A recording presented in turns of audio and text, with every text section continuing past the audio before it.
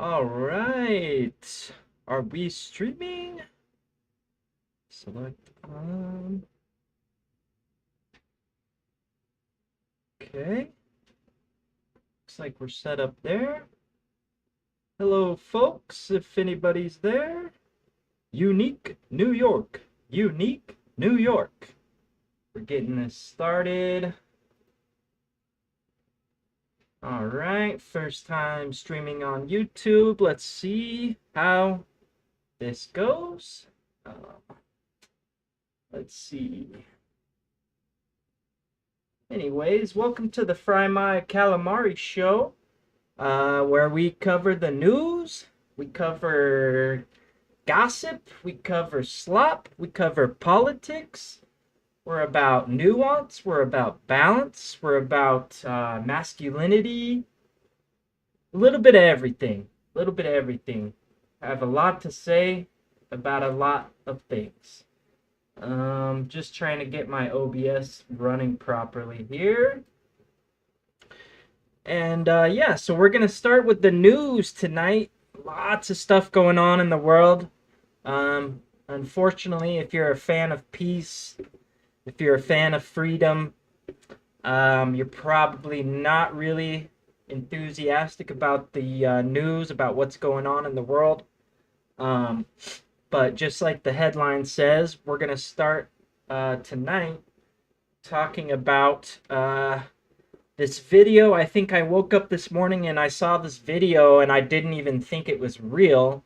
I didn't even react to it. I was like, oh, I want to wait and see if this is like a video that turns out to be like a propaganda piece from a country from like a couple years ago or something like that. But no, it is kind of a propaganda piece because it's put out by the president of El Salvador, it looks like, who is working with Trump, apparently to start this new, looks like a concentration camp or a labor camp. I guess it's like a mega prison in El Salvador. And we're sending people there. Let's check out the video and then we'll talk about it a little more.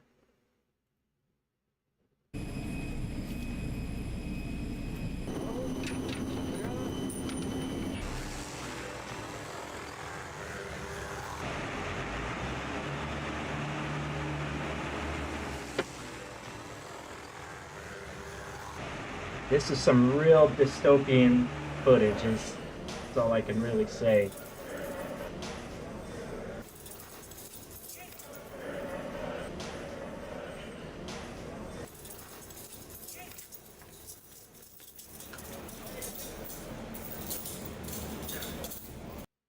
So I just have to point that out, how they're holding their heads down like that. That is like purely a psychological thing, I'm pretty sure. I mean, maybe they would say it's something like so they can't look at people, but they're all wearing masks, so I don't know why they would care if they're looking at people. I'm pretty sure that is like purely to like keep them in a submissive state, like purely to like mentally demean them.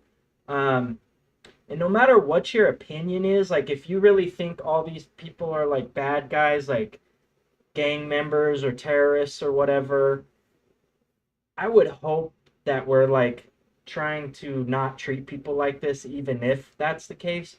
But the bigger problem here is like, as far as I know, these people have not gotten any due process. They haven't been actually convicted of any crimes. I could be wrong on that. We're going to dive into it a little bit more. But a federal judge did try to stop these people from getting deported to this labor camp. Anyways, we'll finish this and we'll get into it more.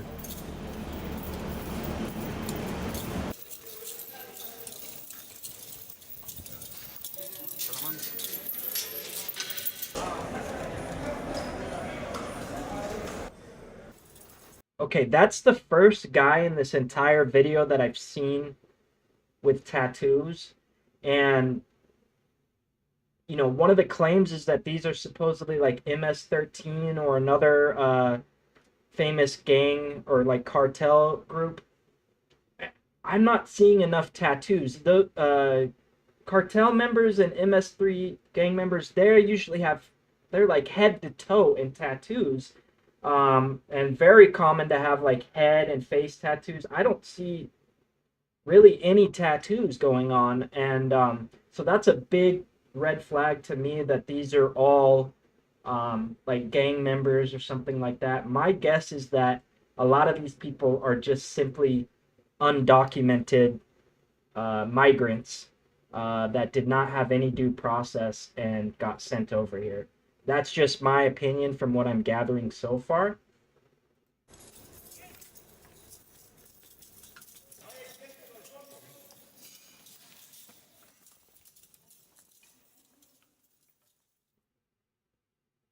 Yeah, what a nice piece of disturbing footage that was. Um, yeah, so I don't care who you are or what you think of these people or what they are, but it reminds me of like Iraq. It reminds me of Guantanamo Bay. This footage should disturb you, and I understand a lot of people aren't even old enough to remember like all the torture and stuff that happened in Iraq, and these black site prisons, nothing good ever happens at them, and no matter what you think of these people, you, when you lower yourself to their level, um, if your justification is likely that you think they're violent criminals, but putting them in some black site prison in another country, what do you think happens at those places? So, and how are you any better than them if once you start torturing and treating people like animals? I just don't see how you're any better when you do that. And again, my biggest issue is, did these people get any actual due process? Um, so yeah, that's a big one. I want to cover more about. Here we go. This is, let's see. This is this is in regards to the judge that blocked Trump from deporting non-citizens under the Alien Enemies Act. That's another thing that we should probably talk about is the like law from the 1700s that he's using to justify all of this. Um, and a judge was blocking it. Let's see. This is only 44 seconds, but let's check it out.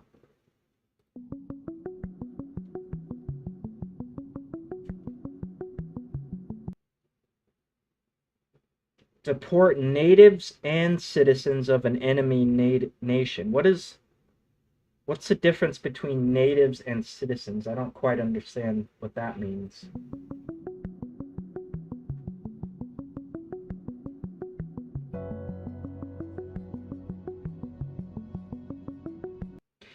Yeah, so the only times that this Alien Enemies Act has ever been invoked before was when we did internment camps for Germans, for the Japanese.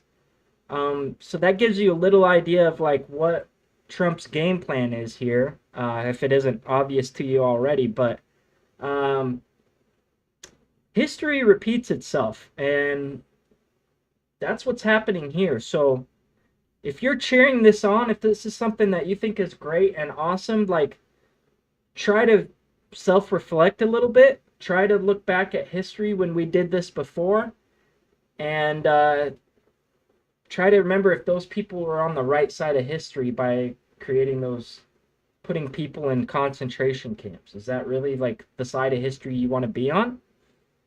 Just asking questions.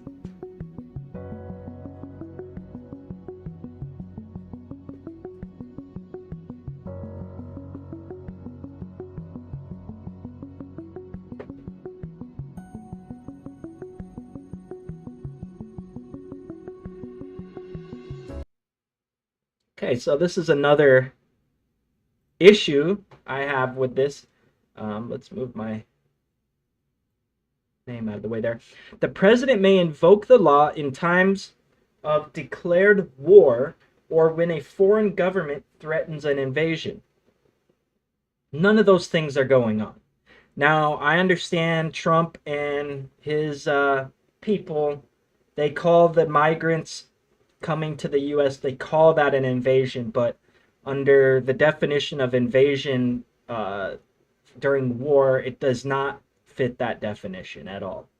Um, so yeah, words matter, words have meaning, and just because you call it an invasion when people are seeking asylum from countries that we have destabilized, um, it's not exactly the same thing.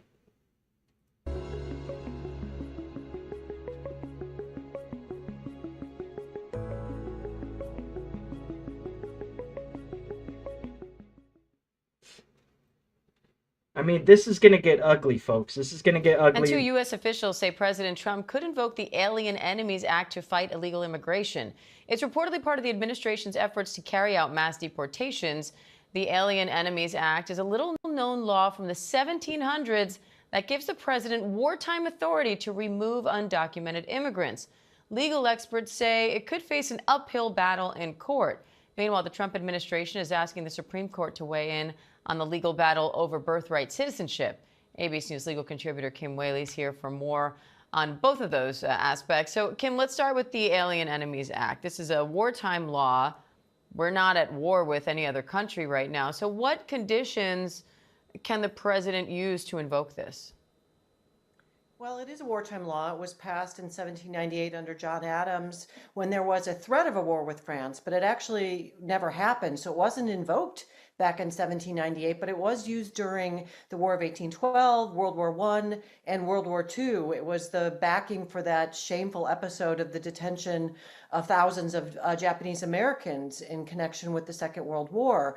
But it does also say presidents can use it if there's an incursion or an invasion, even if there's not a war. So my presumption is the Trump administration, if they do invoke this, their position would be that with respect to reportedly a Venezuelan terrorist gang, that sending those people or allowing those folks to come into the United States constitutes an incursion or an invasion. So notwithstanding no formal declaration of war, he can use that. And why it's important, Diane, is because it bypasses hearings. It basically gets around the due process clause and other protections for immigrants and would allow a president to just detain them without any intermediary weighing in on whether it's a proper decision. Okay, so that gives us insight into my whole concern, which was that these people have not had their due process, right? Which that's supposed to be like, I mean, anybody that's cheering this on does not care about the Constitution because due process is like so important to our constitutional rights. So him invoking this act lets you know what his game plan is, that he does not want to give people their due process. I'm going to read this report from BBC regarding the El Salvador prison. More than 200 Venezuelans alleged by the White House to be gang members have been deported from the U.S. to a supermax prison in El Salvador, even as a U.S. judge blocked their removals. Now, so this is also letting you know Trump has no intentions of listening to the court. So we're basically entering into a constitutional crisis right now where we no longer have three equal branches. We no longer have checks and balances because if the executive branch is just ignoring the judicial branch, we basically don't have a government anymore. We have an authoritarian dictatorship now. But anyways, El Salvador's president, Nayib Bukele, wrote on social media that 238 members of the Venezuela gang Tren de Agua had arrived in the Central American country along with 23 members of the international MS-13 gang on Sunday morning. Neither the U.S. government, let me read this loud and clear, neither the U.S. government nor El Salvador has identified these detainees, nor provided details of their alleged criminality or gang membership. So, if you don't have due process, you don't know who these people are. All you know is, they look brown. They look like they're from Central America. So I think Trump's just counting on his people, looking at them and drawing a conclusion based on the way they look. But I'm not, they don't look like gang members to me. I saw one guy with tattoos in that video. But again, it's not up to me to decide. It's not up to the president to decide. It's what we have due process in this country for. So how do we know? And how long are they going to be there? It's supposedly it's a year. It's starting out with a year. It's like you got a 1 year membership and then we'll go from there. Imagine if you're just a migrant that was in the wrong place at the wrong time and you got caught up in this ICE detention and got sent here, and you have no idea how long you're going to be there. Nobody knows you're there. No lawyers can do anything to fight for your case or anything like that. I mean, this is just extrajudicial punishment with no due process. Like, that's not what we do. That's not what our country is supposed to be about.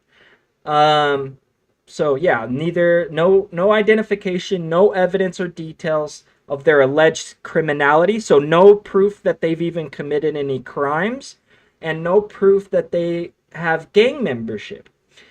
So a federal judge's order prevented the Trump administration from invoking the wartime law to justify some of the deportations, but the flights had already departed.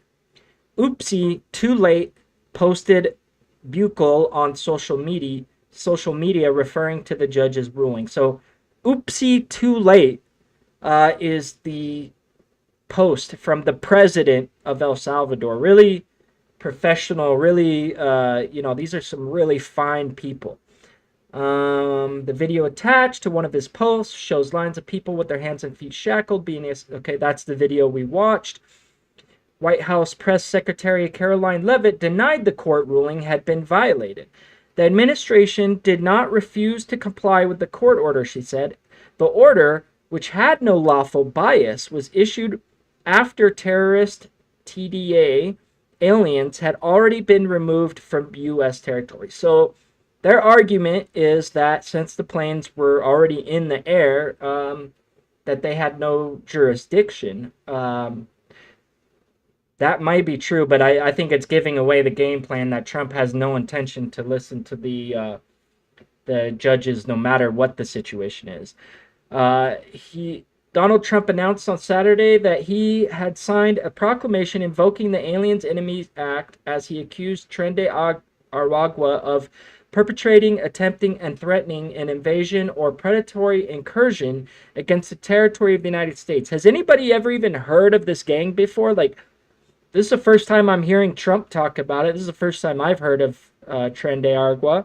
I'm not saying that they don't exist, but if they're they're this army that's invading us, it's weird that that's the first time.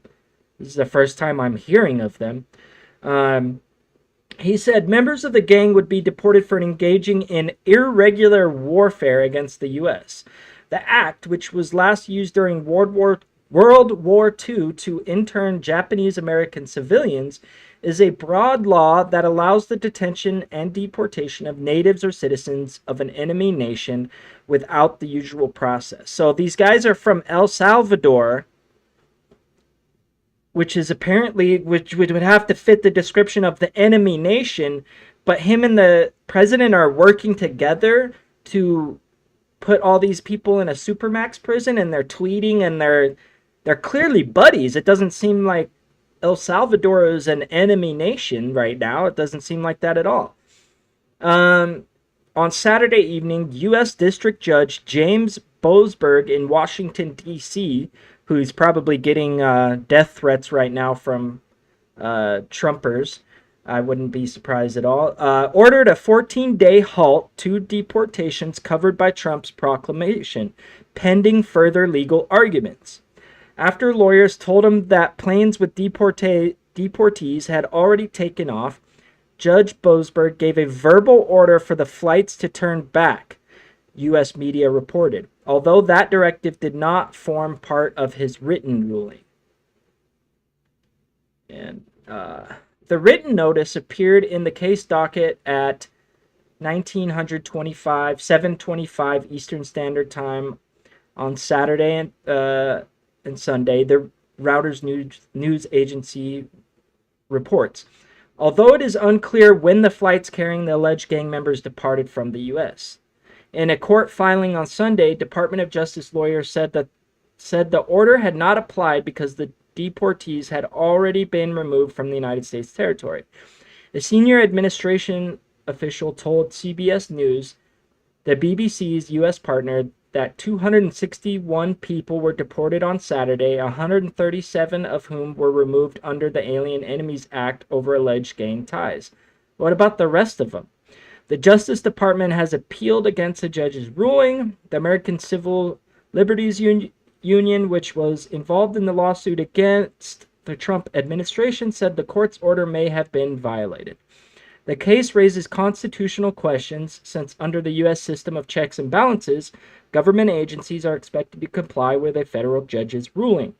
Venezuela criticized Trump, invoking the Alien Enemies Act, saying it unjustly criminalizes Venezuelan migration and evokes the darkest episodes in the history of humanity, from slavery to the horror of Nazi concentration camps.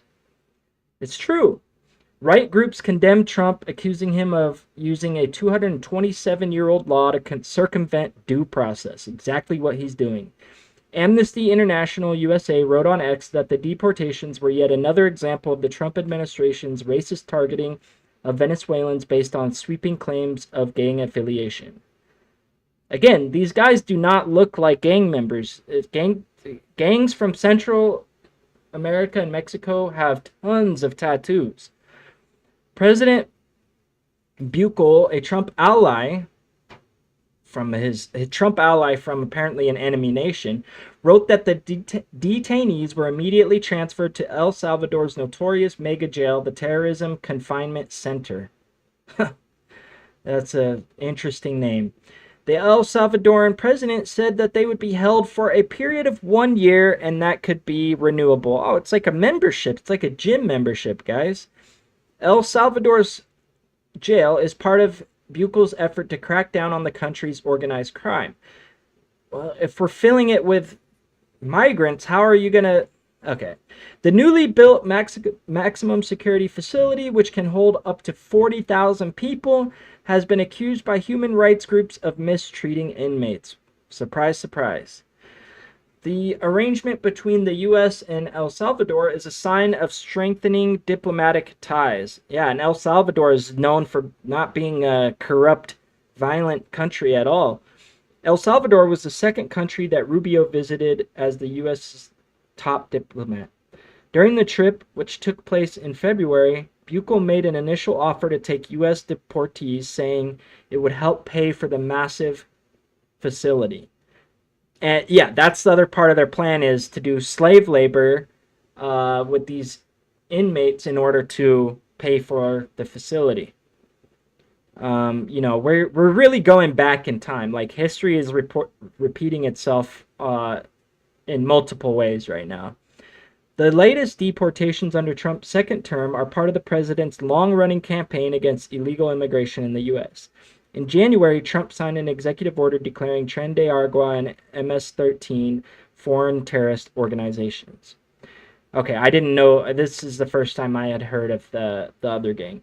He won over voters on the campaign trail in part by promising to enact the largest deportation operation in U.S. history.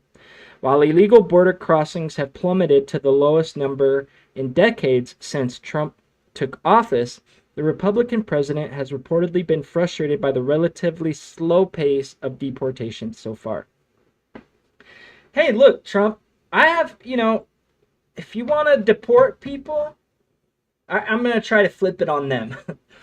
Because what do they say? We don't care if people immigrate here. We just want them to do it the right way.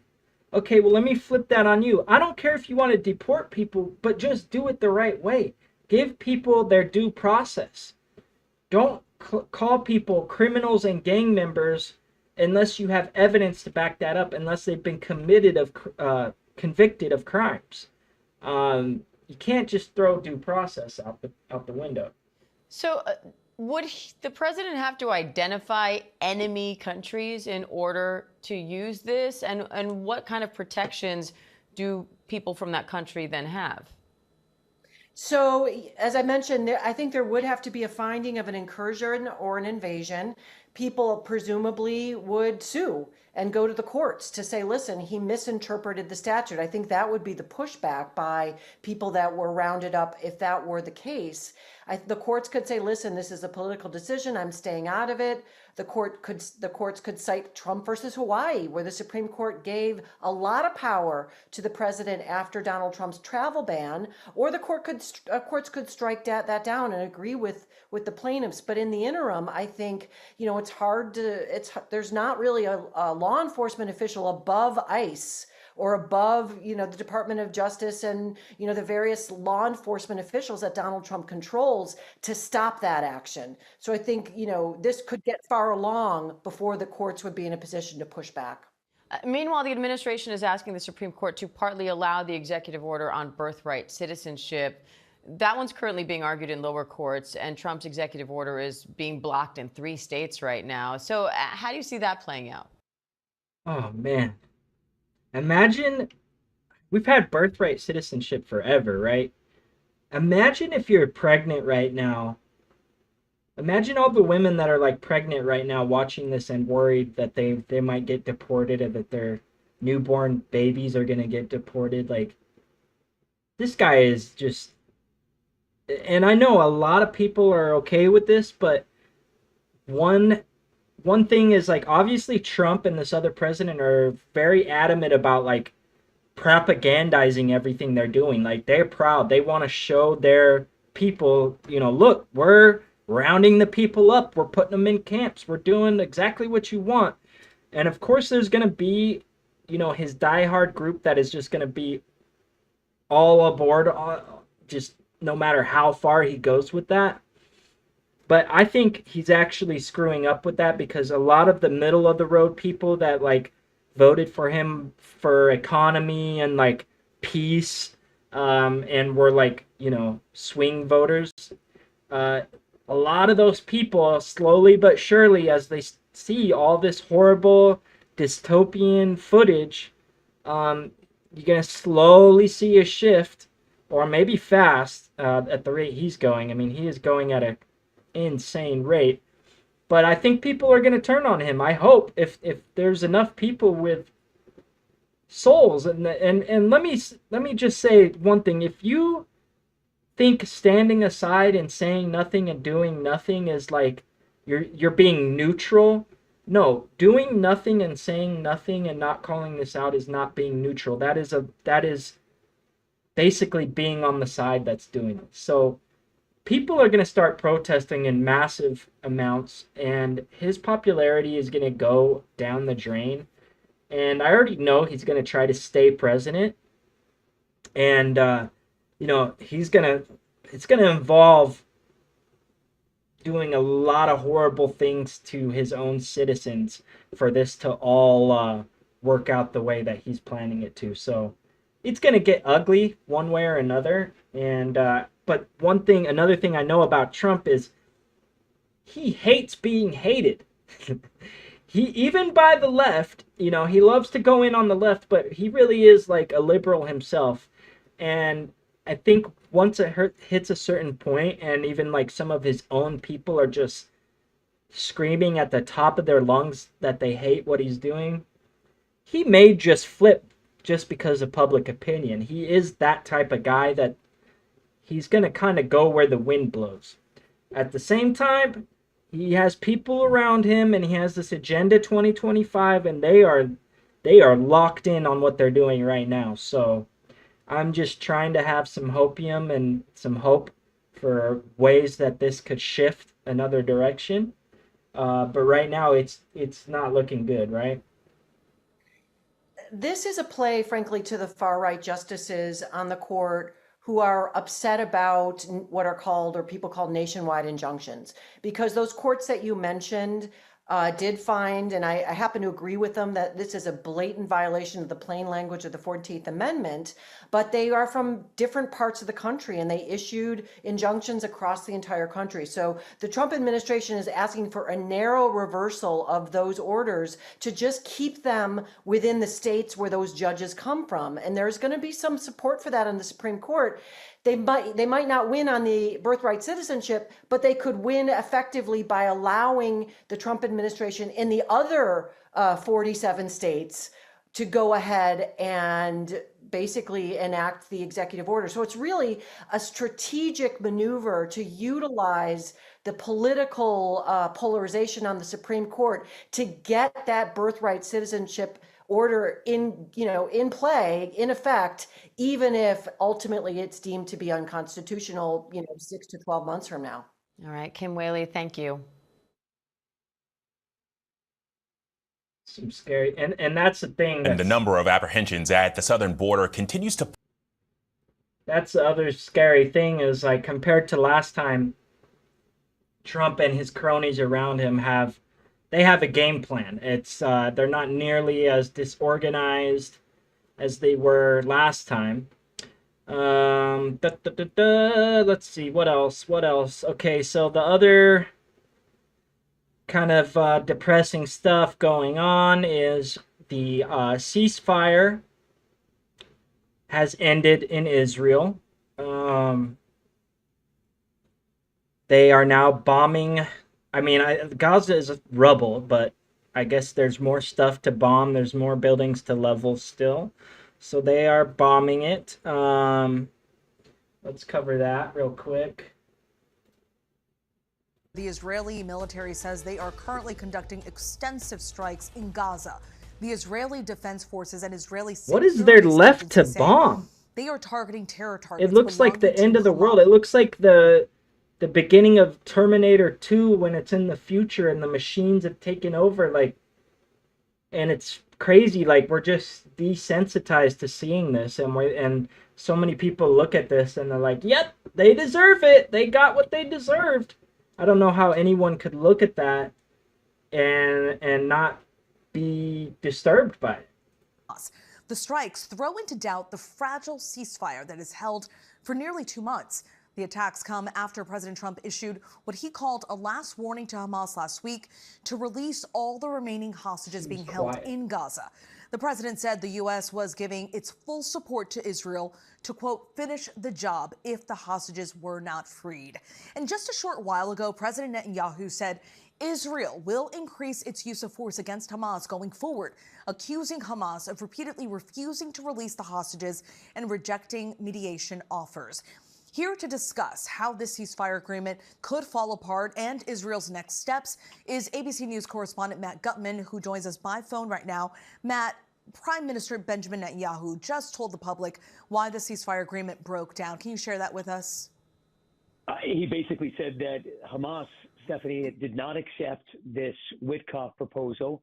They've been talking about this for a couple of weeks now.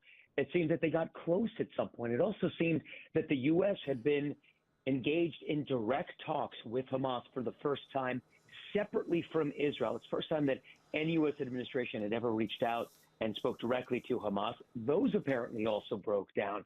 And so at this point, the Israeli Prime Minister alerting the military, but also obviously the public, that the ceasefire has broken down. In fact, I spoke to a military official about 30 seconds before. To me, this shows how, like, broken people's brains are to propaganda, because Trump and Netanyahu already gave away the plan. They already admitted that they're planning to ethnically cleanse all of Gaza. I mean, and Trump was asked for clarification on what he meant multiple times. Oh, he wants to rebuild Gaza. He wants to build the new Trump Tower, the new Trump Riviera. He wants to fully develop Gaza, and when he's been asked several times to clarify what he meant by that, as far as like, oh, rebuild it for the Gazans so the Palestinians can come back, or when do they get to come back? He's like, never. They're not coming back. They can go somewhere else. Um, and then Netanyahu publicly and officially has backed up all those statements, saying that he thinks it's a great plan. So it's not like Trump just said that as like a brainstorming thing. Obviously, that's something that they've discussed, and that is the plan. And whether or not they wanted him to say it out loud, Trump's going to always give the plan away. He's always going to say it in public. So for them to come back and say, "Oh, no, Hamas is breaking the ceasefire," when they've been bombing and attacking them every single day during the supposed ceasefire.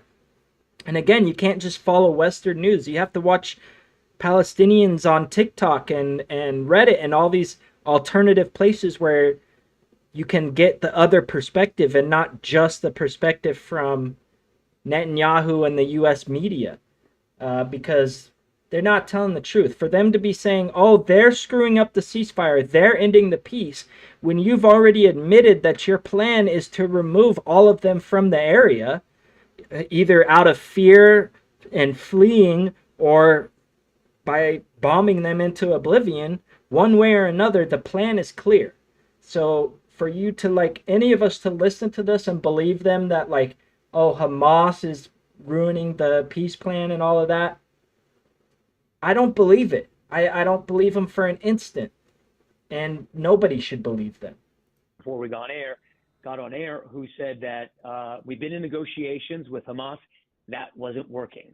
The question now, Stephanie, is how extensive is this attack going to be? Is this just like a shot across the bow? Is this airstrikes that we're going to see tonight? Yeah, how many civilians are going to die in this new wave of roll across bombing? The border into Gaza again, and at what strength? So I just got back from Israel on Saturday night, and multiple military sources there had been talking about another massive invasion of the Gaza Strip to rid Gaza of Hamas once and for all. And they said, instead of sort of the whack-a-mole that Israel had been playing with Hamas, where it would strike one area and then Hamas would pop up somewhere else because Israel was engaged.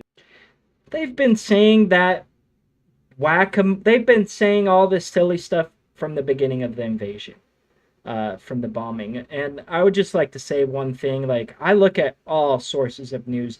You can look up combat footage. I can look up it's disturbing, but you can look at combat footage between the Russians and the Ukrainians. You can see Russian soldiers getting killed. You can see Ukrainian soldiers getting killed. The combat footage coming out of Israel is just them bombing everything. There's no combat footage because it's not a war. It's just ethnic cleansing. That's all it is. You don't see them going in, fighting Hamas soldiers. You never see Hamas soldiers. There's no combat footage. It's not a war. It is what it is.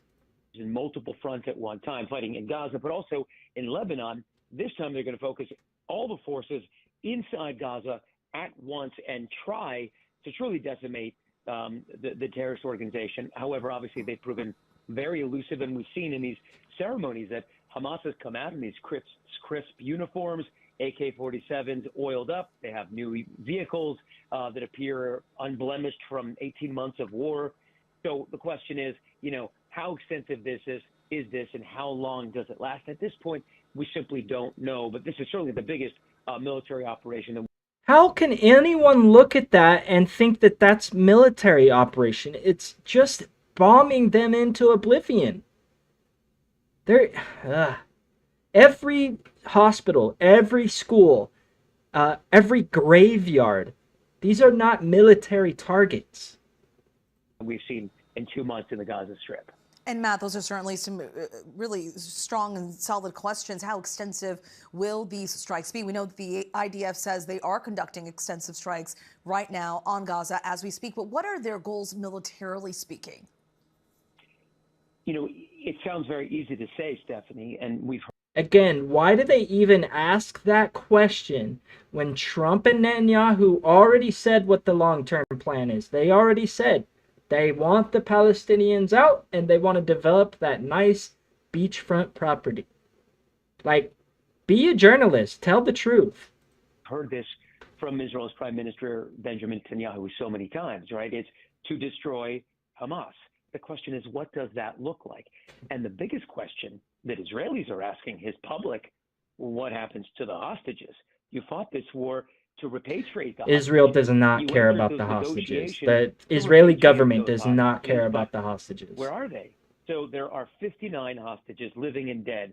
A very senior source told me that Israel believes at this point that there are only 21 living hostages, and it seems that Israel may be willing to roll the dice here.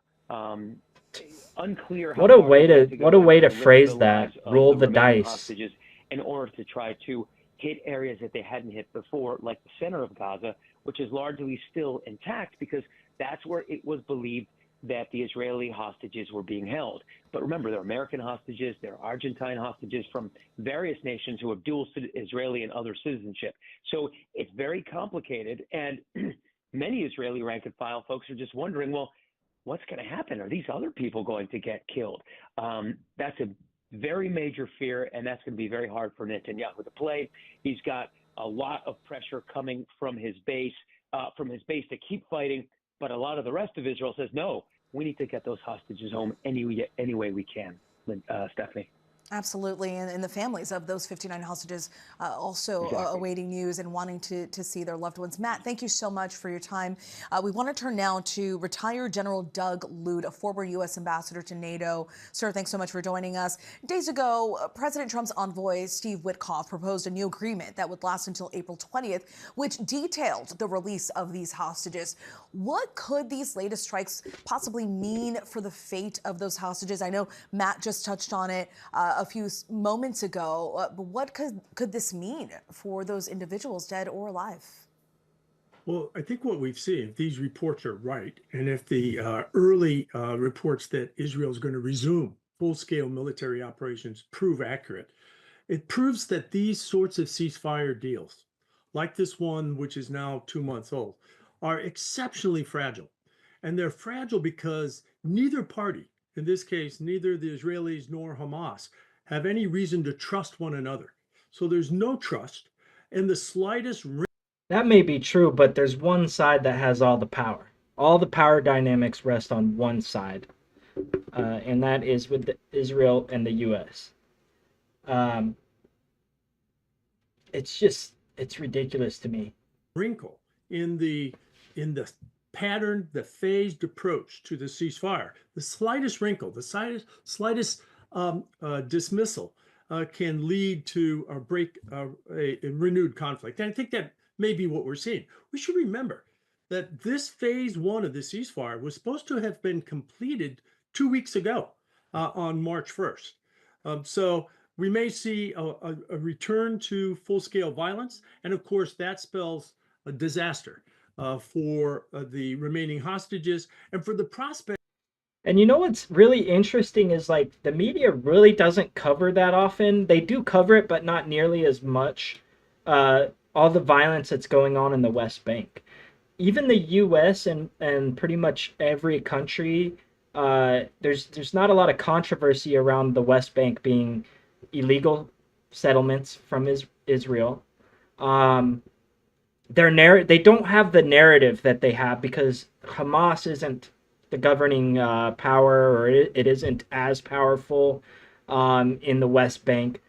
So they just don't have the terrorists in the West Bank like they have in the Gaza Strip. So they have their nice little narrative for the Gaza Strip. I'm not buying it, but a lot of people buy it that, they're going after the terrorists.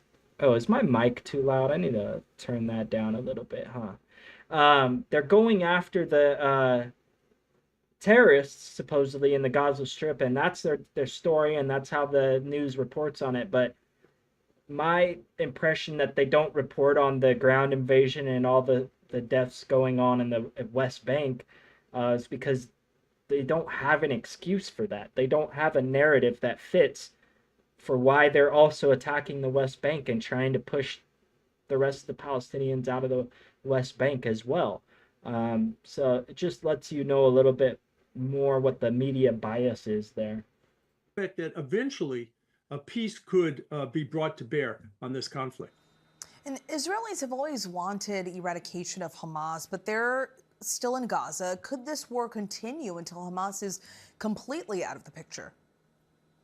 Well, I think that what we're coming to grips with is that the complete destruction of Hamas is likely beyond the military capability of the state of Israel. Unless Israel is going to fully occupy Gaza indefinitely and rule.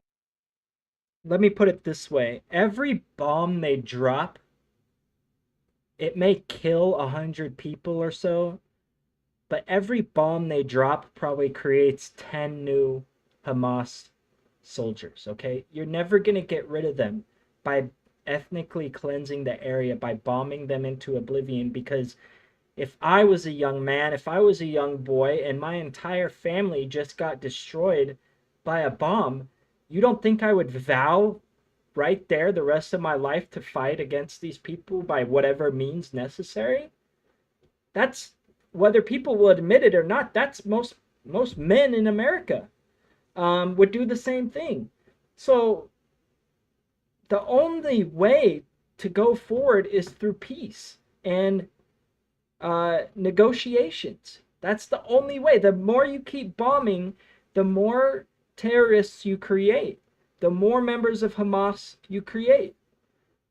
So it's just, this method is never going to work. That's why their plan is to bomb them so much and until there's so much outcry from the rest of the world that, like, hopefully other, Muslim majority countries just come in and sweep the people that are still alive out of the area. That is their goal. That is their agenda. That is their plan. That was their plan from day one of this invasion, this blockade into the Gaza Strip. And frankly, this is something that a lot of the Israelis believe as well. They blame Netanyahu for October 7th. And I think October 7th is kind of one of those 9/11 things. Like, we know Netanyahu helped fund Hamas over the years. Basically he facilitated money coming from Lebanon or Qatar into the Gaza Strip to fund Hamas, because he needs that forever enemy to help justify his warmongering. So you have that part. Then you have the fact that on October 7th, even the Hamas military was like, they couldn't believe how there was no defense. They couldn't believe how long and how far they were able to go into Israel proper. And I don't mean to be like a conspiracy theorist, but there was mass protests going on trying to get Netanyahu out of office because of corruption at the time. And it seemed very convenient, because what's the best thing for a president to stay in power, or a prime minister in this case? Terrorist attack or war. Those are the two things that sort of solidify a country's citizens.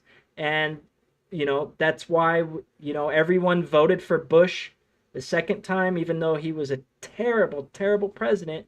But everybody was sort of unified by 9/11, by that terrorist attack, and they felt justified to go. That part's the horrible stuff they did. The fake WMDs in Iraq and killed 500,000 civilians.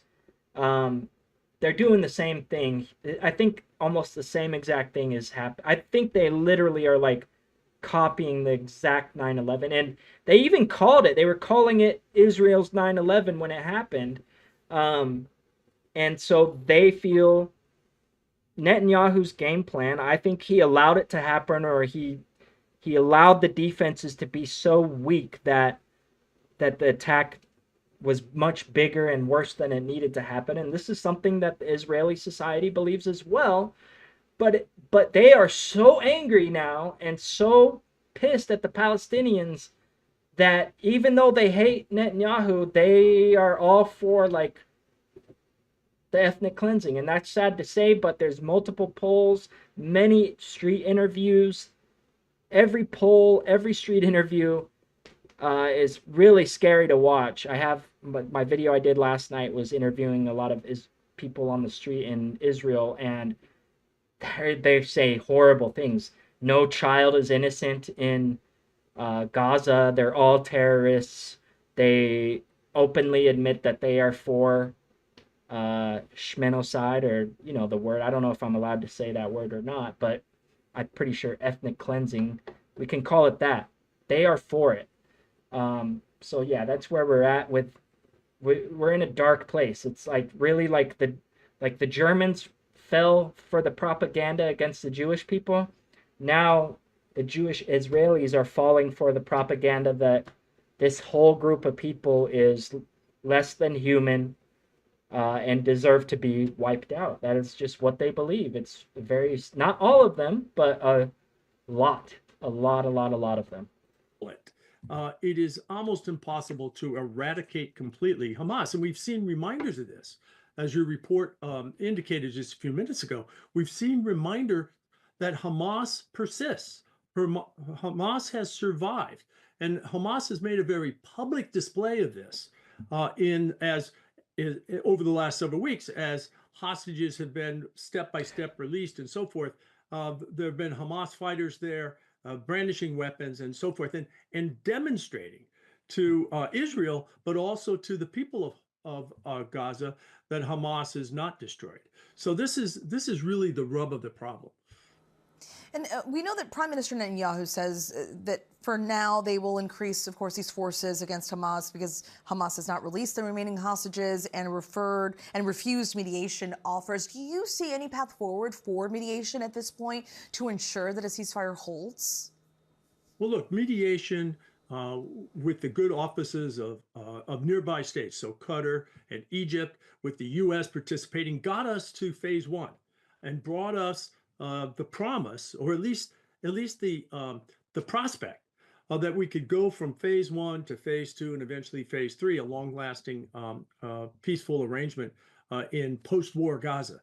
But again, I think if the ceasefire breaks down, it is a vivid reminder of just how delicate these ceasefires are, and not only the ceasefire here, but the ceasefire that might be in the works elsewhere, for example, in Ukraine. Retired General Doug Lute, a former U.S. ambassador to NATO. Thank you so much, Doug, and thanks to Matt Gutman for calling in tonight and giving us his insights. Israel conducting, again, extensive strikes in Gaza at this moment. Israel has... All right, Okay, coming back to the United States for a moment, we have... Let's see, when did this... I think this has been ongoing for multiple days now, at least since yesterday. Tornado outbreak, 40 dead in cross-country storm system. So let's check this out.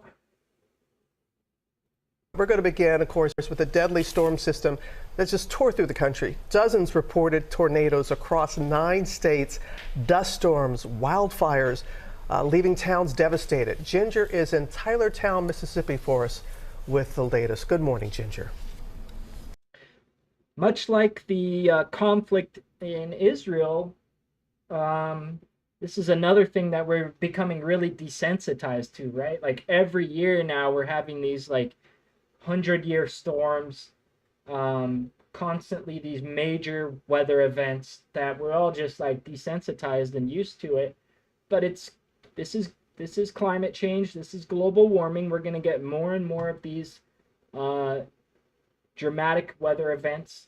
And no, it doesn't mean global warming. It doesn't just mean cold, or it doesn't just mean warmer weather. Everything gets warmer. No, it means larger swings in each direction. So the cold gets colder, the hot gets hotter. And the in between, when you have swings like that, that's where you have these really wild storm events. You have more hurricanes, you have more tornadoes, you have more floods. because of that wild swing from one extreme to the other, that's what gets you all these really extreme weather events. Hey, good morning to you, Robin. No matter how many times you see tornado damage, it is still shocking. That metal twisted from this cabin around that tree, this entire place wrecked. And anything that's still standing has these giant pines puncturing through them. It is not just the damage, but the heavy hearts of at least 40 families that have lost lives just. Reoccurring nightmare I used to have as a child. I used to always have dreams about these giant super tornadoes, just like going out on a porch on a house that I've never lived in and seeing like off in the distance just like these mega tornadoes. I don't know if I like watched Twister as a kid and it just like stuck in my head for a long time, but tornadoes and bears, those have always been a big nightmare thing for me. But it's like, they're crazy, man. I would never move to Tornado Alley. And that's what's scary too, is like tornadoes are happening more and more in other areas outside of the normal Tornado Alley typical states. Just this weekend alone, when more than 970 severe storm reports ripped across more than 24 states. Wow, look at that. This morning, the death toll climbing after a 3-day tornado outbreak tore across at least 9 states. At least 40 people killed from the system that brought wind-driven fires, dust storms, and dozens of twisters. That's a tornado. Wow. 12 people. And when have you ever heard of like dust? Well, of course, dust is going to be blowing with tornadoes, but when have you ever heard of like wildfires going on at the same time as tornadoes? Usually tornadoes are like during the thunderstorm season, and it's usually with moisture and stuff. But now we're getting these wild events where it's like fire tornadoes and stuff, like really crazy stuff going on. Killed in tornadoes in Missouri alone. Oh, it's here. It's here. Stunning video from Rollo, Missouri, capturing the moment a father and son watched from their car as a tornado passed right by them. Oh, man. Oh, no. 3 people were killed in hard-hit Tylertown, Mississippi. An EF2 tornado, winds up to 111 miles per hour. It's kind of amazing to think here at the Paradise Ranch RV Resort that no one was hurt. Many of the cabins were not occupied at the time. They are just a mangled mess in between what looks like a clear cutting of these pines by that tornado. The manager tells us they are so grateful it happened this weekend and not next, when they expect more than 250 campers here. In Alabama, an EF2 tornado with winds up to 120 miles per hour hurtling this empty school bus into the old Winterboro gym. The roof and many of the walls gone. Near Mobile, at least 3 killed. Anita Owens' mother, one of them. You wouldn't think just a wind and tornadoes would do this much devastation. And in Arkansas, the National Guard deployed. This family's house gutted. There's a silence that happens before a strong storm hits you. And I said out loud, oh no, this is not good. The Drope family's home was destroyed as a tornado passed through Paragould, Arkansas. It was the second tornado to hit their neighborhood in less than a year. You just thank God no one was injured or killed. You're so thankful you're alive. The arrow in this image pointing to where they took shelter during the tornado. Miraculously, that spot, the only part of their home still standing.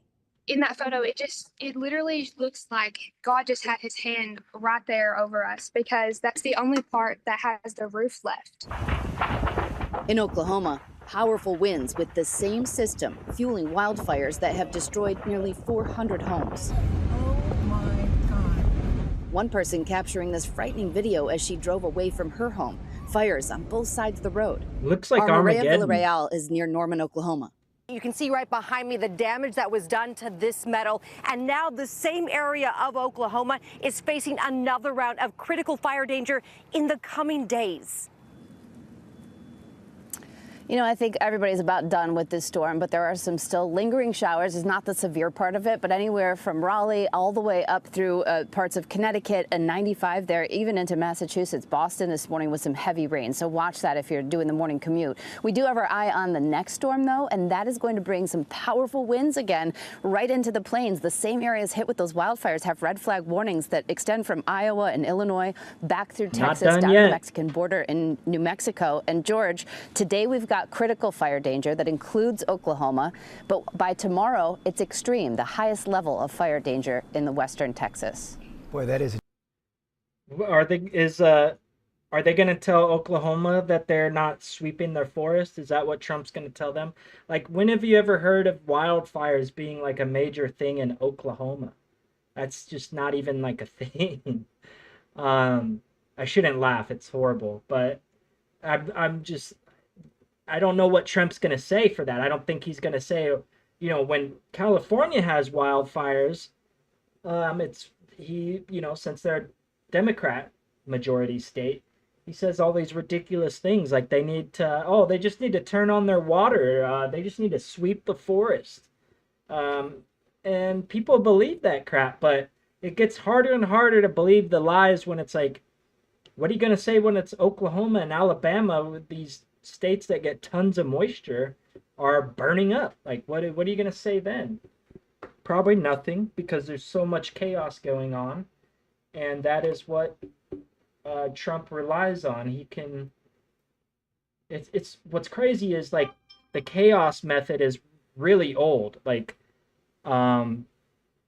it's not a new way to like control the narrative. It's always been there. So you just throw so much out there and you cause so much chaos that people do not have the ability to focus on everything at once that's going on. So everybody's just spread too thin. Let's go more into this. So we have tornadoes and this crazy storm rolling through, but like at the same time we have wildfires going on in the same region. I don't know how that works, but let's check that out. Of Manford, Oklahoma. Clay Abercrombie. Mayor, thank you so much for being with us. We know that your county is one of the 12 that the governor declared a state of emergency in. And I first want to say that we're thinking of everyone who lives there, who's preparing for this. How bad is the destruction? How many homes lost so far? Well, Morgan, thank you very much. And it has been pretty devastating over the last 48 hours here in Manford. We just had a perfect storm, if you want to say it that way. The humidity was low. The winds were very high. We had this fire start south of our city and quickly proceeded to the city limits, and we were unable to stop it. The winds were at times. Did you try raking the forest? Did you try that? Did you guys sweep the forest? Maybe you didn't sweep it last weekend. Gotta remember to clean your forest, or it's gonna burn down. 70 miles an hour, which make it almost impossible to shut down a fire. So we were reacting more than. Oh, wait, I forgot the other one. It's the lasers, space lasers, that are causing it. How could I forget? Being proactive, and had to be. I want to say my heart goes out to all firefighters, police officers who are involved in these type of things. Our firefighters worked very hard all night long, and we have a very experienced volunteer fire department here.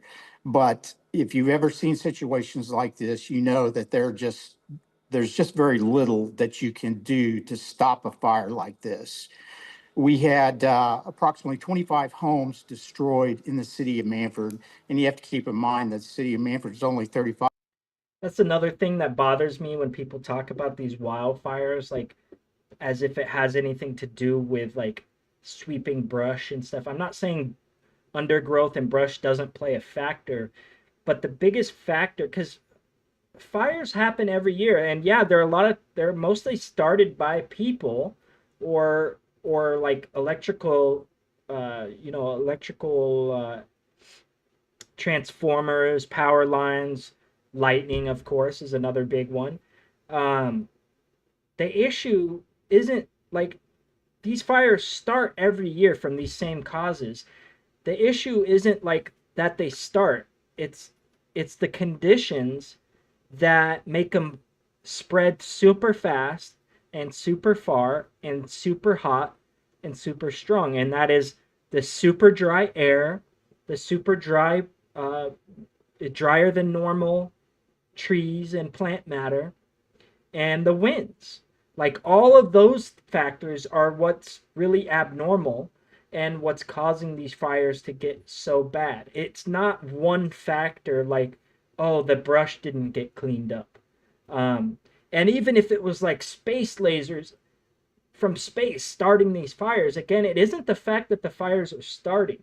Because in normal conditions, fires will start, but there'll be enough moisture in the air and on the ground and in the plant matters that it can't spread very fast, it can't spread very far, and there's time for humans to react to it to get it out. But these conditions that we're seeing with the high winds and the extremely dry air and the extremely dry plant because we're not getting as much moisture, all of those factors are what make these wildfires so dangerous and so prevalent. 500 people. But we also had an apartment complex damaged. There were 6 units damaged there. And we have a senior living center that 2 units were damaged. And we're still putting out hot spots and trying to mop up on this situation as best we can. You know, Mayor, I can hear, the heartbreak in your voice, and you have such empathy for your citizens. What does this emergency declaration do to help your city during this recovery process? Well, it helps a lot. It gives us an avenue to apply for government funding to help out not only the people who lost their homes here, but help cities recover from the expense of fighting a massive fire like this. So it does open up doors for us to apply for grants and loans, and we're happy to receive that authorization. And Mayor, those residents who you mentioned who were evacuated from the area, when will they be able to return home? And then how do you reassure them during such, a concerning time like this? Well, that's a good question, and it's hard to reassure people. This morning, we toured the area with our governor, Mr. Stitt, the vice or the lieutenant governor was also here, Mr. Pinnell. And so we saw face to face, we lost their home. And we really a lot of help from restaurants, grocery stores. We had a positive attitude. Everybody was thankful that Manford and the city is going to provide everything we can. So yeah, I hate fire. I'm not going to spend too much time on that. Moving along, moving back to the Middle East for a moment. The U.S. was also striking, so it kind of lets you know, like, the U.S. and Israel obviously were like planning to fire up the engines again and start up the violence in the Middle East. And I just want to point out that all these Trumpers that say they voted for him, that he's anti-war, and they say they're anti-war, like, what happened to all those people? Because they seem to be cheering on all this escalation in the Middle East. And Trump said he was going to end all the war. He said he was going to end the war in Israel. He said he was going to end the war in Ukraine, day one. What happened to that? And why aren't his people holding him accountable for not being truthful about that? He's not, and you see the way he escalated things with Zelensky, like, there was no reason to do that. No matter what you're going to do, what you're planning to do, by degrading a president like that on national television, he's escalating things. And of course, since then, we don't have peace. We don't have a peace agreement. We don't have a ceasefire. So nothing Trump said he was going to do on day one, as far as anti-war and as far as peace, none of it was true.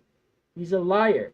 And I think it's interesting that for the most part, I'm not seeing any of his people call him out for that. So I question whether the Trumpers are actually anti-war or not, or if that was just a talking point they like to use to throw it in the left's face and say, oh, I thought you guys were anti-war, and look, he's created peace in the Middle East, and da-da-da-da-da. What peace in the Middle East? What peace in Ukraine? It's all lies. But anyway, so getting back, so the Air Force shoots down Houthi drones launched at Navy carrier strike group. I'm kind of telling this out of order because Yeah, the attack on the Navy ships comes a day after the USS Harry S. Truman and its support ships carried out several strikes inside Yemen. I'm not sure what the death count is there, but yeah, this is kind of. I'm sorry that I told this story first because the U.S. carried out attacks first. The Houthis launched 11 drones and 1 ballistic missile. But anyways, let's see. Okay, the attack came one day after the Navy carried out several strikes on Houthi targets in western Yemen. The strikes, including in the capital city of Sana'a, killed at least 98 people, according to local health officials. Anyways, yep, so this is, all this is doing is escalating all of the death and the war in the Middle East. There's no de-escalation coming from Trump at all. But of course, many in the United States and Trump's cult are cheering it on and happy to glass the Middle East. They have really no problem with that. So I just want to point out the hypocrisy there. Moving right along, let's go to... so we have more people that are getting deported for free speech. Let's see what this is about. As she has been victim to a racist and political deportation. We're here to stand in opposition to deportations, in opposition to racism, and in opposition to the fascist state terror that has been used not only against our beloved community member Rasha, but also against others like Mahmoud Kamil. The Trump administration is trying to terrorize, silence, and make an example of all those who the far right determines to be political dissidents. Yeah, and I'm sorry, but it's only a matter of time before he starts doing this to citizens. Like, I honestly have to start wondering if, like, what I say might be used against me to deport me to another country. But that's kind of like my secret plan. I want to get deported. Please send me anywhere. I shouldn't say that, but the U.S. is like not my favorite country right now. But I'm not the type. I'm not one of these people that's like, oh, I wanna move to another country. No, I want to hold my country and my people accountable, and I want to improve our country, and I want to see us change direction as we have done in the past. We've committed a lot of atrocities and made a lot of mistakes in the past, and we've also done a lot of good things, and we have the ability to reflect, and we have the ability to change and to improve. So speaking of like some positive news, here's something that I thought was interesting. Harvard offers free tuition to families earning less than $200,000. Harvard University has announced that it is making tuition free for families who earn less than $200,000 a year. For families earning less than $100,000, Harvard will also cover expenses like housing and health insurance. That's pretty impressive. The move is aimed at making Harvard more affordable for middle-income families, and it comes as the Trump administration targets university funding as a part of a crackdown on diversity, equity, and inclusion practices.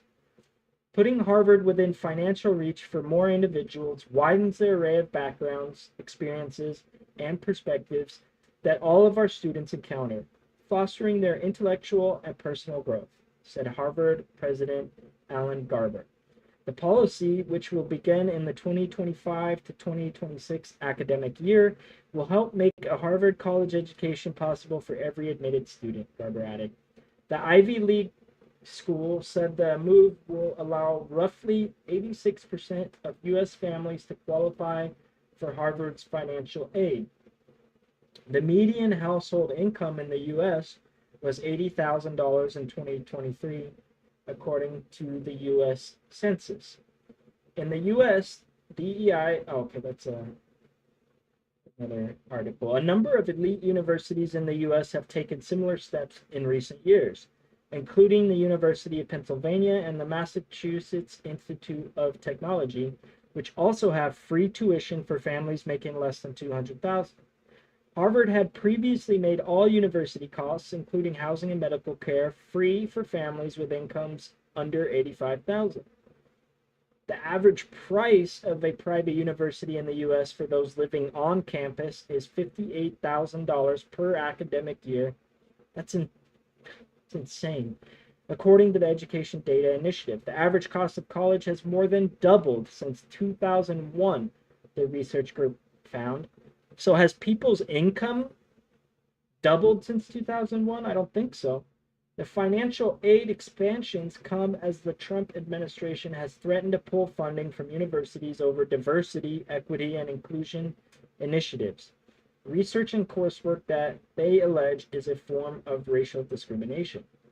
Under Trump, the Department of Education has said it is investigating 52 universities across the country for alleged racial preferences and stereotypes in education programs and activities, as Trump attempts to get rid of DEI programs altogether. The Trump administration has already pulled $400 million in grants and contracts from Columbia University. Wow, that's just from Columbia, alleging the Ivy League school failed to prevent anti-Semitism on campus as protests grew over Israel's war in Gaza. Yeah, so you're not allowed to be pro-Palestinian in America. You're not allowed to be pro-Palestinian on a university or campus. You will be instantly accused of being a terrorist. You will be instantly accused of being anti-Semitic. There is no First Amendment right in this country anymore. Last year, the U.S. Supreme Court voted to overturn affirmative action. The practice favored individuals in disadvantaged groups to help eliminate discrimination against marginalized applicants during the enrollment process and increase diversity among students. Universities across the U.S. have reported a decline in racial diversity since the court's decision. And another problem is, like, most people think affirmative, or most Trumpers think affirmative action and DEI are the same thing. And affirmative action was not like a perfect program.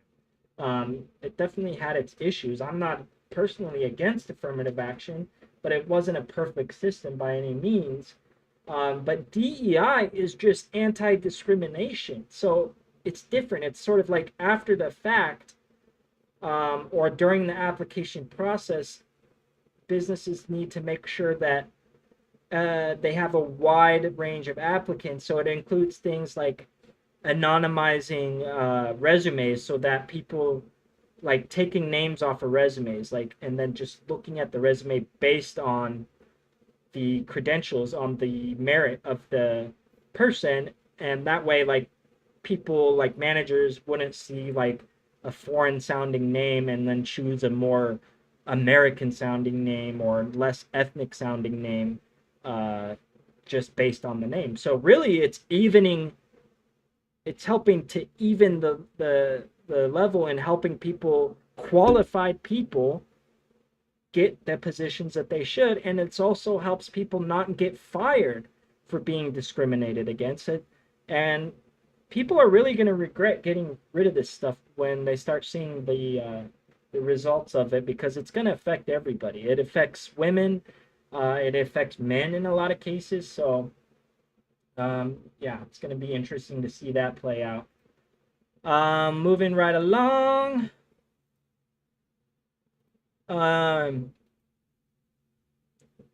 So we're going to move sort of into the gossip section now. I definitely want to sort of premise it with this article that I was reading earlier,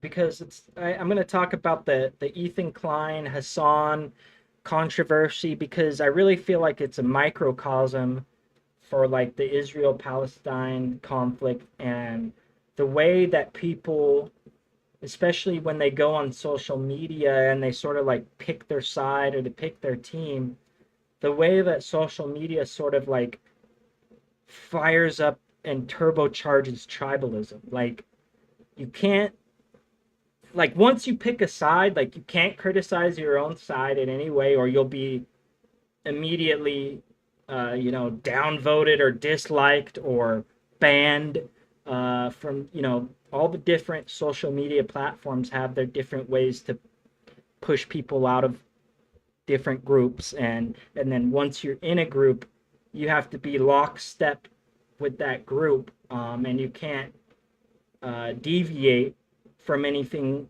that group is like projecting. So it sort of pushes people into like extremes. It pushes people into like this delusional extremist way of thinking. And I find that really fascinating, as the way that it affects tribalism, the way that it affects our politics, the way that it affects the culture war. And I think it really relates to this controversy with Ethan Klein and Hassan. But let's read a little bit from this article, Social Media's Disturbing Role in Delusion Amplification, highlighted in new psychology research. We're just going to skim over it a little bit. For many, social media is a tool for communication and self-expression. But for those vulnerable to psychiatric disorders, it may become something far more insidious. A new study published in BMC Psychiatry suggests that social media can act as an incubator for delusional thinking, reinforcing distorted self-perceptions and encouraging excessive mentalistic cognition. I don't know exactly what that means. But the study introduces a new conceptual model, delusion amplification by social media. I think that's a really way, because I think everything's been sort of thrown in this basket of online extremism, and then it's like, and then it just goes into like the far right and the far left, and I think there's a lot more nuance to it than just like political extremism. There's this whole, I like this sentence, delusion amplification. It's really like hits home there, which suggests that the disembodied nature of online interactions may contribute to an unstable sense of self and encourage excessive mentalistic cognition. With social media deeply embedded in modern life, researchers have sought to understand how digital interactions affect mental health. Unlike traditional face-to-face communication, social media allows individuals to engage in social interactions where physical, spatial, and temporal cues are detached. The separation from embodied experiences has raised questions about how the brain processes virtual interactions and whether these experiences might intensify certain psychiatric symptoms. Previous research has linked social media use with anxiety and depression, but few studies have examined its effects on disorders involving psychotic traits and distorted self-perception. Researchers at Simon Fraser University wanted to explore whether heavy social media users, particularly those with psychiatric conditions, might be using these platforms to construct and sustain a delusional self-image. They hypothesized that the selective presentation of identity online, combined with social validation mechanisms like likes and followers, could contribute to a distorted sense of reality in vulnerable individuals. To investigate the relationship between social media use and psychiatric disorders, the researchers conducted a systematic review of all available studies on the topic.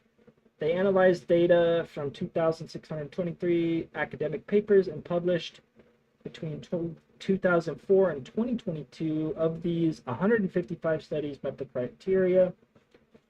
This is one thing I hate, though, like these meta studies that are just like extracting data from hundreds of other studies. I think there's value in it, but it seems like so many studies are like these meta studies now instead of like direct studies and like getting direct data. But I think that's kind of like the process now, is like you have to do meta studies, and then That's part of the process to get funding for more in-depth direct studies. So I think that's just part of the process.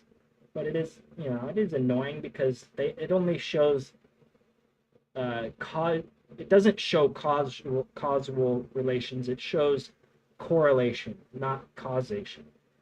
It shows the study found social media use is disproportionately high among individuals with psychiatric disorders involving delusional thinking.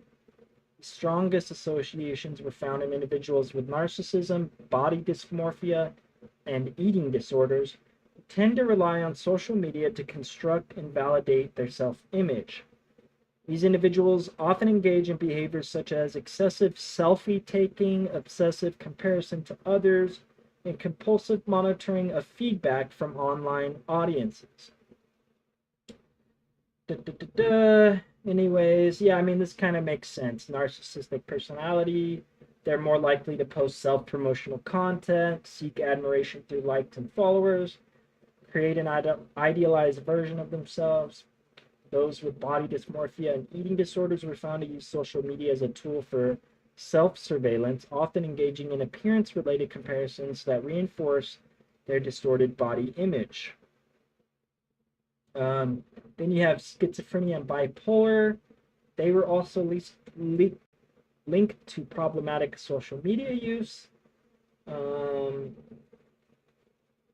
Found to be at risk of developing online-related delusions, such as paranoia about being watched or controlled through social media algorithms. Some case reports describe patients who believed their thoughts were being broadcasted online or that they were being stalked through digital platforms. Okay, so I think that really ties into what we're talking about with the Ethan Klein situation. I'm not speculating about his mental health. I want to be very clear on that. We're going to do a lot of awareness tonight, learning about mental health, but I'm not speculating directly about his mental health because it's not my place to do that. I'm not a doctor. Because social media interactions lack real-world grounding and accountability, these self-perceptions can become increasingly detached from reality. The virtual world allows users to maintain their delusions without real-life contradictions, reinforcing distorted beliefs over time. Yeah, so it's like, it's the what do you call it? Bias, oh my gosh. My mind is blanking. But it's like basically you reinforce your biases because you can always seek out information that fits what you already believe. And so people get into this habit of only consuming information and media that fits their narrative that they already believe, and they don't really go out in the real world, or they act completely different in the real world, and it just obviously just creates this completely delusional world. And so, a lot of things that I'm going to be advocating for in my live streams and my channel is balance. Balance, like they say, touch grass. Touch grass is like, it's used as an insult for people that are acting like entirely too online. But it's very real. Like, if you're spending a lot of time on social media, on your computer, on your phone, whatever it may be, make sure you're balancing that time with a lot of time going outside, going hiking, going to the gym, any sort of electronic time or screen time, anything like that. You need to balance it with getting some sunlight and getting exercise. Okay, so like anything else in the world, the internet can be a great thing and a great tool and a great way to talk to people and reach people, but you need to balance it. Let's see. On the flip side, it's interesting that people with autism typically have reduced social cognition and are less likely to engage with social media compared to neurotypical individuals. Those who did use social media tended to prefer platforms with less social interactivity, such as YouTube, where they could engage in solitary activities rather than direct social exchanges. I love YouTube. I mean, you literally can learn anything on YouTube. But again, you don't want to spend all day on YouTube watching videos. You want to get some knowledge and then go apply that knowledge in the real world. I like to watch like science experiments and stuff like that. Like right now, I haven't got it set up yet, but I'm trying to do this cool laser microscope experiment where all you do is shine a laser through a water drop. You use like a little syringe and push it so a little water drop is sticking out the end, and then you just mount a laser like on a little tripod or something and point it at the drop, and then you could just use the wall or something flat, a piece of poster board or something behind it, and it'll actually project on a microscopic level an image onto the background, and you can literally see little amoebas and stuff, and so you can experiment and try, fish tank water, pond water, water from your cup, try different things to experiment, and you can see it like a microscope. So that's just something random that I saw on YouTube and thought was cool. Let's see. I guess the rest of it is just pointing out how they need more studies, but I think a lot of this stuff we just know is true, right? Just through common sense. All right, so now we're really getting into we're really gonna get into the Ethan DeKlein bull crap. Let's pull it up. Let's start with this, and this is a great disclaimer.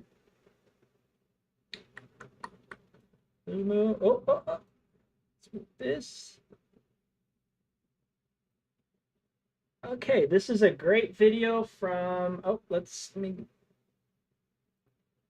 This is a small creator, the Soft Take. So check him out. Subscribe.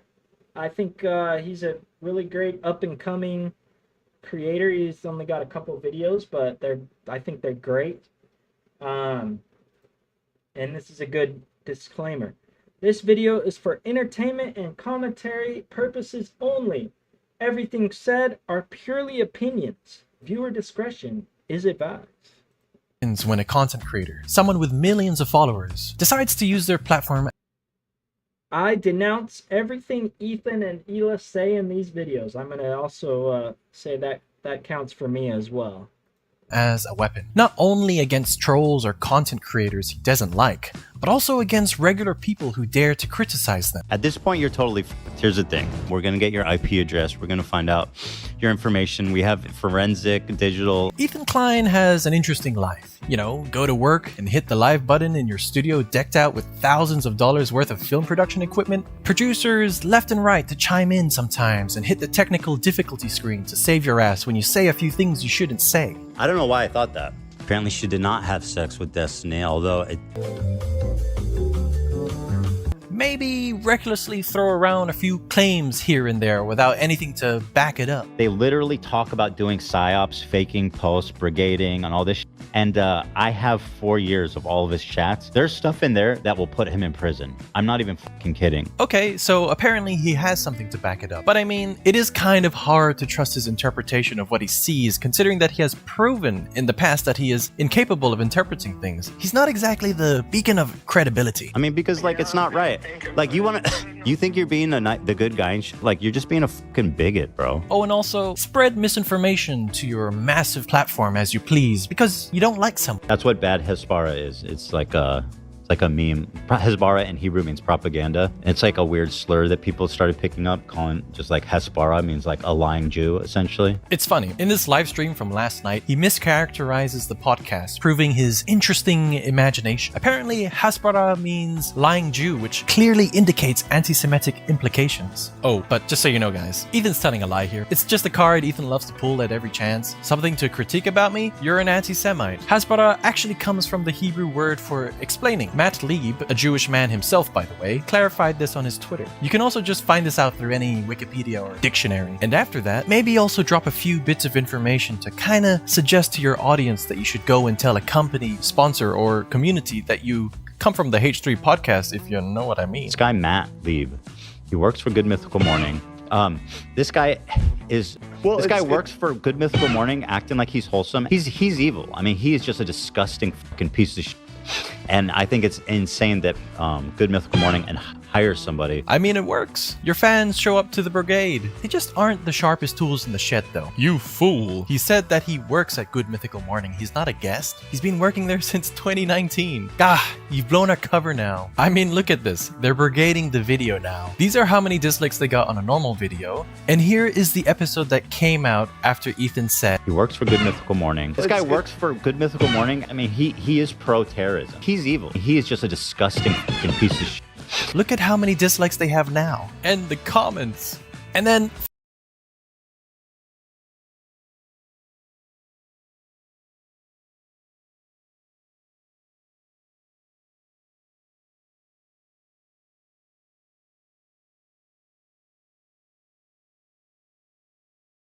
Oh, I was muted. Sorry about that. Yeah, keep in mind as you hear all these things that Ethan says, like, he's just constantly insulting and attacking his supposed enemies, and again, these are just people that criticize his takes for the most part. Like, no one's going at him as viciously as he's going at them. And I just find it interesting that he's constantly claiming to be the victim when he is the one that is sending all his followers after people blatantly too. He's just telling them to go brigade different communities. So, and then that's what he complains about people doing to him. And it's like, which came first, right? The chicken or the egg? But it's like, you're bringing all these, you're attacking like so many communities at once. It's not really surprising that you're getting attacked back. And that doesn't mean, like, I definitely don't condone like some of the worst things that people have done, like the CPS, calling CPS on him, which he's never shown evidence of like who actually did that, and we don't know who actually did that. But and he even said on one of the shows that they told him it was someone he knew that had called. But I'll go ahead and assume that it was an online hater. But for him to then like say blame that on Hassan, blame it on, well, you can't blame everything on these creators that you're attacking, because then we'd have to go look at what your most deranged fans are doing, and then we'd have to say, well, you're accountable for everything that your fans are doing, especially because you're directly telling them to go harass people. Like, there's an insane double standard going on. For good measure, recklessly throw another comment. When she comes out, please. What are they just watching an Israeli showing clothing and shitting on her? Like, is that what they're actually doing? Even though they're actually watching a TikTok of a woman in New York who wants to sell clothing that she named after individual hostages, and then call it a day at work. And then make some Instagram stories too. Ethan and Hila have built an empire. Millions of subscribers, a dedicated fan base. With that kind of influence comes responsibility. But instead of using it wisely, they manipulate it. When you recklessly throw around unchecked claims, some people are they manipulate. Announcement: H3 Snark is on break. It won't save you scumbags from what's coming. I can't wait for your family, friends, work, and school to know what you've been up to. Okay, that was like over a month ago now. So what is the big what's the big expose on what they've been doing? What have they been up to? He said he was going to be throwing out all these lawsuits, and what was the horrible stuff that happened that people did? Like, the only thing I can think of is the CPS call, and again, I don't condone it, but it wasn't based on nothing. You did have an episode where you're talking about your kids crawling around on the floor with dog shit, and contracting parasites. Like, you're the one that talked about all that. You were oversharing. You shouldn't have been talking about it. I don't think that's an excuse for people to call CPS, but it wasn't just like a completely random, completely unjustified attack. Like, there was a reason. I don't think it was a justified reason, but it wasn't like completely out of thin air. When you recklessly throw around unchecked claims, some people are going to believe you. The audience takes what he says at face value, or sometimes not everybody is able to listen to every moment of the podcast. Look at what he says here. And he's bringing on somebody that wants to kill my wife, unironically. Ooh, I gotta go. That's all I can watch. I'm late for my hot dog eating contest. But damn, he tried to kill his wife? Here's what you would have seen and heard if you didn't tune out. Or in a video game. But I do think, I mean, he is pro-terrorism. The real problem is that it just... Well, but maybe he didn't really say that that he wanted to kill... Like, he literally said, literally wants to kill my wife. I mean, not really, but, like, he is pro-terrorism, though, which in his mind just is being pro-Palestinian. So, which they supposedly are pro-Palestinian. But if anybody else is pro-Palestinian, he instantly labels them a terrorist. And apparently, since they're now labeled a terrorist, that also means they want to kill his wife. He's doing a lot of connecting of dots that aren't there. Doesn't stop with words. His audience absorbs the tone, the narrative, and the hostility. When you alter reality, when you mislead millions, when you encourage mob behavior, whether directly or indirectly, you're not only an entertainer, you're an abuser of power. So today, we're exposing how Hila and Ethan weaponize their influence and why it needs to stop. If we can't have like words that we can all agree on, how are we ever going to talk about anything? That's a great point, Hila. Let's first define some words to fully grasp what we're dealing with here. If this is your first time on Earth, there's this thing people often like to do called abuse of power. This is the abuse of a position of power in order to harm other people, to bully them, or place them at a disadvantage, in order to procure personal advantages for oneself or one's favorites. Doxing describes the search for and publishing private or identifying information about a particular individual on the internet, typically with malicious intent. Doxing is also a common tool used by dictatorships and authoritarian regimes to silence dissent, intimidate opponents, and control the population. Just to be clear, I am just defining phrases here. I think he just needs to take a break.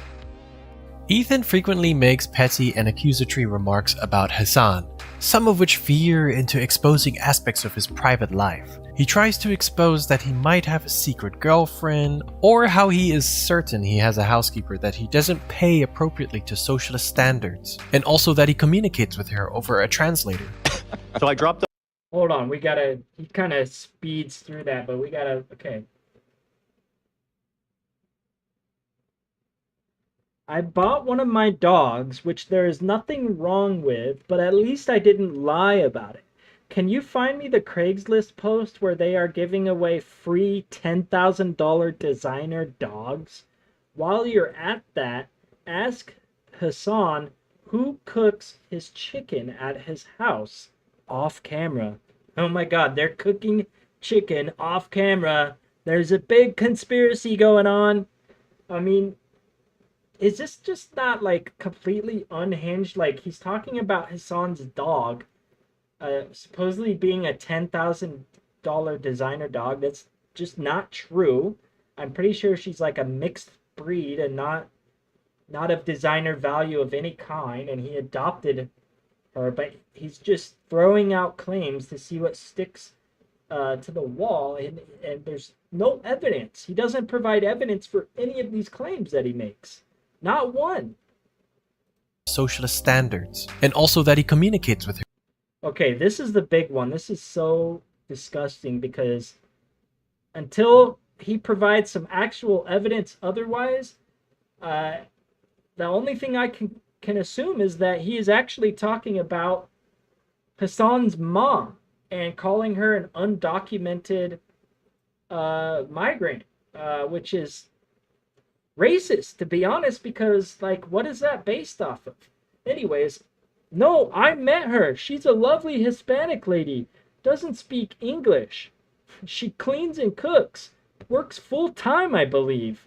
He's been to Hassan's house like once or twice, I believe. But he knows everything about this lady, apparently. Hassan grunts and uses Google to talk to her. What does that mean exactly? She seems to not be in his utopian socialist pay plan where everyone is entitled to the means of their production. How does he know what she's getting paid? And why are you talking about what someone's housekeeper gets paid? Is that information that you share about your housekeepers and your nannies, which you have, and you are like being a hypocrite? She frees up a ton of time for Hassan to stream, works in his home, is very clearly a part of his production. Okay. She should be. Are your nannies and your housekeepers part of your production? Do you say that? She should be entitled to a % of his profits by his own logic. Judging from what I saw, she's probably making slightly above minimum wage. It just shows the obvious. Based on what I saw, you're looking at her and judging her by how she looks? What do you mean based on what I saw? She's probably making slightly above minimum wage. It just shows the obvious hypocrisy. It's so ironic that he's saying hypocrisy, calling someone out for supposedly having a housekeeper when your housekeeper is literally suing you right now. So not only do you have housekeepers and nannies, but they're actually actively suing you for mistreatment. Do you not know what hypocrisy is, buddy? And total insincerity of Hassan's socialism. Yeah, all these people they don't know what socialism. Socialism isn't something that an individual carries out or enacts. It's a form of society, a form of government. Saying an individual is a socialist, that just means that they're advocating for our government to become socialist. I've covered this so many times, and it's a disingenuous argument because at the end of the day, they just want anyone with socialist ideals to lose in every possible way. They want them to be broke. They want them to be on the streets. But no, there's nothing wrong with being a socialist living in a capitalist society. There's nothing wrong with a socialist having wealth. Now, if you're a socialist and you're a billionaire, I think then we've probably got to talk about some things because I don't know if there's any really ethical way you can become a billionaire. But it's crazy to me how so many people in the world don't know how big the difference is between a millionaire and a billionaire. It is it's not even in the same solar system. It's in a whole nother galaxy. So that being said, being an advocate for socialism does not mean you can't be wealthy. It doesn't mean you can't have a nice house. It doesn't mean you can't have a nice car or nice things. That's not what it means. So I know it's not a real argument because again, you just want to shit on socialism and anybody that advocates for it because you're not advocating for it. But I always got to point that out for people. Like, you're allowed to have wealth as a socialist. It's that simple. And being a socialist does not mean you are a standalone socialist government. Like, it doesn't make sense. No, you're a socialist living in a capitalist society, and you got to play that capitalist game, and you need to build up wealth, and you need to build up resources so that you can push your idea into the ether. I'm sorry, but a socialist that's broke on the street, homeless, is not going to be able to push a socialist revolution through. It's not going to be able to get their word out. It's not going to be able to get class consciousness and get other socialists to work together and get other rich people to become class traders. That's what we need.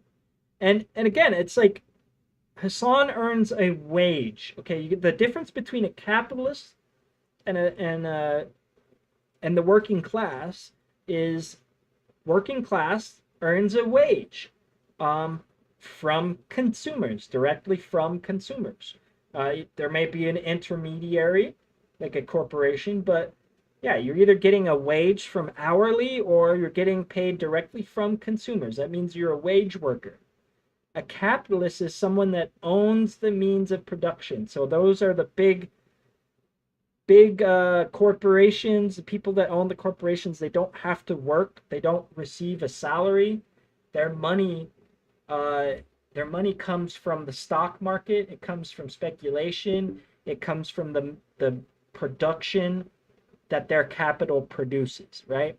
So someone that has like $30 million, for instance, that's you are getting to the point where even if you earned that as a wage, you don't necessarily need to work anymore. You can just put that money in the stock market and you can live off the interest.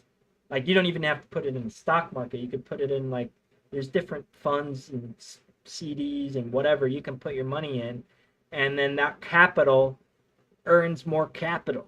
Okay, that's a capitalist. Someone that is still earning a wage, even if it's a lot of money, they're still not necessarily a capitalist. So there's a lot of nuance there we can talk about, and I'll love to talk about more. And obviously, Ethan is not arguing in good faith when he says this really dumb shit. They're over a translator.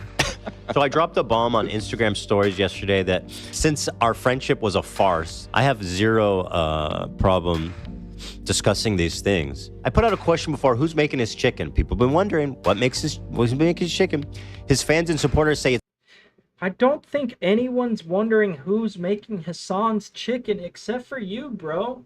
Nobody gives a shit. What do you think you're proving? This is how I know he's getting a lot of his hate and a lot of his material against Hassan from the Destiny community, because they're all about like trying to call out these supposed contradictions in socialism or whatever. And it's just first of all, if you actually know anything about what socialism is, you know that this argument falls flat. And it's disingenuous, and again, no one gives a shit who's cooking Hassan's chicken, bro. It's his mom, which is, they really think his mom is just slaving away all day. A grown-ass woman with a job who apparently just got a PhD, like she's like a real-ass person with a life. She's just at home cooking chicken for Hassan all day. So they're calling me a liar, which is good, because it means that if it's true, which it is. Notice how he says, if it's true, which he just gave away the fact that, like, he has no idea if it's true or not. He's just throwing shit at the wall and seeing what sticks. That's all he's doing. It might affect their opinion of him. I met her. She's a love. Again, giving away the plan. Like, I'm just throwing shit out there. I mean, how is it not defamation? I guess because it's, like, such a weak thing. Like, who gives a shit who cooks his chicken? But it's interesting. And he gives away the plan, like, this might affect people's opinion of him. You're giving away the game, bro, that all you're trying to do is deplatform, get rid of Hassan, turn everyone against him. Like, what is... Because he doesn't agree with you, bro. He doesn't hold the same views as you. You know who else doesn't hold the same views as you? Trump and Trumpers. You know who else doesn't hold the same views as you? Nazis. And a lot of those people are online, and a lot of those people are in power right now, and you're not going after them. You're going after Hassan. So you really have to wonder what your priorities are if you really care about, like, online hate, and you really care about, like, hate groups and battling that. In battling anti-Semitism, wouldn't you go after, like, the people that are, like, really big and blowing up right now all over? And Trump is like, look at everything he's doing, and you're not going after those people. In fact, you're working with and allying yourself with people that are Trumpers. Make it make sense, buddy. Lovely Hispanic lady.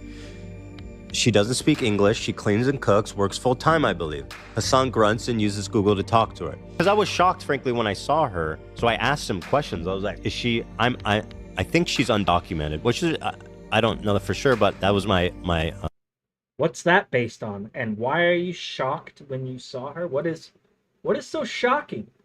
impression. To take advantage of people, I would have gone and got myself an undocumented worker to clean my house. And on top of that, he demands Hassan to reveal his supposed housekeeper's wage. While Ethan spreads this misguided narrative around, here is a Twitch streamer who has also been to Hassan's house. Cinderella, Austin, Will. I've been there! Wait, am I not a real Hassan friend? Did I not get the full Hassan house experience? Am I not cool enough to meet the enslaved migrant Hispanic, only Spanish-speaking housekeeper who's undocumented? Could it be that Ethan just saw Hassan's mom, took one look at her, and assumed that she's an undocumented migrant worker that can't speak English? I just want to quickly say, I have been to a Turkish household before, and yes, it is absolutely true that a Turkish mother will cook an entire meal for their child, even when their son is like a fully grown adult. But that isn't the point. It isn't about whether Hassan has a housekeeper or not. Maybe he does, who cares? The real issue is that Ethan is spreading a baseless claim, prying into Hassan's private life in bad faith. Personal matters like this aren't public property, and being a public figure doesn't erase someone's right to privacy, even if these details aren't inherently damning. Ethan is still pushing a narrative to make Hassan seem inconsistent or hypocritical, shaping public perception to fit his own agenda. And then we also have Ethan endorsing harassment towards Reddit employees and their families. Or I'll say this. I do want to say Steve Huffman, Jen Wong, Drew Valero, do you think that is? Yeah. Christopher Slow. I would very much not want you to experience how terrible it is to have a snark subreddit digging into you and everyone close to you and organizing harassment in real life and online everywhere you go, because that, I just don't want that for anybody. It would suck to make a snark subreddit about the leadership of Reddit. That probably exists the way that you just think said so? That. I mean, well, let's there's go nothing join. Redditors love more than complaining about Reddit. I don't think so. I think we might be starting a movement. But if there is one, then God bless. Let's join. You know what I mean? Let's join the movement. I won't be. So here he is supposedly calling out communities like Snark, saying they're bad. It's bad in the case of him, but here he is advocating for it and trying to join the Snark community. So how's that not being hypocritical? And you're sicking your fans on people. You're highlighting them on their names, their first and last names on Wikipedia, and you're encouraging your millions of fans. Oh, no, don't do that. Please don't do that. Clearly, sarcastically, or whatever you want to call it, reverse psychology, he's clearly telling his fans to go after these people. Joining that. If you can't beat them, join them. Considering Ethan has a massive platform, he is playing with fire by pointing out specific individuals and entertaining the idea of targeting them. The passive-aggressive justification of saying, would very much not want you to experience is an indirect encouragement of scrutiny and potential harassment. With his audience influence, even a vague suggestion can inspire people to take action, whether he explicitly commands it or not. This was sent to my sister today. She's 16 years old. They haven't slowed down. This is the type of shit my family receives every single day. This is a form of intimidation rather than constructive criticism. Encouraging a mob mentality can incite people to actively participate in targeting individuals. While Ethan and his fans may argue that this isn't doxing because the names were already public, the issue is how he framed it, which is problematic and falls into a gray area of targeted. Yeah, and the issue is like pointing your millions of fans directly at these people. It's like the same thing that Trump does. Like, yeah, he may just post public information, but he's directing his millions of followers at that person. And then all the crazies come out. That's what happens. And he knows that. He knows. He talks about it. He's gotten the SWATs. He's gotten the threats. He's had the FBI. He's had it all come to his house. And that was all before any beef with Hassan. So has nothing to do with Hassan, but he knows exactly what happens when people direct their crazy communities at other people. He knows exactly what he's doing. exposure, a form of soft doxing.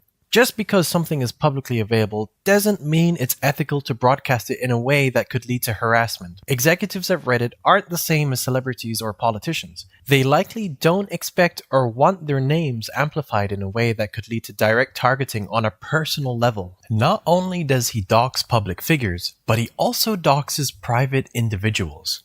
On the 27th of February, DeKlein posted a picture of the David Star tattoo. One person wrote, "I used to watch you when you had only 15k subs. Glad that's behind me. Enjoy hell." Ethan then went live on his podcast the next day and scrolled through her comment section as content.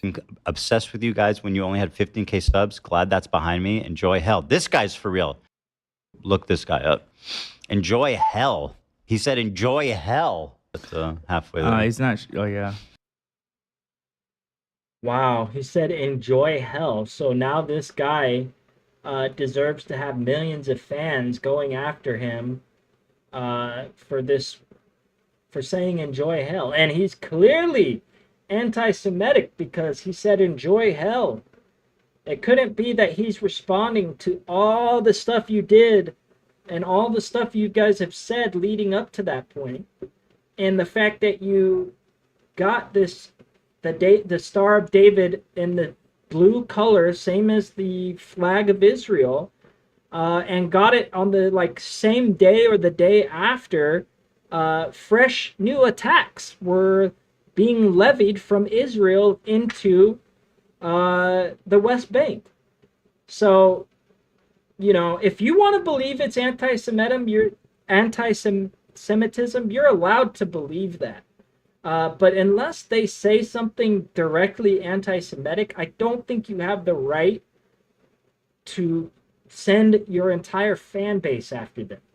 And even if he said something anti-Semitic, I don't think you necessarily have the right to do that. You report it, you block, you do everything that every other person has to do. You don't get to just swing your millions of followers in any direction you want them to attack.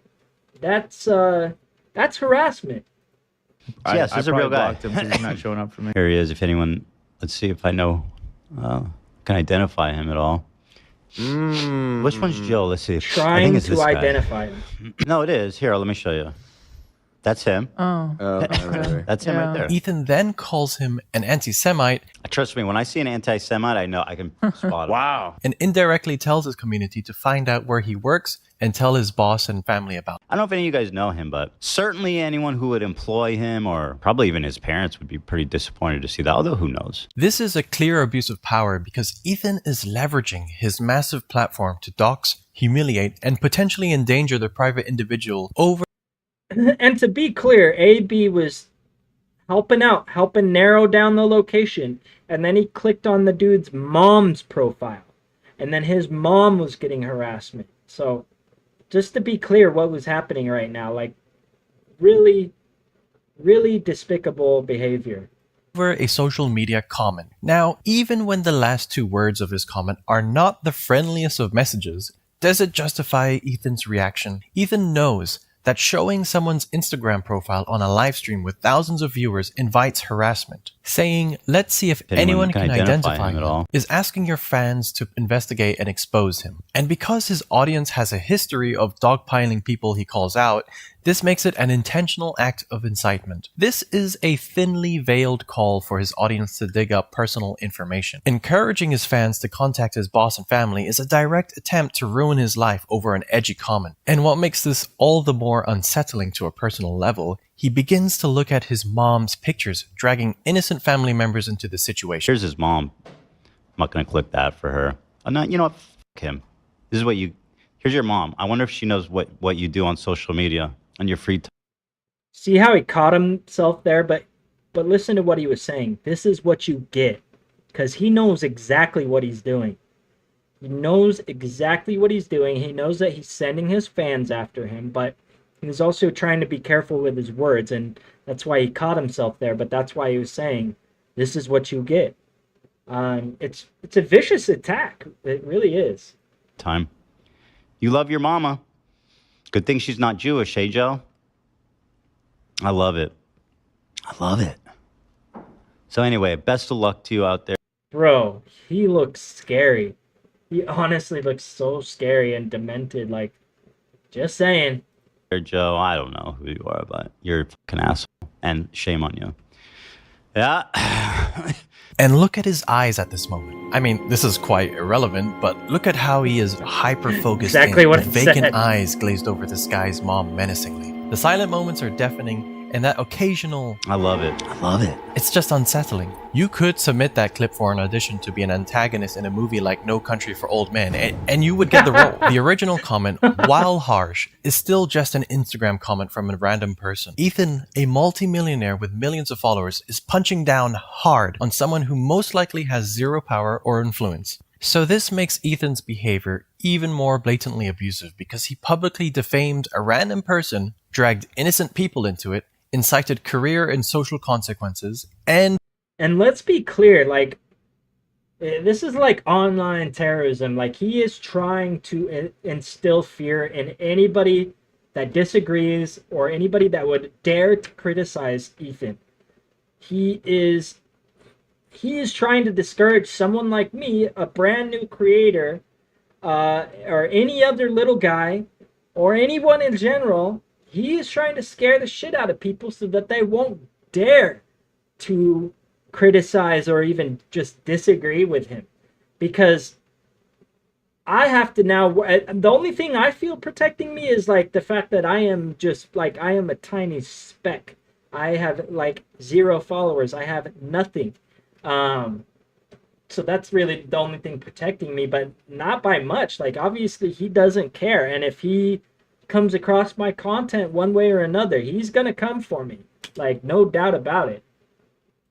potentially endangered someone's life. This is doxing, and for those that believe it isn't, because once again, his profile isn't private or wasn't private at this moment, you have to understand that Ethan's intent was 100% to expose. Actively highlighting his profile and images, zooming into faces, and identifying persons brings attention to personal details that wouldn't normally be so widely seen.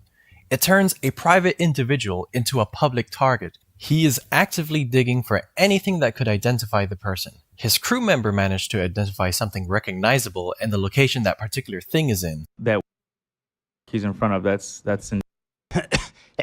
Is that right? Yeah, it's at the...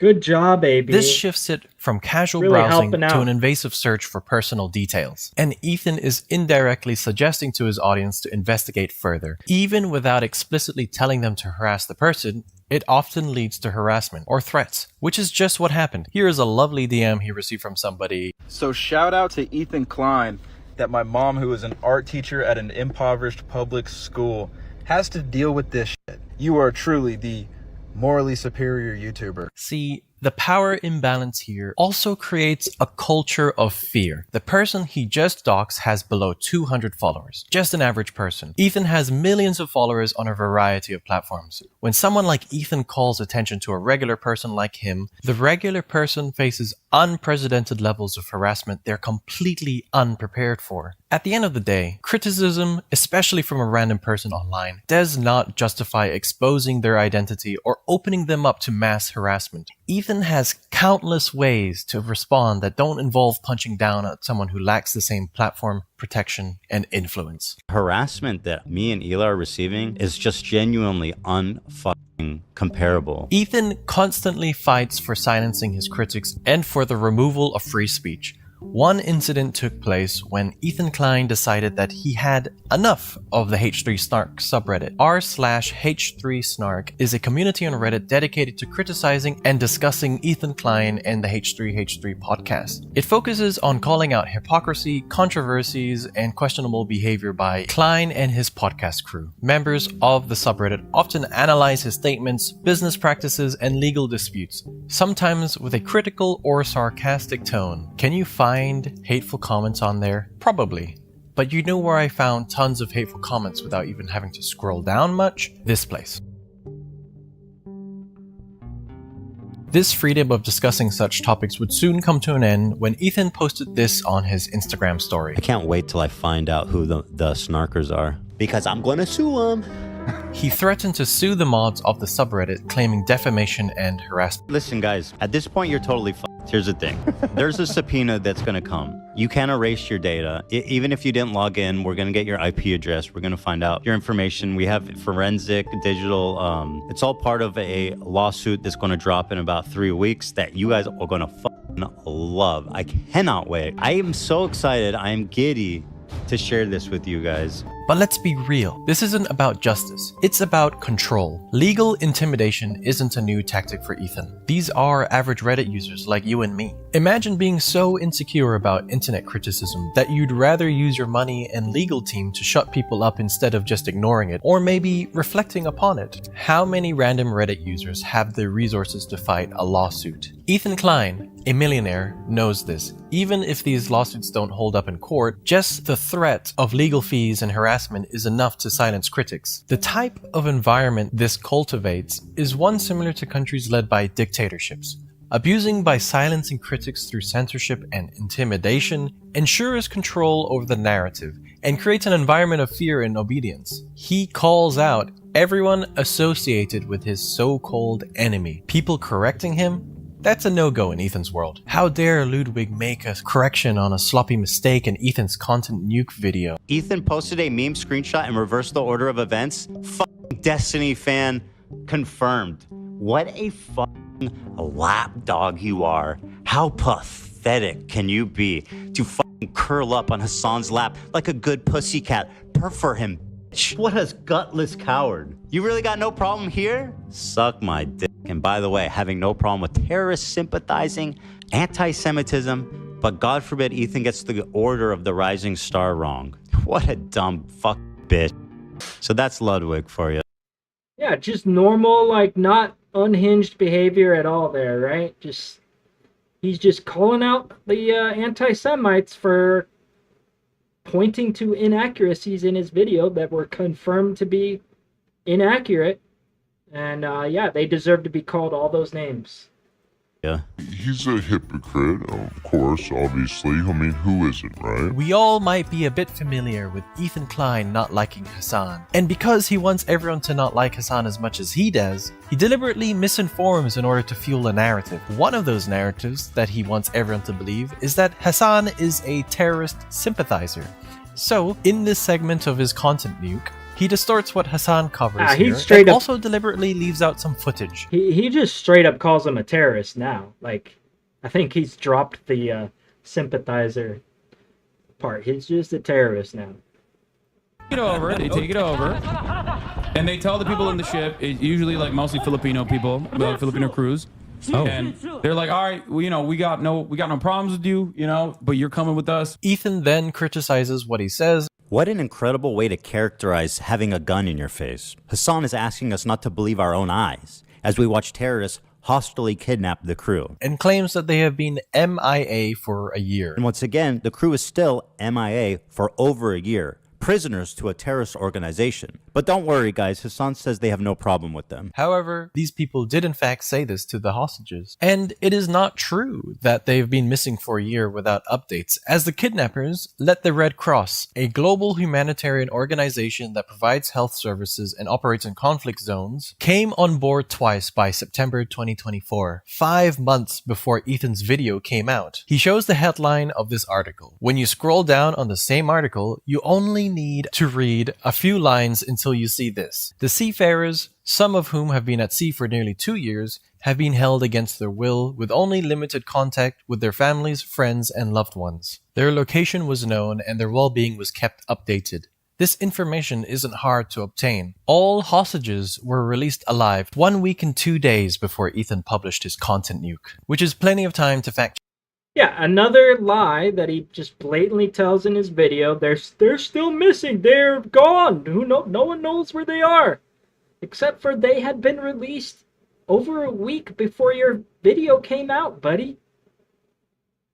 But he doesn't care about fact checking. He doesn't even read the articles. He just cherry picks headlines that he thinks will fit his narrative, and knows that his audience won't dig any deeper and won't fact check any of this crap. But I'm glad he put together a nice little suit. He really wanted to, like, professionalize this video. But he's still not looking too hot when you look at his face. I see a lot of anxiety in that face, brother. Check your hardly worked on information bomb. Why didn't he know or correct it? It kind of looks like he doesn't actually give a shit about the movement itself and is just interested in making Hassan look bad. The next claim is that it's owned by an Israeli company. It's not. It's being chartered by a Japanese company, and the boat's owners are registered in the Isle of Man. Not true. It's owned by Israeli tycoon Abraham Ungar. Takes 2 seconds to find that out. Or you can finish reading the screenshot Ethan showed. Ethan is right that the ship is registered in the Isle of Man, but the screenshot he shared... His own screenshot. Okay, this is how stupid Ethan and his followers are. Like, he's literally contradicted in his own video. But he knows, like, once he puts the narrative out there, people aren't going to care. They're not going to read. They're just spoon-fed his propaganda. And, you know, if it confirms the bias of how they already feel about Hassan, they're going to run with it. They don't give a shit about what's true and what's not.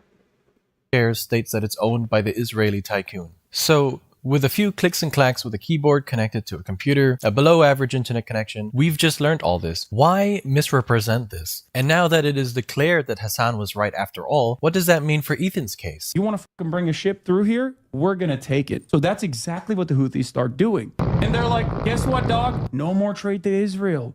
If you are sending ships into Israel, if you are owned by an Israeli subsidiary, if you're owned by an Israeli corporation, we're going to take over your ship. Guess what, bitch? It's our fucking territorial boundary, and we're going to enforce this until you stop doing genocide in Gaza. So let's review his claims. His first claim is that the boat is headed for Israel. It's not. It's going from Turkey to India. Now that we've caught Ethan misrepresenting facts again, and the ship was indeed owned by 2 Israeli, is it possible that this could have led to speculation about its actual destination, Israel instead of India? And given that tensions in the Red Sea region are high, could it be that some ships with Israeli ties might avoid publicly revealing that they are heading to Israel to reduce security risks? It's certainly a possibility. But is this what Hassan claimed what is happening here? Let's see what Hassan said again. No more trade to Israel. If you are sending ships into Israel, if you are owned by an Israeli subsidiary, if you're owned by an Israeli corporation, we're going to take over your ship. You cannot fucking use this trade route anymore. Guess what? It's our fucking territorial boundary, and we're going to enforce this until you stop doing genocide in Gaza. The Houthis stated the Houthis themselves framed the hijacking as a targeting of Israeli-affiliated assets in the region. In the past, they have stated that they would target ships or vessels tied to Israel, especially if they were in or near Yemeni waters or the Red Sea. Furthermore, Hassan talks about the Houthi strategy, which Ethan twists around. He takes it out of context. They're coming in hot with guns. Yeah, but you have to understand, this is a deterrence. Israeli society is going to start getting upset. They're going to be like, I can't get my treats. I can't get my Amazon Prime deliveries. What the fuck is going on? I hate this. Israel sucks. I'm leaving Israel. That's the goal. I find it disturbing that Hassan thinks that a slowdown of imports is going to cause Jews to flee Israel. 80% of Israelis were born there and do not have citizenship anywhere else. So where do you want them to go, Hassan? Back to Poland or back to the Arab countries they were forced out of? Israel sucks. I'm leaving Israel. That's the goal. By telling the Jews of Israel to go back where they came from, Hassan attempts to deny Jewish heritage in the Middle East. It characterizes them not as indigenous, but as white colonizers. This is despite the fact that 60% of Jews in Israel are actually native to the Middle East. The part where Hassan talks Didn't he just say 80 or 70 and then it went to 60? About what led to the Houthi attack is left out by Ethan entirely because it is not quite convenient for Ethan to have Hassan cover a story about an act of resistance against Israel when trying to make Hassan look bad, does And they're coming in hot with guns. Yeah, but you have to understand, this is a deterrence, right? So, like, their goal is to film it and show it to the world so, like, other companies that don't want to risk having this happen to their product, having this happen to their ships, literally are like, okay, we're not going to use the trade route anymore. All of a sudden, if you don't use the trade route, trade gets more expensive for the West. All of a sudden, if you can't use that trade route, the Israeli port is going to get bankrupt. Israel is not going to be able to get the materials in time that they need for waging their war. Israeli society is going to start getting upset. They're going to be like, I can't get my treats. I can't get my Amazon Prime deliveries. What the fuck is going on? I hate this. Israel sucks. I'm leaving Israel. That's the goal. The goal is to be like, yeah, your shit sucks. Okay, well then stop, doing genocide in Gaza. And it's funny, Ethan always talks about how comments and donations won't help Palestine and the cause. Creators for Palestine raised $1.6 million. That's fantastic. Literally negligible. They've received billions of fucking dollars. It's a good thing. Has $1.6 million had an outcome on anything happening in Gaza? Absolutely fucking not. Let's talk about real activism. Let's talk about enacting meaningful change. Total fucking failures. Well, I wonder if this is a more... Yeah, let's talk about it. What have you done to enact real change? And how do you get to decide what helps and what doesn't? Like, you're going to say $1.6 million didn't help? Sorry, didn't help? You're going to say that didn't probably prevent some people from dying in Gaza? Give me a break, dude. You have no right to make that call. You don't know what you're talking about. Anyways. More fitting way to help the cause for Ethan. Also, here are a couple of examples of ships changing or hiding their route and destination. The Wise Honest, a North Korean cargo ship, was seized by the US in 2019 for attempting to smuggle coal. It had attempted to conceal its route and destination to evade detection. Chinese fishing vessels have been found employing North Korean crews, violating UN sanctions. These crews were concealed and transferred between ships to avoid detection, indicating deliberate misrepresentation of crew compositions and potential destinations. Ethan wraps up this section by trying to take away the legitimacy of Hassan's words. And they tell the people in the ship, usually like mostly Filipino people, Filipino crews. Oh. And they're like, all right, well, we got no problems with you, but you're coming with us. We're taking over the ship. What an incredible way to characterize having a gun in your face. Hassan is asking us not to believe our own eyes as we watch terrorists hostilely kidnap the crew. Is Hassan asking you not to believe your own eyes? Was it not enough to stay true to the facts, that they indeed most likely captured the ship in international waters, but near their controlled territory? A year-long hostage situation for a seafarer is hard enough as it is.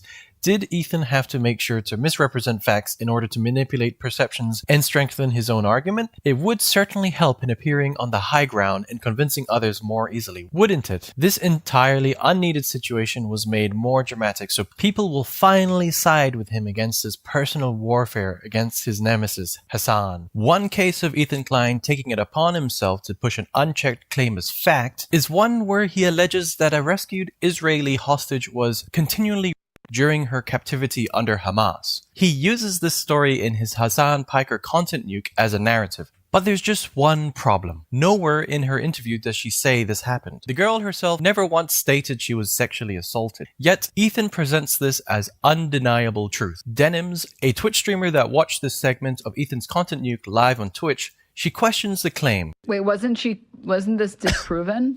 Was this clip from her disproven? Is he going to play the clip of her? There's clip of her. But Ethan, instead of reassessing facts and claims, he reacts. How do you disprove firsthand testimony? First of all, she's a fucking bitch. Shame on you. Fuck you. How dare you? You say you fucking support women and you sit here and you fucking giggle and laugh at this girl who was raped. And then immediately you say, I believe all women. And they say, oh, wasn't she lying? This whole fucking thing is so hard for Israelis to process it. You're not going to fucking acknowledge what just happened? She will, to say that she's lying. This is a disgusting human being. She's a vile fucking piece of shit. This entire movement is rotten to the core. It is a joke. And yes, she is a fucking bitch. Somebody that laughs in the face of other fucking rape victims and immediately calls them liars, that's a fucking bitch of a person. Okay, before I continue, since this is such a sensitive topic, I try not to put too much of my own words and just stay true to known facts and information that exist. The girl in the interview, which was part of a documentary about women who talk about their experiences as hostages, some of them talk about sexual assault, but this woman in particular did not, nor has she ever stated in any interview that she experienced. So Denims is not incorrect here. Ethan saying she was a victim of being continually is just wrong. Ethan does not and cannot have any proof for those statements because there is no proof. And by the way, this woman experienced harassment after her release as a hostage. Some Israelis seem to have found her to talk too kindly about her experience as a hostage and became a target on her own social media platforms. Ethan is not only re-traumatizing a former hostage by falsely claiming she was a victim of sexual assault, but he's also using a hostile rhetoric to silence anyone who challenges him. He paints Denims as a villain. First of all, she's a bitch. Shame on you. You. Misrepresents her reaction at this moment and smears her image. Somebody that laughs in the face of other victims and immediately calls them liars, that's a bitch of a person. All because she didn't agree with his claim. He also completely distorts her words. He now claims that Denims called this woman a liar, which she did not. Wait, wasn't this disproven? In reality, the only person spreading lies in this situation is Ethan. His refusal to engage in constructive dialogue or acknowledge the truth fosters an environment where misinformation thrives. His unverified and false claims not only damage his credibility, but also encourage a toxic culture in his community, where anyone who disagrees with him is targeted. Another case of Ethan and Hila twisting the narrative to how they see fit is one where Hila's potential collaboration with an artist was rejected for reasons unspecified. The artist I wanted to collaborate with decided, I don't want to be associated because I'm Israeli. Here's the quote. Sorry, I can't be associated with this company. Thanks for considering. I followed them for years, always supported them, and I have an ongoing painting of his at my house. And this is the result of Hassan's type of activism. Should I out him, Hila? I don't know if is it morally okay to say who he is. Whatever you guys think, I don't care. What an asshole response to, like, it's almost like he's, yeah, and by the way, like he doesn't even. It was a very simple statement that I cannot associate or not work with this company. You notice how they embellish and lie? He won't work with me because I'm Israeli. It's anti-Semitic. Oh, what an asshole response. Like, you guys are cry bullies. You're fake ass victims. Like, she's literally bawling out. Like, is this like your first day of owning a business? Like, is this your first time ever getting rejected for a business deal? Like, what is happening right now? Handle it like an adult. And then the fact that you guys were like gonna expose him publicly for just simply choosing not to work with you, and you're gonna call him out and you're gonna call him a anti-Semite and all this shit. And I guarantee you the only reason they didn't actually do it is probably because this person actually has some influence and actually has a lot of power, and it's just not enough. One sentence of him choosing not to work with you, they must have realized like they just didn't have anything of substance to like go after this person, and they really would have been it really would have been defamatory. Like with Hassan, they have a whole history. Their audience was already blended. They were working together for a couple years. Like, totally different situation there. Obviously, there's a lot more of like quote unquote material, obviously mostly out of context or lies through omission regarding Hassan. But look how they're about to go after somebody for literally just one sentence of saying, I don't want to work with your company. It's because I'm Israeli. It's anti-Semite. Oh. Dignify you with the response of like, no. I've never seen a victim mentality or a victim complex like this strong in my entire life. Like, it is insane. Definitely on the like Trumpism level, like, for sure. Nobody in the world has ever been attacked like Ethan Klein. Ethan Klein is the best guy in the world, and no one has ever gone through what Ethan Klein has had to go through. Now everybody attacked this random Instagram account with 200 followers. Go! Psycho, man. Actually, I can't fucking be associated with this company. I'm just annoyed because it's not the first one. There's another person right now that is doing the same thing to me. Somebody that I'm already working with. This is a result of Hassan's activism. This is what it resounds to. Alienation, hate, racism, and zero fucking progress for people in Gaza. Zero. No, this is a result of your activism and your hate campaign. And too bad, so sad. Not everybody agrees with you. Not everybody holds your same view. God forbid that other people have different opinions. God forbid other people aren't scared to criticize Israel like you are. I'm gonna think about if I want to blast him or not. I mean, because like it's not right. Like you want to, you think you're being the good guy and shit. Like you're just being a fucking bigot, bro. You're nothing more than a bigot, and also just to not even dignify you with like a reasonable response. Just so short and fucking rude. What a bitch. No, it's damned if you do and damned if you don't. If he would have gave a longer response, you would have had a more vicious attack, and you would have, you know, it didn't matter. Doesn't matter. This is one of the I hate people that like there is no correct way to approach them. Like if you don't hold the same view, they're coming for you viciously. There's no right way that you can approach it. There couldn't be a simpler, quicker way for them to have responded. And of course it's not good enough for him, and of course it means they're a bigot and an anti-Semite. Like, so full of shit. Scumbag. Why would you blame someone for something because of where they were born? This is what racism is, but apparently it's totally fine all of a sudden. Never said anything about where you're born. Never was that mentioned. Okay? It's as simple as that. They're so delusional that if they think if I'm not the person that you want to associate with, then good luck in the world. Because like I'm as progressive, you know. I left Israel. I don't even live there anymore. I should be your model Jewish person. Like, why are you I should be your best friend. Instead of addressing any potential reasons or It's just such a delusional thought process, and like such a self-centered. It's just gross. Hila, no one owes you anything. The world does not revolve around you. No one has to agree with you. No one has to like you. And I don't think anyone gives a shit about whether you're a model Jewish person or not. It has nothing to do with that. Jesus. questioning why this response was received, Ethan and Hila spun the entire situation into an attack against Hila for being Israeli, straight into playing the victim card when a situation doesn't suit them. Let's read what exactly the message said again. I'm sorry, I can't be associated with this company. Thanks for the consideration. Thanks for the consideration. Oh, what a bigoted thing to say.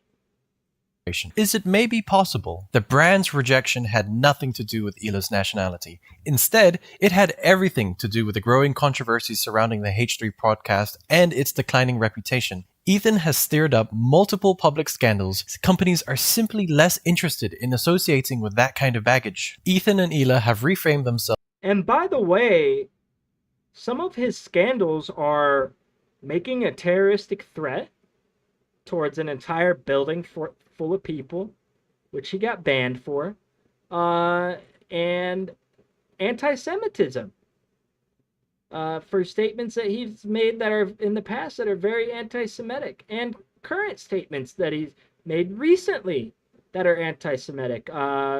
Regarding Ben Shapiro, I believe he said that he hopes that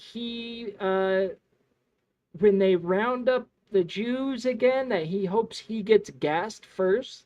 I think that was like the statement that he made. I hope I'm not in trouble. I'm saying that from an educational, journalistic standpoint. Of course, I don't agree with anything like that. That's a disgusting thing to say. But those are Ethan's words. Bro, like, you need to have some self-awareness. You have no awareness for the things that you've said and done.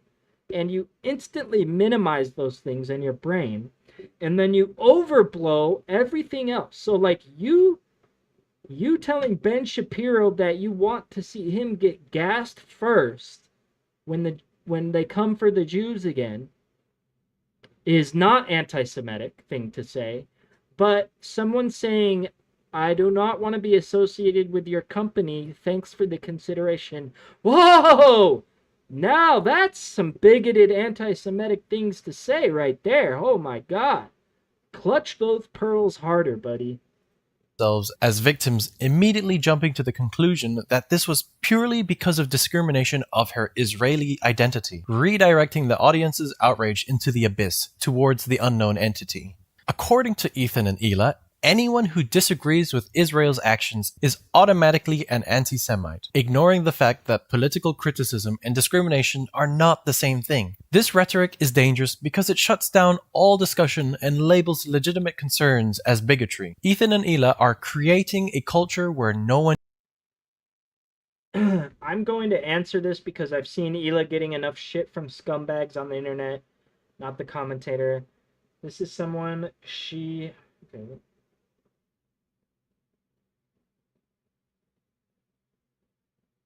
Okay, let me read this first. I'm 100% on Ethan and Ela's side, I'm assuming, in this whole thing. However, I think it's unfair to make such a serious allegation against this artist. They did not say they didn't want to work with her because she is Israeli. All they said is that they didn't want to work with Teddy Fresh. There could be 100 different reasons for that. That's just facts. I'm going to answer this because I've seen Ela getting enough shit from scumbags on the internet. Not the commentator. This is someone she has had an existing relationship with. They have never had an issue with any of our controversies over the years. There is no reason for the shortness of the answer as they've been amicable and friendly until now. They're also a Hassan fan and active in the online activist circles that target us. You like to hope that people can prioritize a personal relationship and see through the bullshit people say about us, but it's not always like that. Also, don't know why some of you guys have a hard time believing this. Brad Does Music was literally canceled for taking a picture with us and forced to apologize. This has been a constant issue for Israeli artists since October 7th. Nothing you said there provides evidence that this individual did not want to work with you because she's Israeli. The things that you are saying, the assumptions that you are making, and the claims that you are making are defamatory. Plain and simple. And you're very lucky that you didn't call this person out publicly, because my guess is that they'd have a very solid case of defamation against you, unlike all your supposed threats of defamation for the Snark community. Again, I just gotta say, like, you guys are so full of shit. One can question him without facing extreme backlash. They twisted the company's entire short message to the narrative that they are victims and Israeli, despite the reality. There is also a pattern that keeps repeating. Ethan keeps getting facts wrong. Ethan confidently presents something as fact only for it to be corrected, and instead of taking a moment to verify, his first instinct is to go on the attack. Rather than taking a correction with humility, Ethan's response is often aggressive. He insults the person. I have decreed, let it be known, that Denims is a dumb fucking bitch. Calls him names. What a fucking lapdog you are. How pathetic can you be to fucking curl up on Hassan's lap like a good pussycat? Prefer him, bitch. Then, after you can just hear so much vile hatred and just spiteful.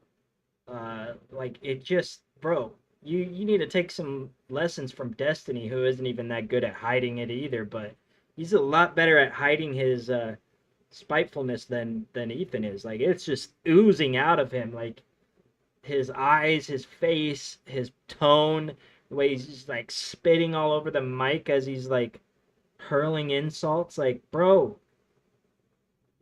the dude needs an intervention for real.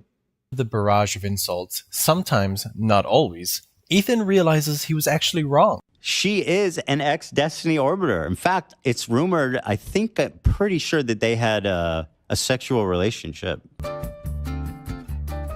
I don't know why I thought that. I swear I read that somewhere, but that's okay. My bad.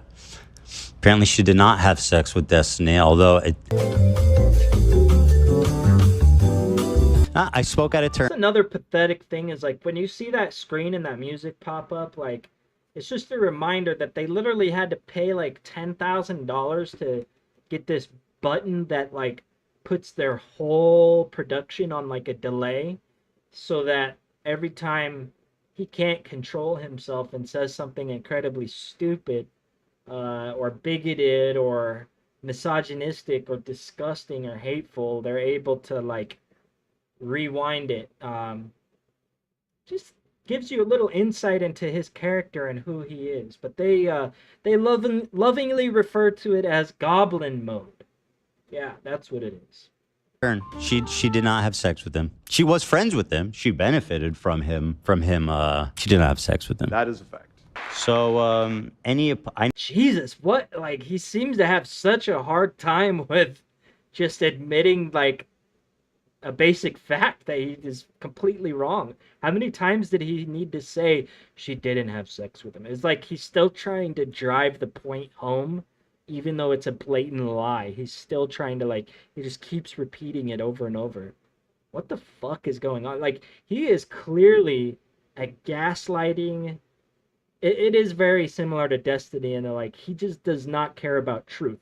Once he has his warpath and his enemies picked out, it doesn't matter. The means of like attack and whether it's correct or factual or just, none of that matters, because he knows how easy it is to manipulate an audience and get them to believe whatever the fuck you say and do whatever the fuck you want them to do.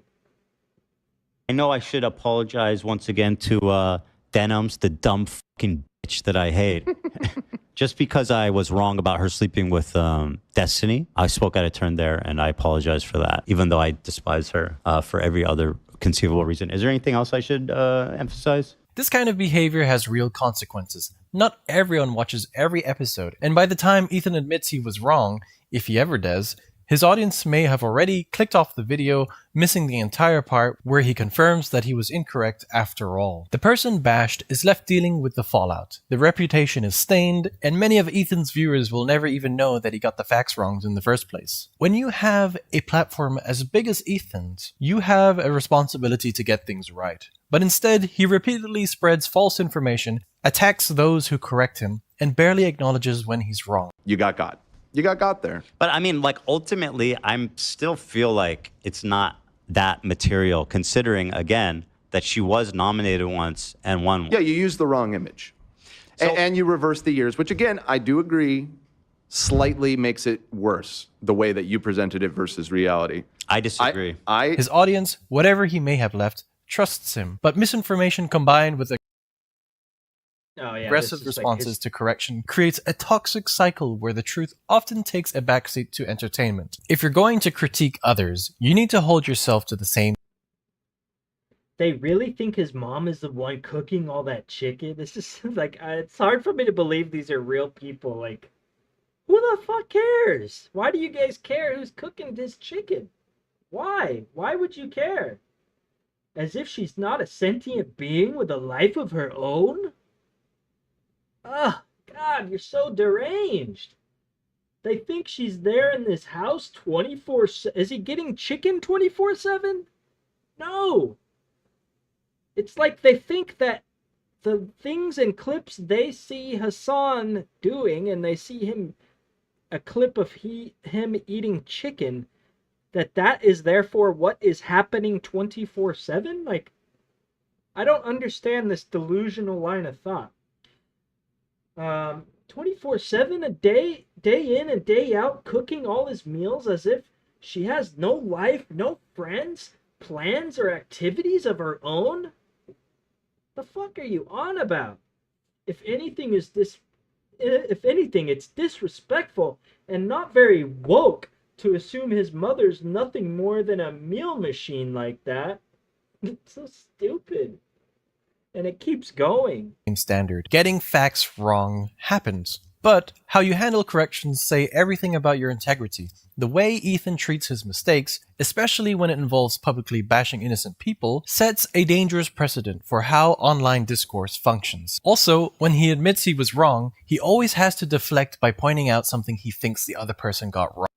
She was the victim of the crime of patriarch and the recipient of my inappropriate joke, okay? My problem is with Ludwig being a spineless coward of a human being. He can't just take accountability and leave it at that. And on top of that, he usually downplays the significance of his mistakes. Do you think that's a meaningful distinction? And what happens when someone responds to his Instagram stories and live stream content? He downplays what the person on the other end receives. I'm 100% against anyone calling CPS on YouTubers they don't like 48 hours after being harassed by Ethan Klein. Bitch, it's not harassment. Grow up. These people are so pathetic. And as usual, expect twisting things around to make the other person look bad. You choose to participate in a snark Reddit page with your name on it, and then it's a problem that Ethan points it out. I'm sorry, it's the interview Bad Empanada, bro. Disgraceful to participate in a snark page. It is, and I think it's Ethan, except for when they do it. When he openly admitted they were joining a snark and starting a snark to go after the owners of Twitch, and he also admits at some point that they started a Hassan snark as well. Like, shut the fuck up! You guys are hypocrites and you're liars. It's that simple. Is allowed to point it out. And also, and if that's too much for you, maybe get off the internet. Right. And or at least get off... maybe don't work for a reputable company like Red and Link. You don't deserve to work there. Yeah. Once again, they seem to think that they are the arbiters of speech. They get to control what speech is acceptable, what speech is not. They get to control whether someone has a job somewhere or not. And it all seems to depend on whether or not they agree with you. And all the dude was doing was pointing out that he was getting harassment from H3's fans. So once again, we have the hypocrites who cry about getting harassed by other communities, but then openly send their communities after whoever disagrees with them for any perceived slight whatsoever. The double standards, the hypocritical behavior, it all adds up to just like it. To me, it just like the reason it makes me so upset is because I'm a Fallen fan, right? Like, I watched these people for years. Their whole story I thought was cute, like how they met in Israel and like nothing about my views of them have ever like judged them for their being from Israel or being Jewish. I really thought their story of how they met and, you know, kind of like built their online career over time together. I thought it was an endearing story. And despite all of the mistakes that Ethan has made over the years, like he's had these moments of self-reflection where he really seemed like he was able to recognize his mistakes and grow from them. Like there's a really good clip of him, like I think talking about when he was kind of going down the alt-right pipeline and how he was able to, he was clearly probably getting some really good therapy at the time, I don't know, but he publicly admitted some things about like his traits of being like sarcastic and vindictive and irritable and attacking people. Like everything he's doing right now, he was able to self-reflect on that in the past. And then other than that, he was just like a happy-go-lucky guy. It really seems like when he lost weight, he turned into like a really big POS. Obviously, like his brain broke from after October 7th. Like there's a hard date and a hard cause, but I think there's more to it than that. I think that his negative traits that he has admitted to in the past and worked on and gotten better, I think he's now reverted back to that. And I hold out hope that I'm not doing any of this to attack him. I want him to become self-aware again. I'm doing it as critique. I'm not doing this. I don't want anybody to go after Ethan. I don't want anybody to attack him. I don't want anybody to harass him. Nothing. None of that. I'm hoping that eventually he's able to look back and see the harm that he's doing and how it's not healthy for himself. It's not healthy for Hila. They don't look good. They don't look well. And I just don't. I think their own behavior is what's bringing it about. The sooner they stop talking about Hassan, the sooner they stop talking about all these other communities that they keep going after, the sooner their lives are going to improve greatly. And like as far as like the Israel-Palestine stuff, promote whatever view you want to promote. And obviously the people that agree with you, they're with you, man. You still got a following, you still have a fan base. You don't need to viciously attack everyone that disagrees with you. And I guarantee you, the second you stop doing that, you're gonna notice a nice simmer down, and your life is gonna improve. You're gonna feel healthier again, and then maybe we'll at some point get a moment of self-reflection where he says, you know, even though I don't agree with Hassan and I don't agree with his views, and I think that he has promoted terrorism in a way, maybe I shouldn't have gone after him the way I did. Maybe I shouldn't have gone after random fans the way I did. I could have handled the whole situation a lot better. I realize that now. That's all I want to see. That's all, and I probably will never be into his content again or be watching his content like as a fan again, but it would mean a lot to hear him say that, to see him self-reflect, like, and I would be the first one to like call that out, and I would not be like, oh, it ain't good enough, too little too late.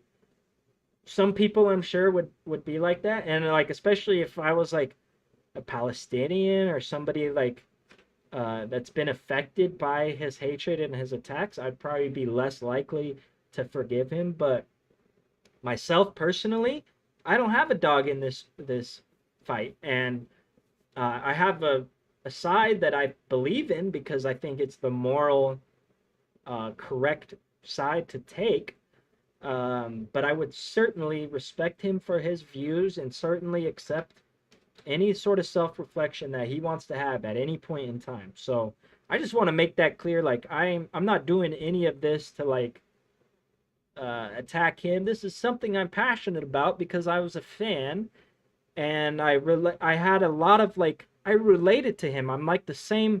We're like almost the same exact age. Although I gotta say I don't look it the way quite as bad as he does.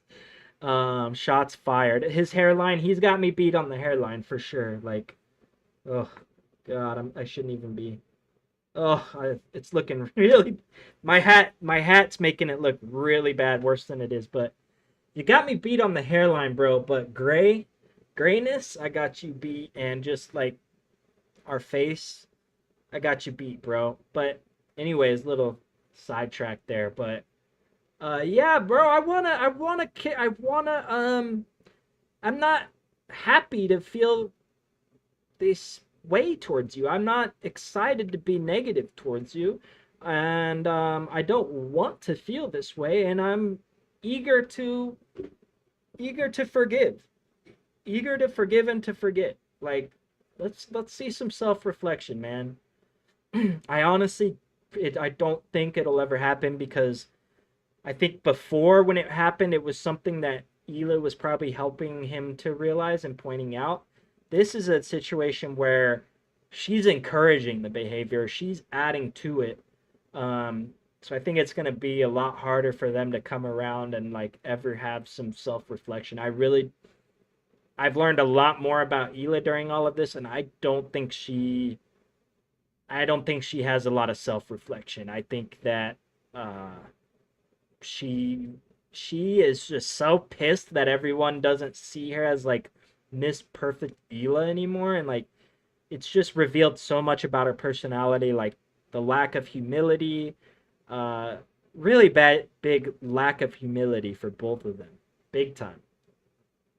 But Hila knows. Ethan did not only point out a Reddit post that speaks critical of Matt, he also posted this, and this, and this, and this, called him evil and a piece, and went on, making sure everyone and their mum has heard of where Matt works. Why did Ethan do this? Well, Ethan says it himself. And I think he should be fired, frankly. And I hope he is fired, because he's pathetic. There you have it. tell her friends to back off. Isn't the whole point that you are saying difficult things, that you're taking the difficult stance? You're not it's not about going along with the crowd and being like, I hate racists, guys. Aren't we all the best? It's about actually fucking doing the right thing when it's difficult to do. Yeah. I mean, go back to the civil rights. You think that the people who are like the white kids. Oh my God, the irony. Like, you can cut the irony with a freaking finger. Like, bruh. The irony is thick. The hypocritical. Ugh. Kids who are protesting with the black students, you think that they were just like not risking anything? Ethan has faced criticism, sure. But let's not confuse criticism with actual systemic oppression. To equate someone disagreeing with your podcast to the struggles of a marginalized group fighting for basic human rights shows a serious lack of understanding. So here's the real question. Where does this end? How far does Ethan get to go before people finally say enough is enough? That's How many my people question. will be harassed, misrepresented, threatened, or dogpiled before he's held accountable? Because at this point, it's not about defending himself. It's about controlling the conversation by any means necessary. And the longer this continues, the more obvious it becomes. Ethan Klein isn't fighting against harassment. He's weaponizing it. Thanks for watching the video. Bye-bye.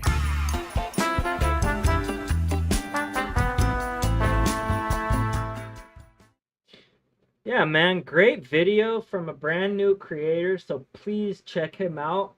The Soft Take. The smart car over Tesla crash scandal has gotten so... Shut up, Phil. Go back. I want to... This on his Instagram story. There's another video that I wanted to check out. Trash Taste, This is an a older popular one. podcast that discusses anything. But this really shows how one-sided Ethan's harassment campaign is. Like, where it's okay when he brigades other communities and sends his fans to other communities, like where Hassan is just trying to like do a podcast, and then and so it's okay when Ethan does it, but not the reverse. When it happens to him, it's anti-Semitic, it's bigotry, it's oppression, it's harassment. Like, just stop with the double standards, bro. That's all I'm asking. From living in Japan to internet culture, travel stories, had Hasanabe as a guest in their latest episode. And the engagement this video received was interesting. Oh my goodness! I mean, just look at these angry subscribers threatening to unsubscribe. Please report this episode as promotion of terrorists. Brilliant. Please abuse the YouTube reporting system. I've been slowly drifting from this community for a while, but this is the final straw. I have been subbed to this channel ever since the first episode. This is the first time I've been genuinely disappointed, unsubbed. Okay, so the first time Hasanabe was on Trash Literally that person's voice. Like, they literally called in and did the voiceover. I have no doubt in my mind. Taste didn't disappoint you? This is the first time you've been disappointed? I can't believe they would have him on here. Just unsubscribe. Again, this is like his second time on here. See, it's really easy to come to the conclusion that, wow, Hassan's actions are so unspeakable that the Trash Taste community are being vocal about what a horrible person this is. He is a bad guy. I am so happy that I could be part of this movement. But the reality is really quite different, because the Trash Taste fans themselves are shocked by the engagement this video has received. It's unnatural. The average Trash Taste episode has around 1,000 comments. Hassan's Trash Taste episode has 38,000 comments. Here's a normal episode with the three usuals on. 933 comments, and combined with likes and dislikes, 17,438. This is one with a well-loved friend of the trio that you would know if you watch Trash Taste. This is particularly a big deal because people love this guy and he's not always on here. 1,359 comments, 26,328 likes and dislikes combined. Here's Ludwig as a guest for the second time, just like Hassan. He's a content creator with a similar profile as Hassan within the streamer friend group. I can't believe 6 million subs. Congratulations to Lud. Similar size following. The video was released 7 months ago, so there was plenty of time for 30,000 people to click on like or dislike, which has arrived to 30,801 likes plus dislikes. Here is a Trash Taste special, a big deal for a Trash Taste fan. 1,783 comments and likes and dislikes 37,686. Now, let's look at the Trash Taste episode with Hassan as a guest. 38,441 comments. And likes and dislikes combined, 76,000. And I mean, I understand like it's a lot of negativity and dislikes, but like, I mean, isn't it overall like I'm not a YouTube expert yet, but isn't it like, isn't more engagement a good thing even if people are talking shit? I don't know. I guess I don't know enough about it. 237. The reason why I'm pointing out how many likes plus dislikes each video had is because 76,000 people clicked like or dislike in this episode with Hassan. Those aren't normal Trash Taste fans coming in here. There are external communities brigading this video. People that don't even watch this podcast or care about the podcast to begin with. 17,000 or so people click on either like or dislike on a normal Trash Taste episode. That number can go up to 37,000 in special episodes. And when someone as popular of a content creator as Hassan, Ludwig, is a guest on the podcast for a second time as well, that number sits at around 30,000. When we go from a regular range of 600 to 2,000 comments to suddenly 35,000 comments, one might believe there is an external factor drawing in viewers rather than typical audience behavior. And when Trash Taste's typical view count receives a huge number of both dislikes and likes, it suggests an external source like, I don't know, a subreddit perhaps. The timing of the surge is a peculiar one as well.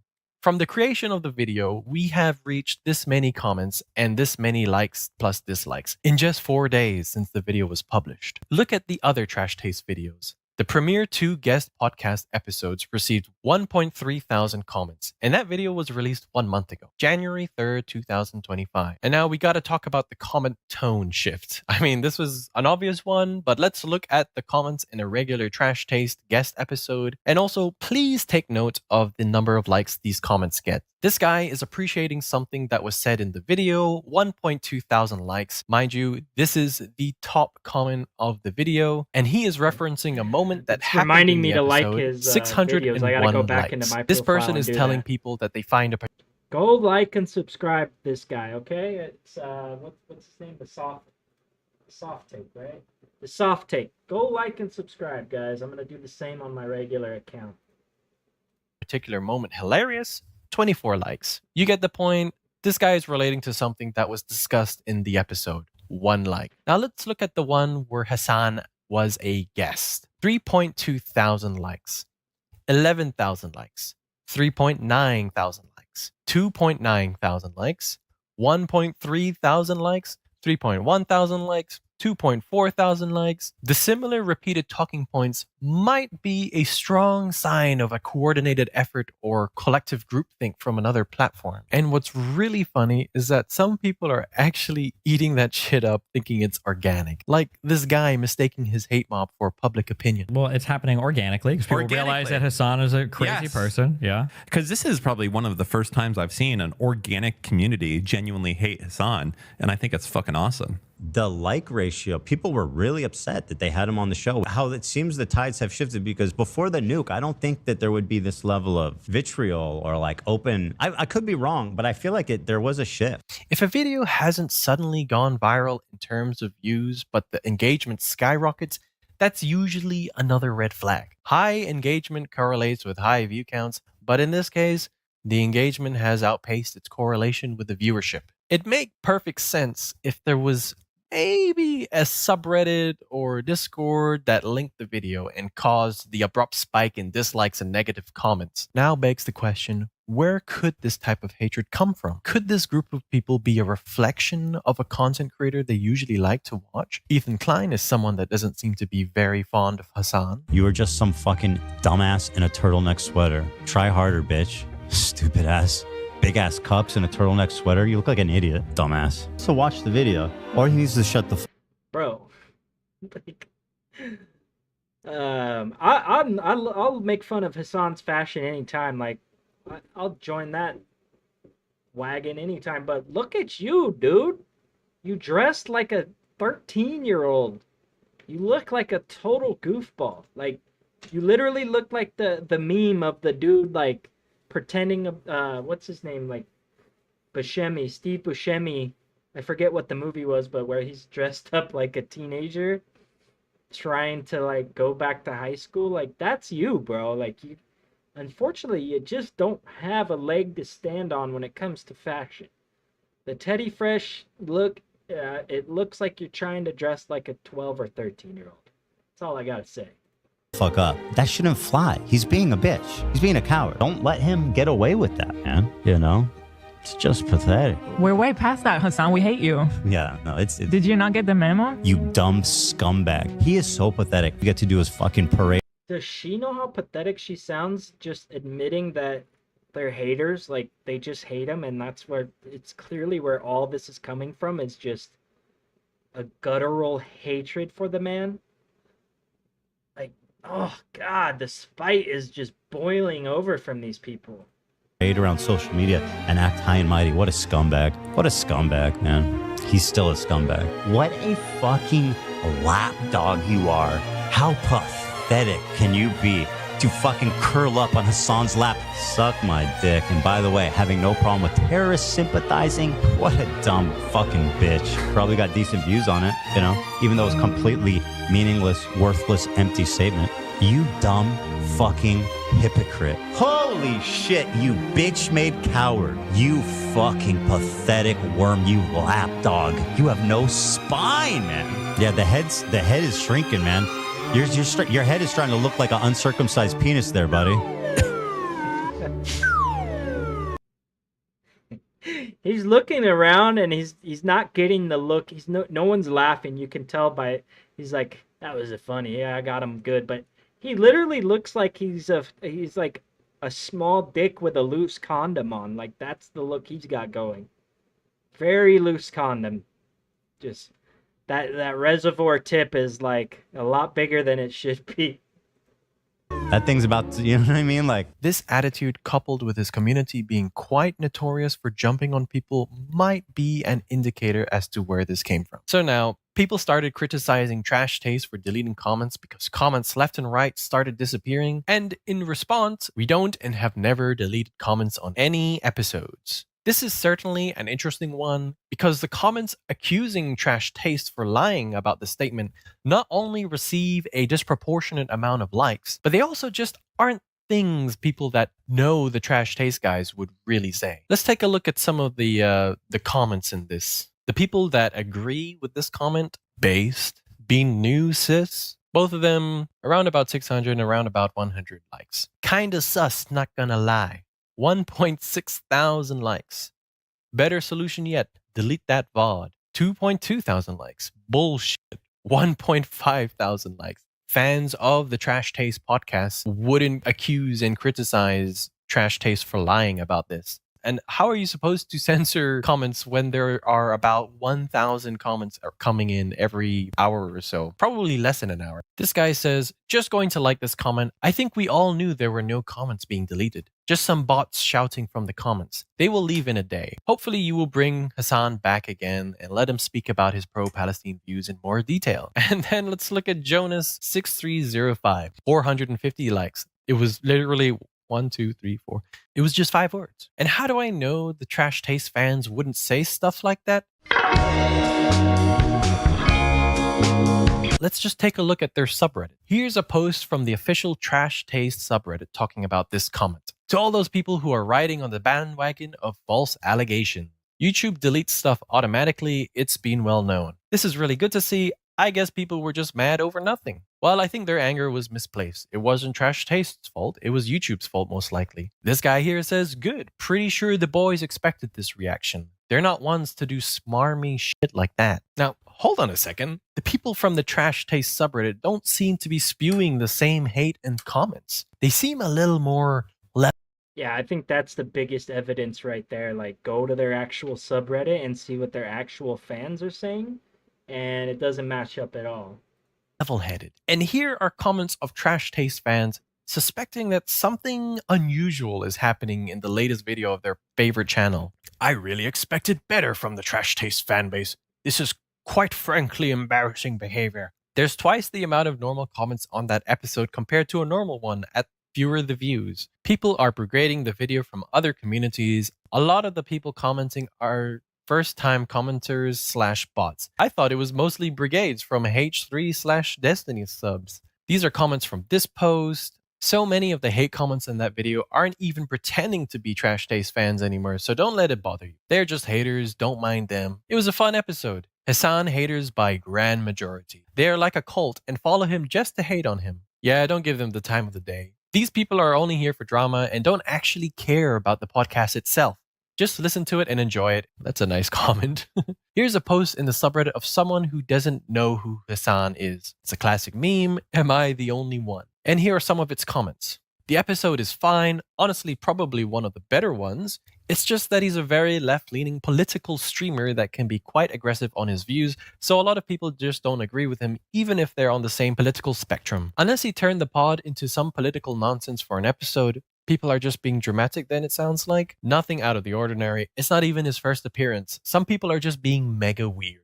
Some advice is to just watch and not let the community influence what you might actually think about the episode. Honestly, I think he makes for a pretty chill guest. I agree. When he's not about politics, he is pretty fun to watch. His IRL stream with Connor was also super enjoyable. And this is a post being critical of something Hassan said. I said it back in the first Hassan episode. I don't like him, but I like the boys more than him.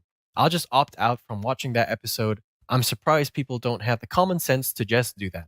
Yes, it's just unfortunate. I didn't even know this happened until I finished watching the episode, then went on to the comments to type something. Perfectly fine. He doesn't like Hassan. He likes the podcast. And so he will just not watch the episode. This guy says, I mean, I'm annoyed that he's on for a second time. This person also doesn't like Hassan, but they aren't going to cut ties with the podcast and instead just skip over the episode. That's definitely mental illness right there. There's no way people got that bothered. This one jokes about a scenario where the boys announce Hassan being a permanent fourth member of the podcast. Not gonna lie, I wish this was real, not because Hassan would be any good as a permanent member, but because the salt would be historical. This would never happen, but it'd be mad funny if it did. It would be super funny to be honest, but I doubt Hassan would have the time. And this person states that they don't like Hassan, but still appreciate how funny it would be. This video's comment section is a first-hand glimpse into what happens when multiple fan bases unite to swarm something they normally wouldn't even care about. Like Hassan or not, at the end of the day, we are left with a distorted perception of what people really enjoyed about the topics in this video, making it seem like it was universally hated when, in reality, it was just caught in the crossfire of an internet mob mentality. The most telling sign that this hatred is artificially fueled is the reaction from the actual community. People that actually dislike Hassan from the Trash Taste community would actually just move on rather than spew toxic hatred. Anyway, hope you guys enjoyed the video. Bye-bye.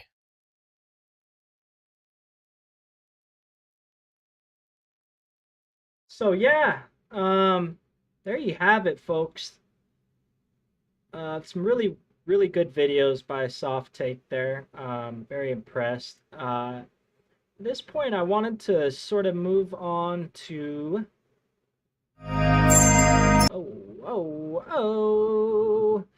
talking about what is this?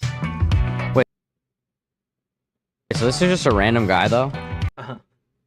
Okay, this is just a quick video, but it's a super good glimpse into and again, this is him having on a guest, a buddy from what is it? The I'm blanking on the podcast, but it's a famous one, and they had Trump on. They're very much Trumpers, so I think that's interesting who he's allying himself with. But even this dude is able to call out Ethan, and it's pretty funny. Wait, so this is just a random guy though? Like, you respond to random trolls all the time, right? Not so much random. You don't ever feel like a nerd? Not so much random. No, you respond to random fans and random trolls and random regular people constantly online. It's not healthy. for doing that. He's not happy. I don't know. I that kind of they're do want to laughing at roast him. you right now, but like today is embarrassing. You can. Like you just sit on the shitter and you just go through DMs of people saying they don't fuck No, with it's you not and you respond DMs, to bro. them. That's the thing. You don't understand what I'm It's doing. more than that. It's mostly not more than that. All right, so we're going to talk about Boogie. I wanted to wait for you. Anyways, we're gonna not watch fucking clips of theirs, but moving along. Let's see. What I wanted to talk about, I want to talk about like what social media does to the mind, because that's all of this has really made me sort of think about that and like sort of the negative aspects and the mob mentality that we see going on the internet. The other thing that I wanted to really bring awareness to, and again, I want to point out that I'm not speculating about Ethan. This has nothing to do with Ethan specifically, but I wanted to bring awareness to Tourette's because I don't think enough people understand everything about Tourette's and its complexities, and a lot of people don't understand that other symptoms that you experience with Tourette's, or they're often intertwined with each other, is OCD, obsessive compulsive, anxiety, and depression. And all of those things, especially like anxiety and your current mental state, can have a major effect on the frequency and strength or like extremity of your tics. So I think that's interesting when you're looking at like the big picture on all of this stuff. Tourettic? I wanted to like here's like a quick 5-minute video that we can check out. Hey friends, it's Jamie Grace and welcome to my video on irrational fears in Tourette's and OCD. Hi everyone, and today I'm going to be doing a video on irrational fears in Tourette's and OCD.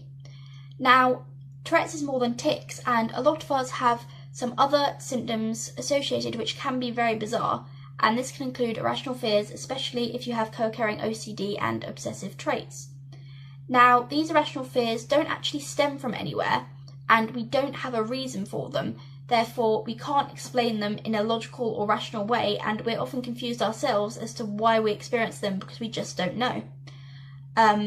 My experience was, at my sudden onset, I had an extreme aversion to old things, and what I perceived as old was anything from before the onset. It was almost like a now versus then. It was very separate to me. Therefore, I couldn't play with any toys because I remember I felt like I just couldn't go near them. It made me feel tense, uneasy, physically closed in and anxious, and the phantom tics, which are the out-of-body sensations, felt like they were over my toys, meaning that I couldn't play anymore, and that's often why I describe as my Tourette's stole my childhood away like a thief, because I couldn't do the things I wanted to do, and also just the symptoms in general stopped me from doing daily things. Oh, that's really sad, but that's like fascinating too. So what she said, out-of-body phantom tics. So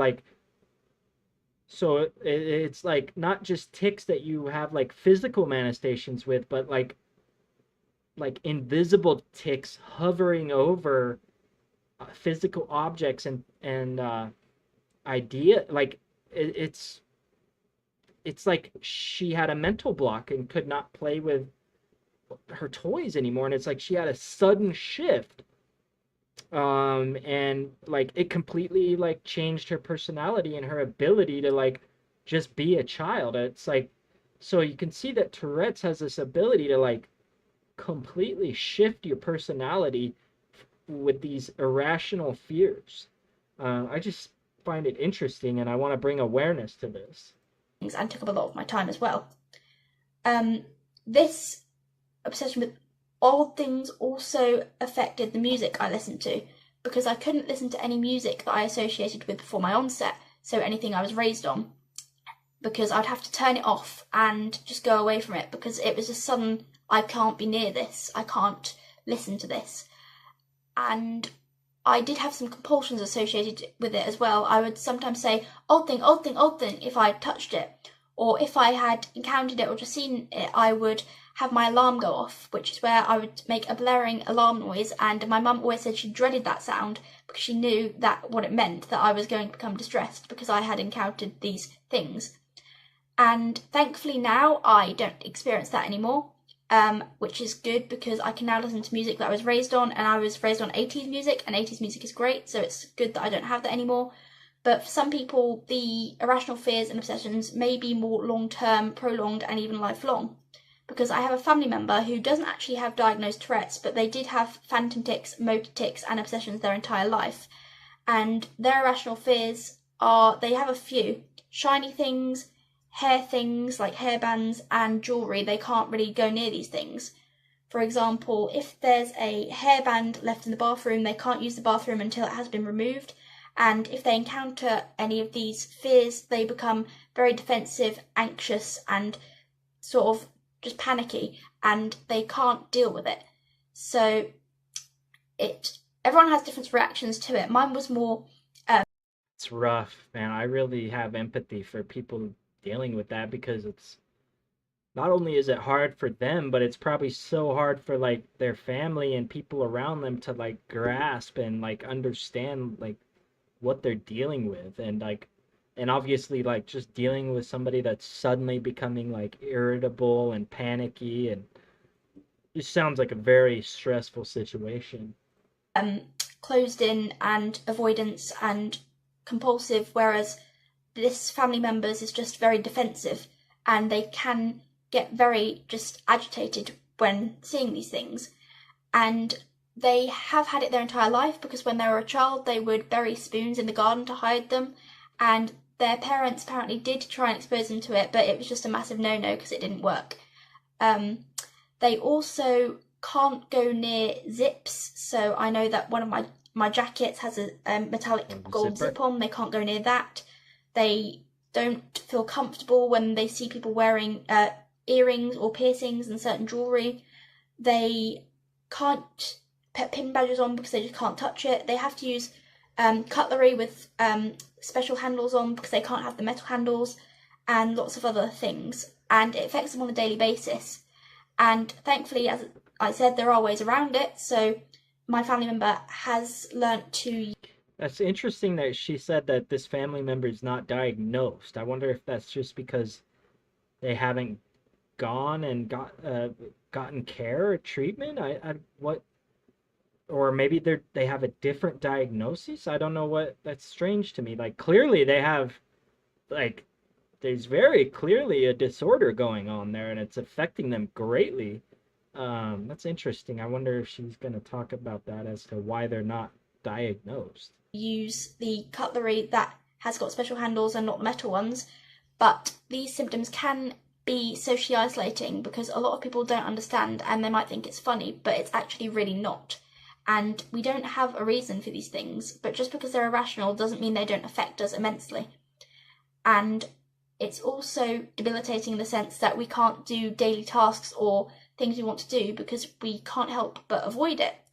And I think it's important to know this, because if you see someone, obviously know that it's not actually funny and they can't control it, and if you have it yourself, then please know that you're not the only one. As I know at the onset a lot of us are very confused because we don't necessarily understand why we're doing these things and or how they're associated with the tics and Tourette's. But Tourette's is a lot more than tics, and sometimes these associated symptoms can affect us just as much or sometimes even more than the tics themselves.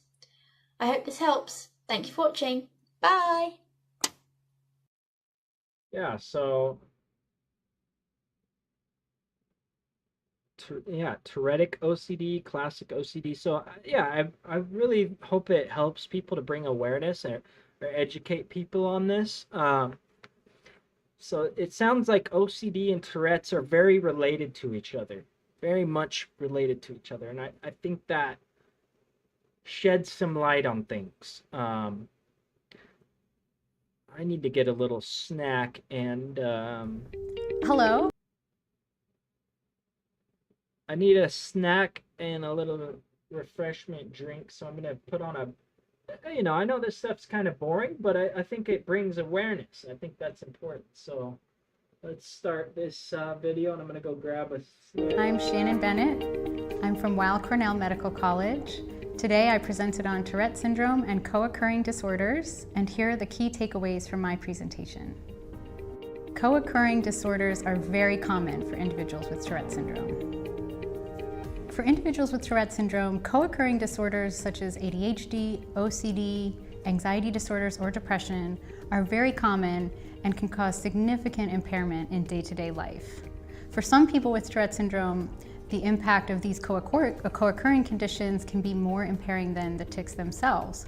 So if you're experiencing any other symptoms such as low mood, anxiety, nervousness, irritability, sleep problems, or other symptoms that you're worried about, it's very important to talk to your healthcare provider. There are very effective treatments for co-occurring conditions such as OCD, anxiety, ADHD, or depression. These co-occurring conditions have highly effective, evidence-based, research-supported treatments, such as cognitive behavioral therapy, medication, or the combination of the two. Most studies suggest for moderate to severe symptoms, the combination of cognitive behavioral therapy and medication is the most effective treatment. Talk to your provider about how to access these treatments, and for those people who don't have access to evidence-based treatments in your area, there are helpful bibliotherapy or online resources that you may be able to use. There are simple, structured, day-to-day habits that can be very helpful for TS and co-occurring disorders. Day-to-day habits such as a structured, predictable, consistent routine, good sleep hygiene, self-care, exercise, and other day-to-day behaviors that can be very helpful for TS and co-occurring conditions. Here are the takeaways again. Co-occurring disorders are very common for individuals with Tourette syndrome. There are very effective treatments for co-occurring conditions such as OCD, anxiety, ADHD, or depression. In addition to an in-depth assessment and evidence-based treatment, there are simple, structured, day-to-day habits that can be very helpful for TS and co-occurring disorders. Here's a question that came up during the session. How do I know which treatments will work best for me or my family member? And the way I answered that question was, we know that there's very good research suggesting the efficacy of medication and cognitive behavioral therapies for individuals with TS and co-occurring disorders. Each individual person is unique, so it's important that you listen to your treatment provider as well as your own experience of the treatments. Read the research, know what you're looking for, get a thorough assessment, seek out expertise in the area where you're looking for assessment and treatment, but listen to yourself and your loved one about what works best for you. One medication or one therapy doesn't work the same for each individual person. We know we have very, very good treatments for these conditions, so give them a try and figure out how to make them work best for you. It's very important for individuals with Tourette syndrome to have a thorough assessment of any other symptoms that may be causing distress or interference in your day-to-day life, and to seek out evidence-based treatments for those conditions. There are websites that can be very helpful resources, such as the CHAD website for ADHD, the International OCD Foundation for OCD, the Association for Behavioral and Cognitive Therapies, the Anxiety and Depression Association of America, and of course, the Tourette Association of America website.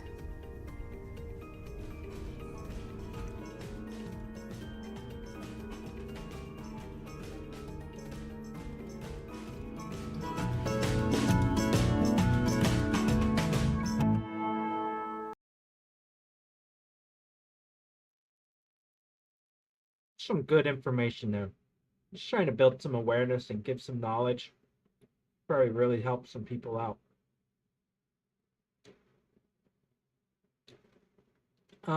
What else?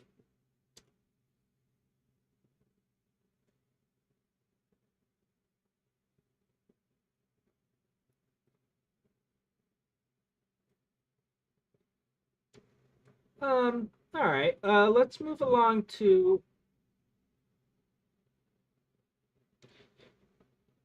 social media is making you delusional. This just seems like a relevant video to watch too, based on like everything we've been discussing. This seems really relevant.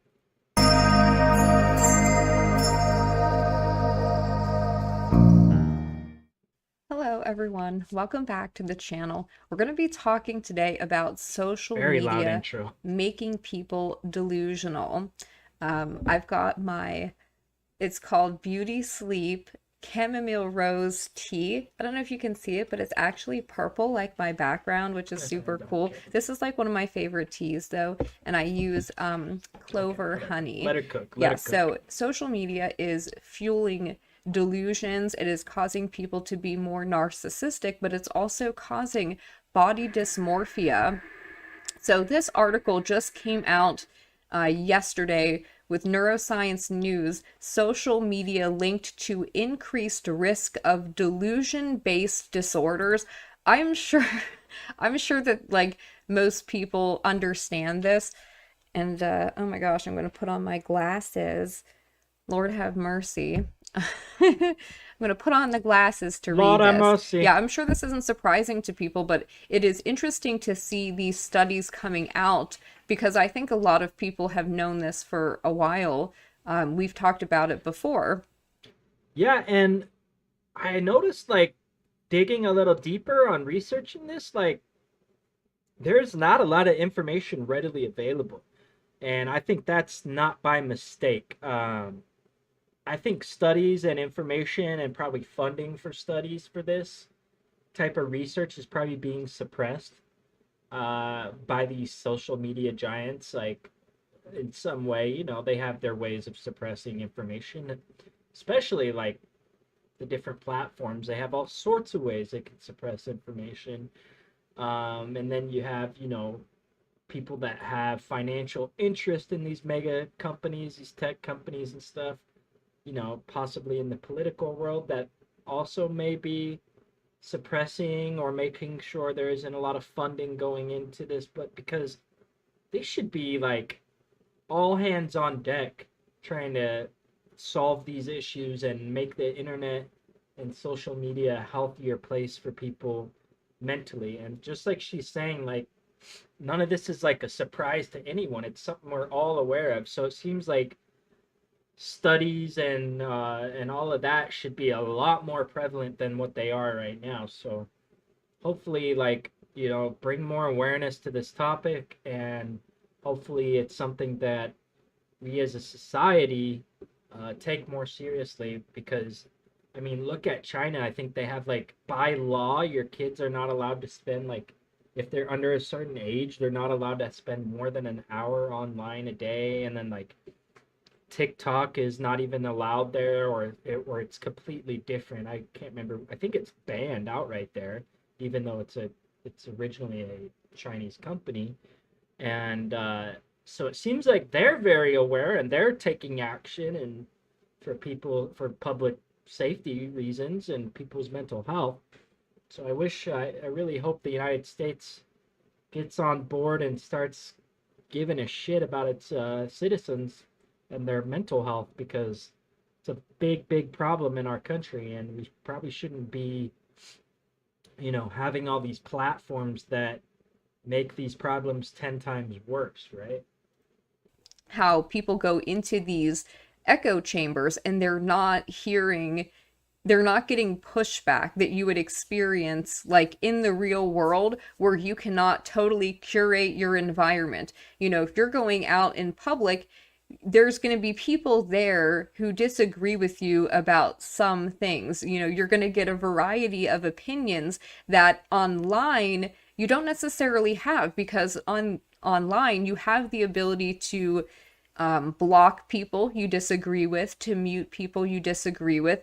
You kind of are able to curate your social media feeds in certain ways that you cannot curate the real world in these ways. So people often go into these echo chambers where their ideas are reinforced rather than challenged. So that just makes sense. New research indicates a strong link between high social media. I mean, that little tidbit, that those few sentences she said there, I mean, you could probably pin a lot of our society's problems like on everything she just said. Everyone talks about tribalism. Everyone talks about the political and social culture war divide that we have. We talk about it in our country, in the United States, but it's really like it's a global phenomenon. Oh God, I'm not going to be able to say that word right now. It's a global phenomenon, and it's a huge, massive issue. So it's like, why aren't we taking this shit more seriously as a society? It's a big deal, and it's causing major divide and causing a lot of problems. Like, you are able to create your own reality online, and it's crazy too, because people then go out in public and try to project that reality into public. Like, online people are just like going absolutely nuts over trans people, right? And it's like, at least where I live in my state, like, they go out in public, like, I can't remember the last time I've seen a trans person, and let alone know one personally in my life. And I, of course, I have no issues with trans people, but I just think it's fascinating that this world that people have created online, that they then project into the real world, and they, in their mind, think that trans people are a very big problem and it's really affecting their life. But in reality, in the real world, it's actually not having any effect on their life whatsoever, not even to the slightest degree. I find that very interesting. And no, I'm not talking about, oh my God, I saw a trans person on TV, clutch those pearls, oh my God. No, I'm talking about like things that affect your actual day-to-day life in a material way, not just seeing or hearing about a trans person in the media. I'm talking about in your real life. And it's like that with so many other issues. And to me, it's not a mistake. It's not a mistake that we're being distracted from the real material issues that affect us on a day-to-day basis, like the cost of goods, like the ability to get health care and the cost of health care. Those are probably like the two biggest things, depending on your age, that are affecting people. And then, like, okay, let's go to like the younger age groups. Your ability to get a good job, your ability to find a meaningful employment, all of those, I think, buying a house, your ability to purchase a home, your ability to rent and find a place without having like 5 incomes living in one house together. Those seem like those should probably be the big issues that we're discussing, but instead you hear people like yapping on and on and on about social culture war issues that literally have no effect on your day-to-day life. And that's anytime in the real world when someone brings up trans people or brings up that debate, I shut it down. I don't even entertain them. I don't even entertain it, because once you let them frame that as an issue and then you give it airtime, you give it your energy, they've already won. It doesn't matter if you're like debating them on it and you think you're right and you got all the facts and you got the righteous, correct answer. No, you've already lost simply by letting them frame the issue and give that issue time. No, you should force them to talk about things that actually affect their life. And that's what I do. I say, you know what? Why are we talking about trans people? Why is that an issue? I want to talk about stuff that actually affects you in your day-to-day life. Do you see any trans people around? I don't. And I live in a red state, or I guess. Okay, I live in Arizona, so it was purple. It did turn purple, but for the most part, since I've lived here, it's a majorly red state. Lots of Trumpers. So they will often bring up these culture war issues, and I will not even let them give it give it gas. I won't even let them talk about it because, or, I mean, I'm not saying I won't let them talk about it, but I shut it down. And it's fascinating to see their reaction because it's not the reaction they normally get, because even people on the left have fallen for the bait and they start going down, they start debating, and it's like, bro, I'm not an expert on that. I'm not an expert on trans issues. I don't know anything about hormone therapy. I let the people that study that for a living deal with that stuff, okay? It doesn't affect me in my day-to-day life. No trans people are hurting me or affecting me in my day-to-day life. I refuse, and I'm not an expert on the subject, neither are you. So I refuse to discuss it. Let's talk about work. Let's talk about unionizing our workplace. Let's talk about the price of goods and what could make that better. Let's talk about corruption in these corporations and corruption in our government. Let's discuss the real issues that are actually affecting our day-to-day life. And I encourage everyone else to do the same thing, to reframe those debates, reframe those discussions, rather than letting them control the conversation and go down this track of like the culture war bullshit. And you'll be surprised, like it is surprising, like they don't know how to handle it and they don't know what to talk to, and you'll notice that they keep trying to like circle it back. But I mean, the first step is like breaking that cycle and like trying to at least get them to think about shit that's really affecting them, or make them feel dumb for bringing it up, because it is dumb. It's dumb to be talking about people constantly that have no effect on your life. It's dumb. So I think at the very least I'm doing my job by just making them sound ridiculous for even bringing it up. Like, crawl back under your rock with that shit. That shit ain't for the public. That ain't the real world. Save that for your online echo chamber.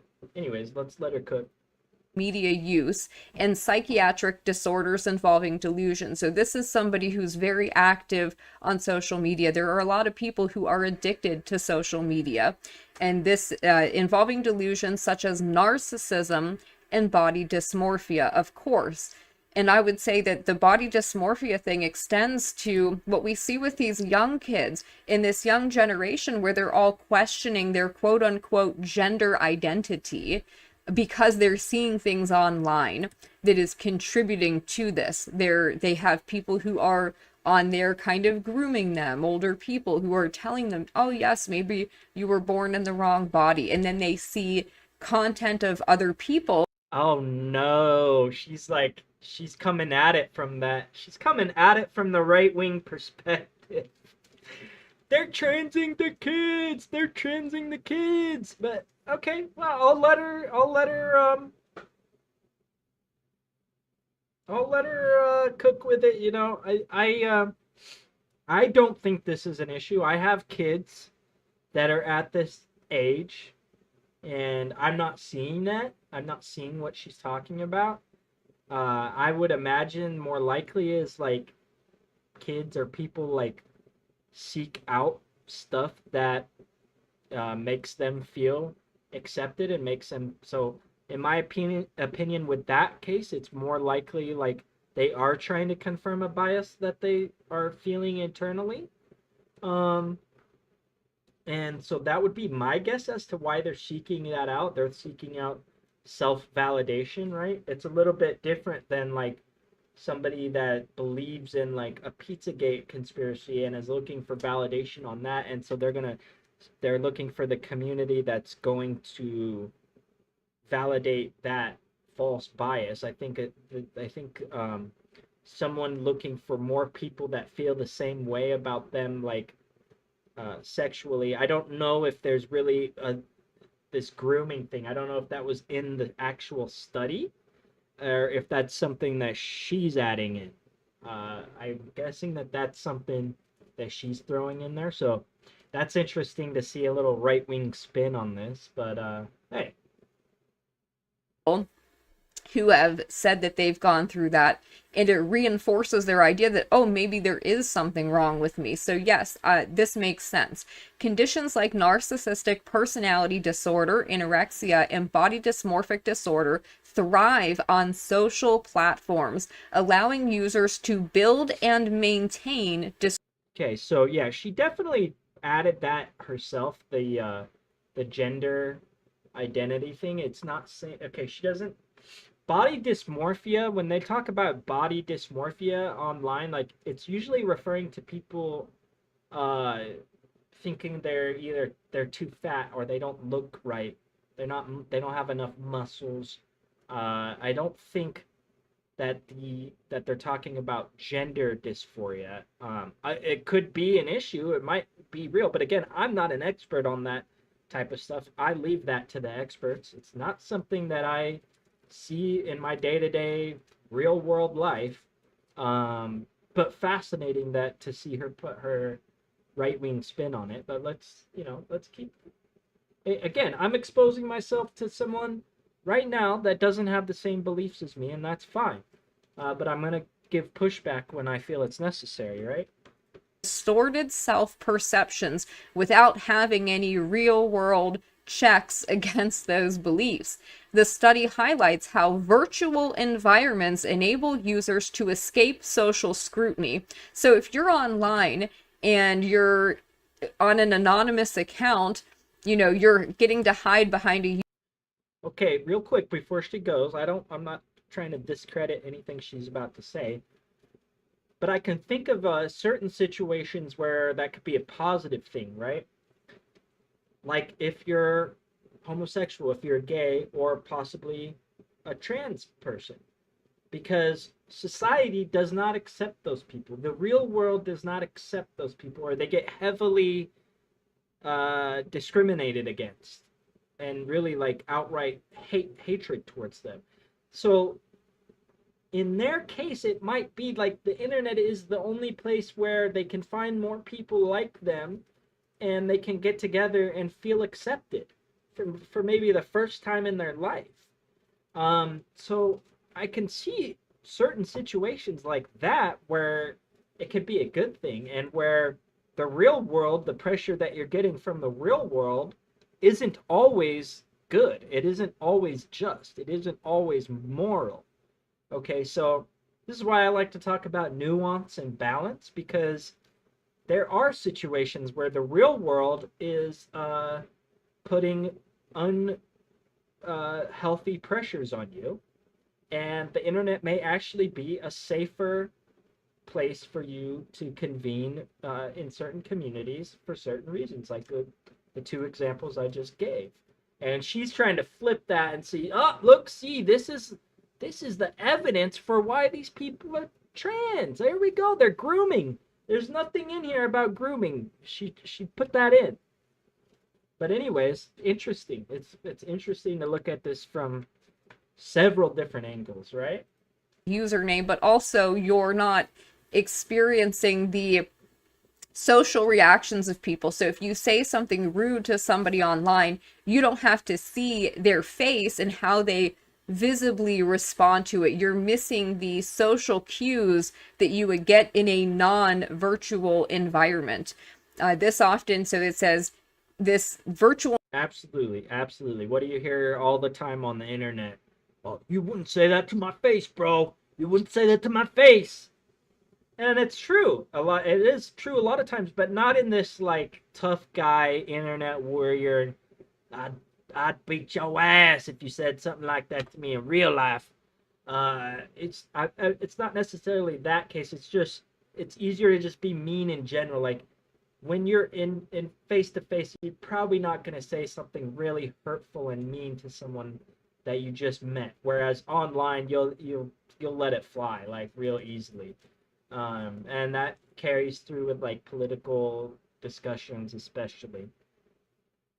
Environments enable users to escape social scrutiny, intensifying delusional self-images and potentially exacerbating existing mental health issues. Researchers emphasize social media is not inherently harmful, but immersive virtual environments coupled with real-life isolation can significantly amplify unhealthy mental states. So a good example of like an immersive virtual environment would be like the metaverse.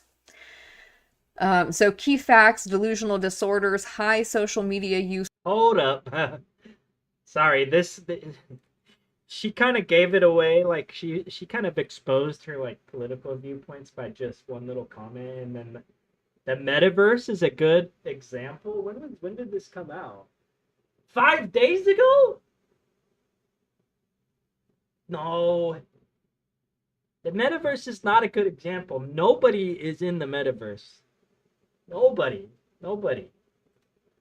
Bad example. That's okay. We're not gonna strongly correlates with disorders such as narcissistic personality disorder, body dysmorphic disorder, erotomania, and anorexia. So if you're using social media a lot, if you're spending hours and hours on your day just scrolling on different social feeds, on Instagram, on Twitter, on Facebook, you know, maybe doom scrolling. And it's really sad because that's what these platforms are designed to do, especially with the new short form, you know, the TikTok, and now all the other platforms copy TikTok. That shit is designed to keep you locked in, and that is designed to keep you scrolling and keep you right there on the phone, and that's sick. I think should actually be like illegal to do that, or if there should be laws in place, right? Regulations. If they're gonna have something that they know is addictive, they're gonna have like an algorithm and a platform that's designed to lock you there and hold it. There should literally be built in like a time limit that it literally shuts down and only allows you to do it so much per day. Like that should be a law. That should be a regulation, because that's what they're doing in other countries, and they're doing it for good reason. Well, I don't know if they're doing it in other countries other than China. I would probably guess that Europe, there's countries in Europe that have stronger measures. I would think. I hope China's not the only one protecting, like having regulations on that. Maybe not. Maybe the plan is to just melt everyone's brains, and the entire West just doesn't care. They're willing to like let it ride. Maybe this is a good reason to like scale that back, to kind of moderate your use of these platforms. Self-presentation issues. Of course, yeah, and that's what I'm encouraging, and that's my goal, is to get people to bring balance to their life and stuff like that. But that's the point of these things, right? That they're addictive, okay? So not everybody's gonna have the self-control to be able. The whole point, it's like gambling, right? Of course, you can tell people to moderate their gambling and stuff, but the whole point is that it's addictive, and so it's gonna get people. They know it's gonna get people, and their business plan depends on people getting addicted to it. So there has to be. Of course, we want to encourage everyone to be healthy and practice healthy habits, but there has to be some accountability on the corporation side too, that are putting these platforms out, because they know what it does, and they know that there's a specific number of people that are going to get addicted to it, and their business model depends on that. That's something we have to regulate. We definitely need to regulate that for our own good.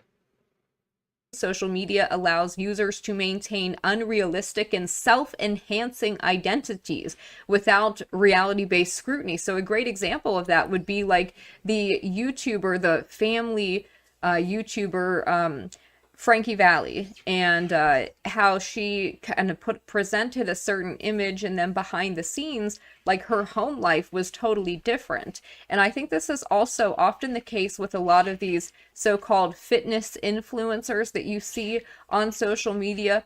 A lot of them have the bodies they have because they have eating disorders, but they pretend it's because they're just going to the gym a lot, and they do these little videos, and you're just seeing a small snippet of it, and they a lot of them also lie. They do these what I eat in a day videos, or their daily routine videos they're fake, they're done for content and to earn money, and it's also presenting a false image. So they're maintaining this self-enhanced identity, but they're not getting that real world scrutiny that you would get in your day-to-day life. Possible solutions would be emerging immersive technologies like eye contact interfaces. At least with something like that, you'd be able to see how the other person is physically like responding. You can tell if somebody's like uncomfortable, if they're feeling awkward, or That's interesting. I just like visualized a platform, and it's just like all these little boxes with eyes, like just a pair of eyes. So like you still have like some protection to your identity, but it's like it's just showing this strip of your eyes, and it's like watch, you're gonna see it. Watch, you're gonna see a platform that comes out. It's gonna be called like eyeballs, but it's gonna be spelled like I and then balls with a Z. I don't know, but it's interesting, fascinating. I'm all about it. Let's get solutions, but I think the biggest solution that we're gonna have to get real about as far as regulation is just limiting the overall time that people are able to spend on platforms. Like, I think it should be built into phones or built into the platforms or both. Some way to just limit the time, because of course I'm saying that as I'm trying to become a creator and spend like every waking moment online to manage my content and stuff. But of course that would be different. Okay, being on a video editor like all day versus like actual doom scrolling and stuff like that, I think we'd be able to differentiate between those things, and I think we can regulate it. But yeah, just leaving it up to the platforms to be like, yo, you just put some eyeballs on there so people can see how they're pissing other people off. Like, I honestly don't think that, I'm not sure how much that would help. Because I could see myself right now, like, arguing with some Trumpers and, like, just getting even more joy out of seeing their eyes, like, when I burn them, like, just amazing burns, like, nonstop, because that's how I roll. Or, if they're interested in what you're saying, like, you can pick up on a lot more signals. Like, you know what I'm saying? Like, I don't think eyeballs is going to be enough to, like, you still have you're not there in person, right? So, like, even if you can see their eyes, like, I think people are still going to, like, talk mad shit. But it could help. It could certainly make for a very interesting platform, that's for sure. Okay, so a new study from Simon Fraser University researchers has found a close link between high levels of social media use and psychiatric disorders that involve delusions. According to the recently published study in BMC Psychiatry, a systematic review of... Yeah, I wonder how we could apply this knowledge to anyone or anything that we've been talking about today. I wonder if it applies. Have we like been discussing any like delusional fan bases and possibly like delusional hosts to shows? Just something to think about. I'm not talking about anything or anyone in specific, but it's interesting to think about.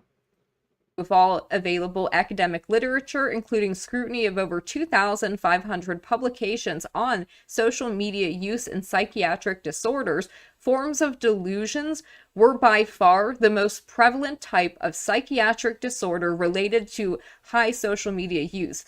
And I have a study up here I brought up that we'll look at also that suggests that delusions themselves are kind of like a social phenomenon. So I found that interesting. These disorders include narcissistic personality disorder, delusions of superiority, erotomania, delusions that somebody famous loves you, or, these are people who believe like they'll see a celebrity's social media and they start thinking that like that celebrity made this post like specifically for them. It's like they're sending them a message, or that they're like, that the things that they're... I always wonder about that, like the people that get those like delusions that like like certain like online people are in love with them or whatever, like how it like where it starts. And that's interesting what she said. Like, yeah, it probably is like they see a comment, a public comment, and they're like, that's for me, that's totally to me. And like, interesting. So yeah, it's probably little things like that. That's how it starts, and then it just like grows and grows and gets more delusional. And then if like, and then that probably leads to them like really reaching out a lot, and then they might actually get like a response from, because if you try it hard enough, you'll probably eventually get a response or get a reach out, as long as you're not acting like completely psycho about it in the process. You probably eventually get some type of response, right? And then that probably just sends them into like the next level of delusion, right? It probably just snowballs from there. But yeah, I always wonder about that. I'm like, how did you start thinking like she was in love with you? Like, where did it begin? And it's probably all it is like they just see a random post and think they're talking about them, which is, I don't know how you could possibly think that, but posting some kind of code that they're trying to communicate like specifically to this person. And it sounds crazy, but there are people who believe that for whatever reason. Body dysmorphic disorder, delusions that you have flaws in your body, or of course anorexia, delusions about the size of your body, where people that are incredibly thin believe themselves to be much bigger than they are. A great example of that would be Eugenia Cooney. Social media is creating conditions where delusions can more easily be generated and sustained due to the presence of platforms and apps that cater to the disorder's causes, plus the absence of effective reality checking, says Bernard Crespi, professor of biological sciences and Canada Research Chair in Evolutionary Genetics and Psychology. This research has important implications for the causes and symptoms of mental illnesses and how social media exacerbates them. So they point out many features of popular apps and platforms sustain and exacerbate mental and physical delusions by enabling self-presentation in self-promoting but inaccurate ways. So that's basically describing like influencers and how they present themselves, how they self-promote, but they're...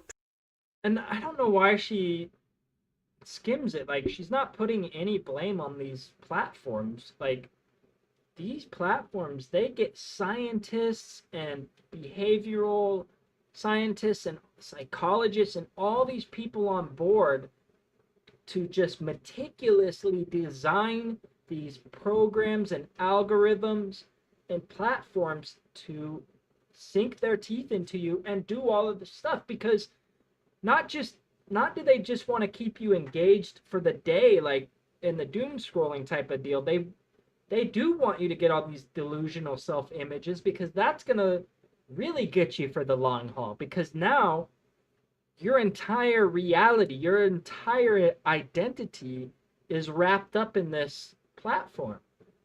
And it's all by design. They know the psychology better than what's publicly like being talked about or studied. Like, probably most of the like studies and knowledge that about these issues is probably held by these platforms and the psychiatrists and psychologists and stuff that they employ. And that's kind of sick if you think about it, because these people that have like, they've taken the Hippocratic Oath, right? If they're in the healthcare field. So like, isn't there like Hippocratic Oath to do no harm? I'm pretty sure, I know doctors take that, but I would assume that would include psychologists and stuff like that. And they work for these companies and they are doing harm. They are 100% doing harm. And they know exactly what they're doing. So I would like that to be a bigger part of the conversation. So I'm adding that myself. Like, there needs to be a lot more accountability in these massive platforms that have tons of resources that they dedicate to making these algorithms and these platforms extremely addicting, and not just addicting, but just like how she's describing, like they want you to create this delusional self-image because that's really what hooks you for the long haul, right? So even if you're able to like control yourself for a week and like have a good week of like not going on social media, they know you're going to be back. Like they got you for the long haul. So yeah, I think there needs to be a lot more accountability to these companies that are designing these platforms specifically to fuck people's minds up. Presenting a false reality, a false version of themselves that is highly curated. In many ways, they're using filters, they're doing certain camera angles. Some of these influencers, like they will do these haul videos where they buy a bunch of stuff and then they unbox it or whatever, and then they show off like what they've bought. Many of them will return that stuff. They buy it just specifically to create a video, to make content of it, and then they return it. But people watching that think that it must be how other people live, that they have this kind of money to waste, and it fuels vapid consumerism. You have people buying all of these containers and all these different products and things that they don't really need because they see this stuff in videos. And so it's just toxic. Like her pinball machine in the back. No, those are that really good points. Really, that wasn't like a specific one that I had thought of, so that's really, really good point. Yep. It fuels consumerism on an extreme level, and yep, makes you feel inadequate. Like, damn, I don't got the money to do these big. I haven't had any unboxings this week, man. What the hell? All around. The profound difference between online and in-person social interactions, where people are more likely to have their delusions kept in check by physical and emotional reality, exacerbate deviations from mental well-being. The study concludes people with disorders involving high levels of delusionality would benefit from cutting back on using social media.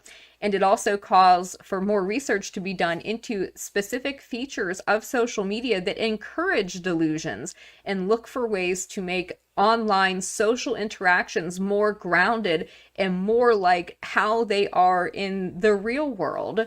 Which I don't know how you would do that, how you would change the internet or these big tech platforms that have become ubiquitous. How do you change them to make them more authentic to the real world? I don't know.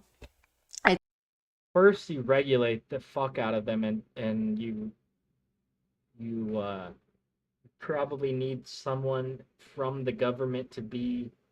I mean, I hate to say this because I know so many people like, I don't want more big government, but like, when you allow a society to develop where corporations are more powerful than the government, they become your government. They are now the government. They have more control over our lives than the actual government.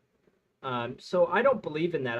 I believe the government should be powerful and strong enough to be able to regulate these companies without them being able to just pay off politicians and pay off lobbyists and stuff.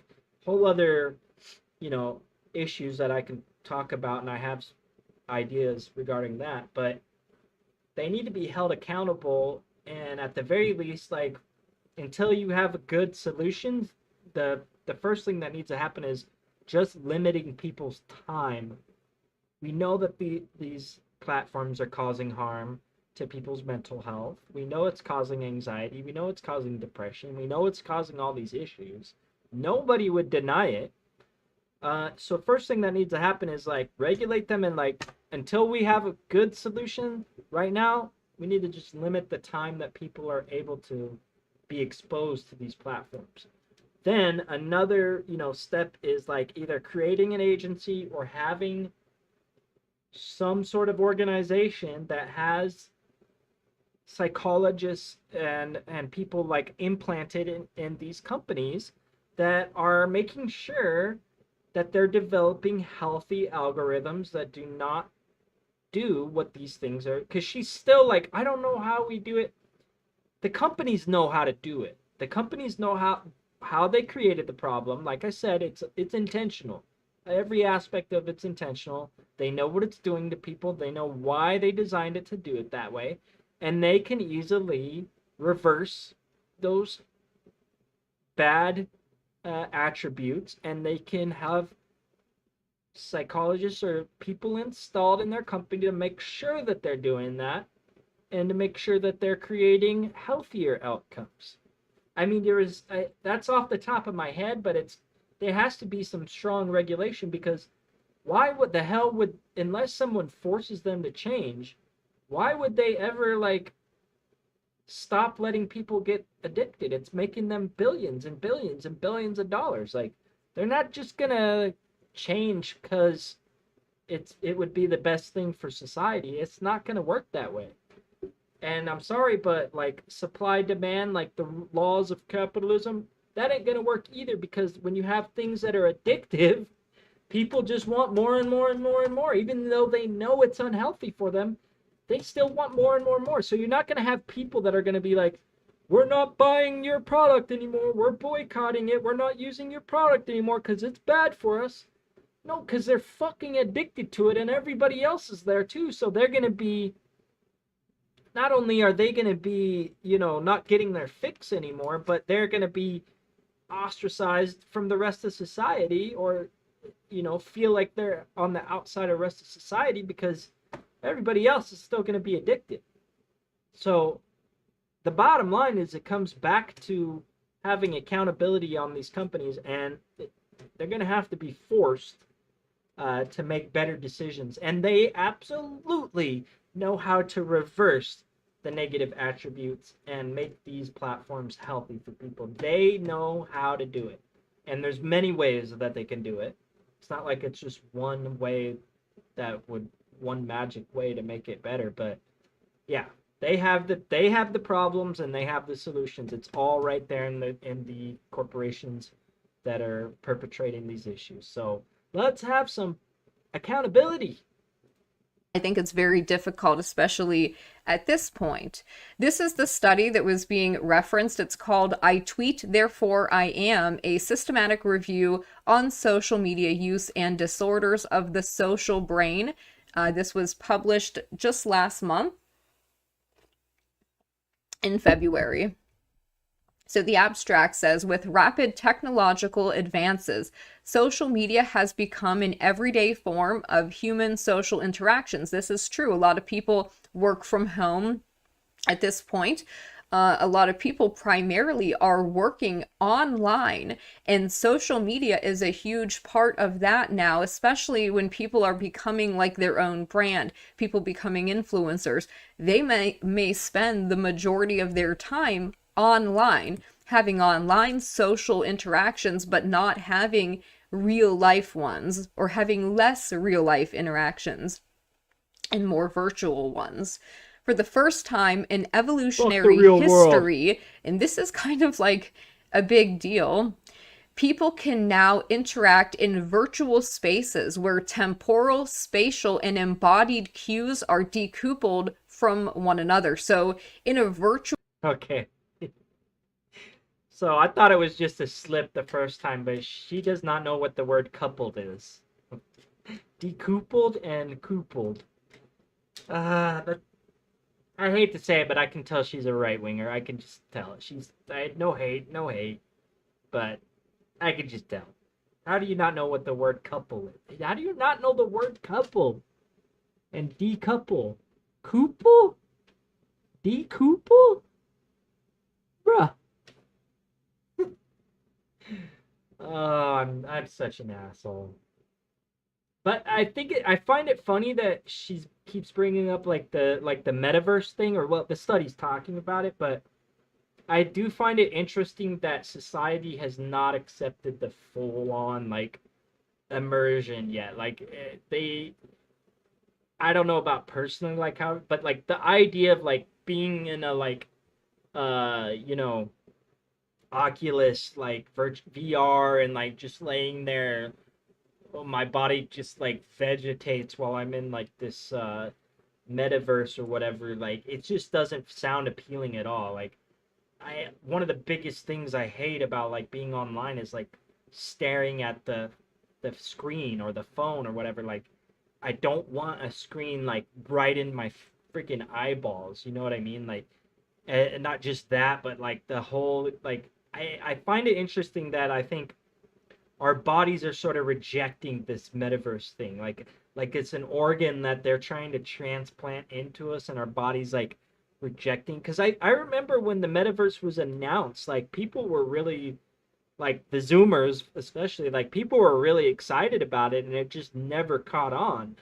And I think there is something like there's some sort of internal mechanism that's sort of like causing us to reject fully letting these companies like into our entire brains and taking over our entire reality. Like, I do think it's like a natural defense response. Because like I said, I think people were ready. They thought they were. They wanted to be excited about it, but no, it just never caught on, and I don't think we're close to that catching on. I think the ideas that are going to succeed are the ones that are good at balancing the real world, and bringing the real world and real human interaction back into the internet. Like, I think they were looking at it all wrong, and now you see like augmented reality. They're trying to make a thing, and I don't think that's it either. It does sound kind of cool, like being able to walk around and like you're getting all this like digital information, but again, I think it's sort of this like information overload, like sensory overload that our bodies just do not want or need. So yeah, I think like the future of the internet and like successful platforms are going to be ones that like get you to stop having to look at a damn screen or a digital screen. And we want less. We want simplification. That's what I crave. That's what I think a lot of people were tired of, all the apps, freaking app for everything. I don't want something on my face that's adding a bunch more information. I think everybody's kind of looking for like ways to simplify their life, ways to declutter their life.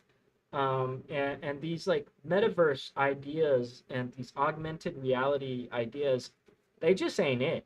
And I think that it's literally like a natural defense response that's causing us these things to not catch on. And they might want to actually like start basing products, these like next wave of products and like digital products, like on things that we actually want and need, by like studying like things that are healthy. Just some ideas, but I think like I've never really like said it out loud like that, and it makes a lot of sense when the way I kind of just said all that I think I don't think like the metaverse and the augmented reality and all that shit is gonna catch on and be what people go for, because it's too much. We already have too much sensory overload with the amount of internet that we currently have. So it's going to be things that help reduce our time and help us be more connected with the real world that are going to be the next successful products. That's what I think. Content of other people who have said that they've gone through that, and it reinforces their idea that, oh, maybe there is something wrong with me. So yes, this makes sense. Conditions like narcissistic personality disorder, anorexia, and body dysmorphic disorder thrive on social platforms, allowing users to build and maintain distorted self-perceptions without having any real-world checks against those beliefs.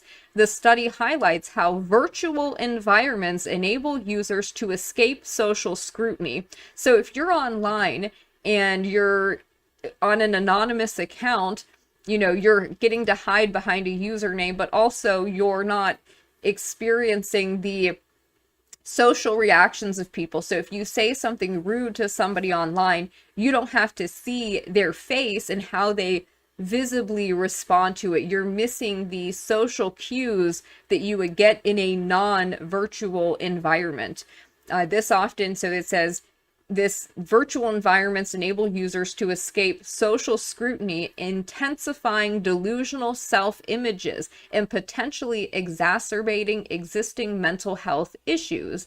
Researchers emphasize social media is not inherently harmful, but immersive virtual environments coupled with real-life isolation can significantly amplify unhealthy mental states. So a good example of like an immersive virtual environment would be like the metaverse. So key facts: delusional disorders, high social media use strongly correlate. Did we fucking go all the way back? What the hell? Life. Right. As technology advances, more and more human interactions involve virtual means such as instant messaging, video live streaming, video calls, status updates, virtual social networks merging with news feeds. Tweet therefore I am is where she was at, right?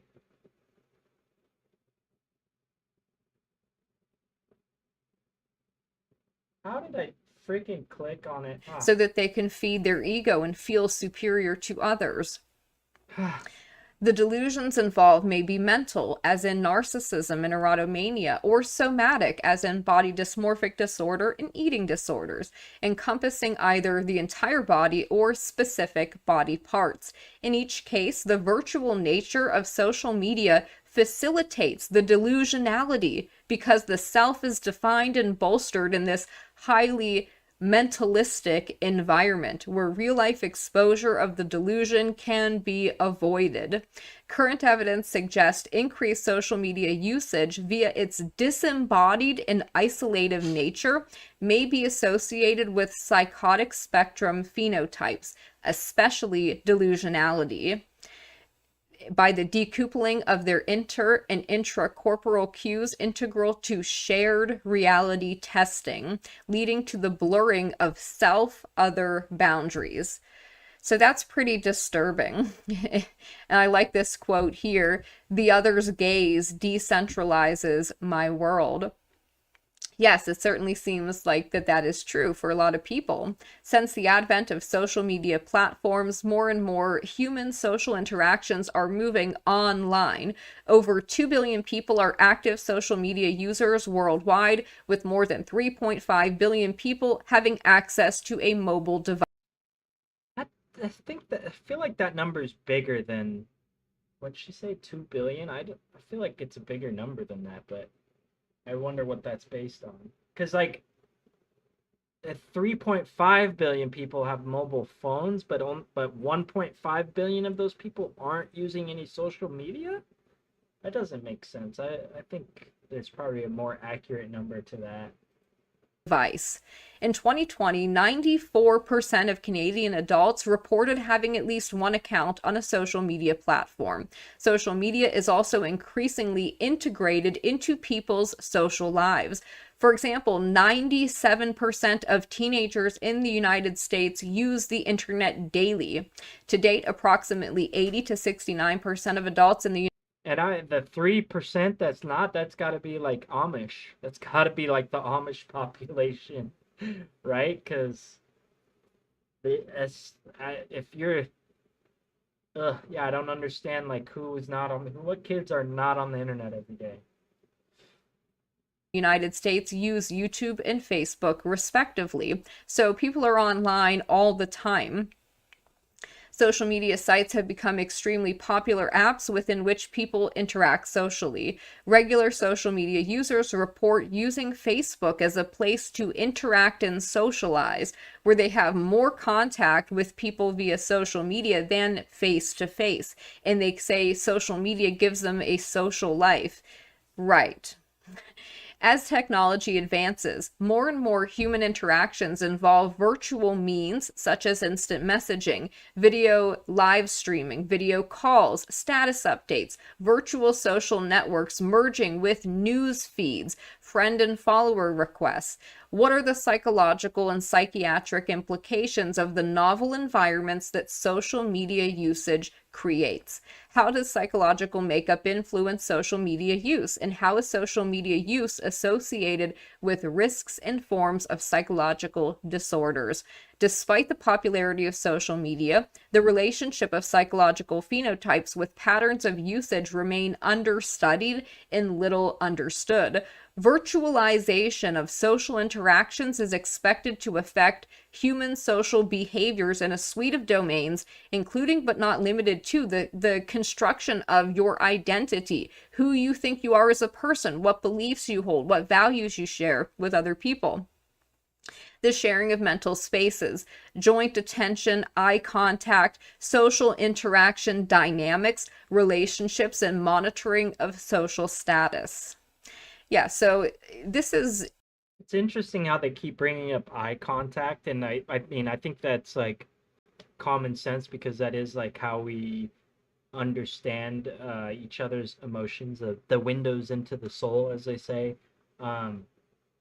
But it's interesting, the more she keeps bringing that up, the more I think we're probably going to see some sort of platform develop that's like based on eye contact. So that'd be interesting to see what we see come out in the future. But just based on these studies, and you know, you got to realize that there's people already looking at this stuff that want to compete with the platforms out there, so they're already trying to think of platforms and ideas that are going to be the next big thing, but are doing it in a healthy way.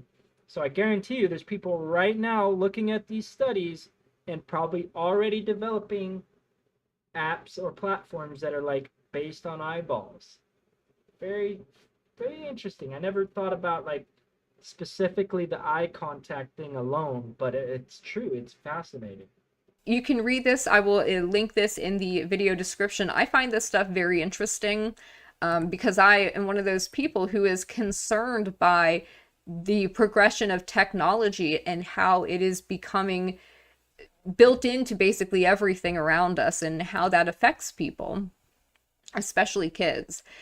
We have here, social media reinforces delusions. It is making schizophrenia harder to treat, because somebody who might be suffering from that can go online and they can find a group of people who will reinforce basically their worst ideas and fuel their paranoia, their isolation, etc. So this is from February of 2024. I'll link that in the video description as well.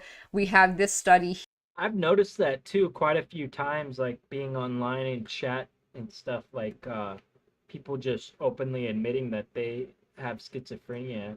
They're very open about it, but you know, I wonder what they're doing and if it's helping them or hurting them to be online, and what they're doing to either hurt or help. Because I have no doubt that there's probably ways that they can help themselves by like talking to other people that are going through what they're going through.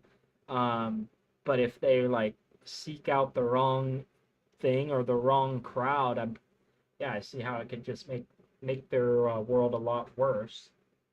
Schizophrenia is like one of those things that just scares the crap out of me. Like, I just couldn't imagine. I know I'm not going to talk about people I know specifically, but that schizophrenia scares the crap out of me. Like, not like people with it scare the crap out of me. Like, I'm not trying to say that.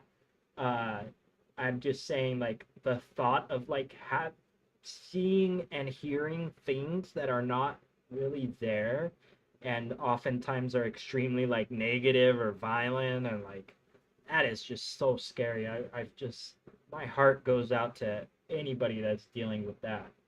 That is rough. Here from 2018, social media and its relationship with mood, self-esteem, and paranoia in psychosis. An evidence base is emerging indicating detrimental and, of course, beneficial effects of social media. Little is known about the impact of social media use on people who experience psychosis. So the results, social media use predicted low mood. So you're using these social media platforms, and you think that you're getting like a boost from them because they give you like dopamine hits. When somebody likes one of your posts, you get a little bit of a hit. Oh, for sure. And that's exactly what it's designed to do.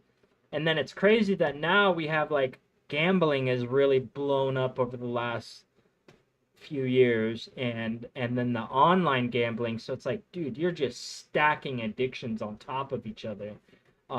It's crazy that on like Twitch and like Kick and some of these live streaming platforms, there's literally people that just for hours and hours at a time are just doing the stupid like crypto slots or whatever they are. And there's literally, I'm like, how are people watching this? They're literally watching them for hours, just watching pretty colors, bright colors, spinning bright colors. Like you're not getting anything out of it. You're not even the one winning and losing the money. It's just literally like, yo, let's stack this addiction on top of this addiction on top of this addiction. Ooh, and just watch the money flow in because you got them hooked for life. But oh yeah, like one that really bothers me and is sad to see is Andy Milonakis is a freaking crypto slot streamer now. That's all he freaking does. That dude was a freaking content farm. Like he was so cool back in the day, so funny, and just his IRL streams that he had were great. And now he just sits and plays slots all day. Like, that is fucking sad. And I'm pretty sure he's getting, I hope he's getting paid. I know he's getting paid to do it. And so they give you money to gamble with. It's like, oh, it's so much even, like, it's so much more meaningless. Like, not that I would want him to be, like, losing his money, but, okay, they give you money to play with, and then they just reload the account whenever you run out. Because the whole point is to, like, get other people addicted. That's how they make their money off of it. That's just sad to see. Like, if you're a stream gambler, whatever the hell you want to call it, like, my respect for you is gone instantly. Like, you're getting kids addicted, and especially with the crypto gambling, because like it is kids doing it. They get a hold of their mom's card or they get crypto one way or another, and like the crypto sites, like they can't check for age and stuff like that. The way I know there's some more regulation on it than there was like a year or two ago, but it's still horrible. And whether it's kids or not, you're doing it to get people addicted. And it's like I said, now we're stacking addictions like social media, and now we're stacking freaking gambling on top of that. Like, I couldn't imagine like anything worse than that. Like, I have no respect for you if that's what you're doing for a living. Like, sorry. But yeah, I was really sad to see that. Like, boy, how far the greats have fallen. When a post goes viral, it's kind of like a drug in a very similar way to gambling. So you're using them thinking that it makes you happy when really it's making you depressed. It did not predict self-esteem and paranoia. Posting about feelings and venting on social media predicted low mood and low self-esteem coupled with high paranoia. While posting about something, this woman really goes around saying coupled. That's how she says the word. I now believe that she knows what the word is, knows the meaning of the word, knows how to spell the word, and that's just how she pronounces it. I've never heard anybody pronounce the word couple with couple. Or does she think couple, like where you like connect things together, is different than the word couple? It's the same word. This is fascinating to me. Something more positive, like your daily activities, predicted increases in positive effect in self-esteem. Viewing social media news feeds predicted reduction in negative affect and paranoia. Perceptions of low social rank when using social media predicted low mood, low self-esteem, and high paranoia. So you have these kids, right? And they go on these platforms, they're on TikTok and they see other kids doing their haul videos of, oh, what I got for Christmas, and they're showing all this designer stuff, and maybe these kids, they don't have access to the same, like their parents aren't as wealthy, they can't get those things, so they perceive themselves to be low status, low value, and it harms their self-esteem, and it also makes them more paranoid. So I think that that's sad. The impact of social media use did not differ between participants with and without psychosis, although experiencing psychosis moderated the relationship between venting and negative affect. Social media use frequency was lower in people with psychosis. Findings show the potential detrimental impact of social media use for people with and without psychosis. Absolutely. We have here associations between digital media use and psychotic experiences in young adults. This is a Canadian study from 2 years ago. The study is about how social media can make people experience like literally psychotic episodes. Psychotic experiences are disturbances of thought and perception that exist along a continuum within the community and are more common in youth. These experiences include paranoid beliefs, hearing voices when alone, and a range of unusual perceptions. Psychotic experiences in adolescents and young adults are associated with higher risk of subsequent psychotic disorders, as well as a range of other mental health problems, including depression, anxiety, etc. And of course, using the internet makes that worse. Social media intensifies delusional disorder from November of last year.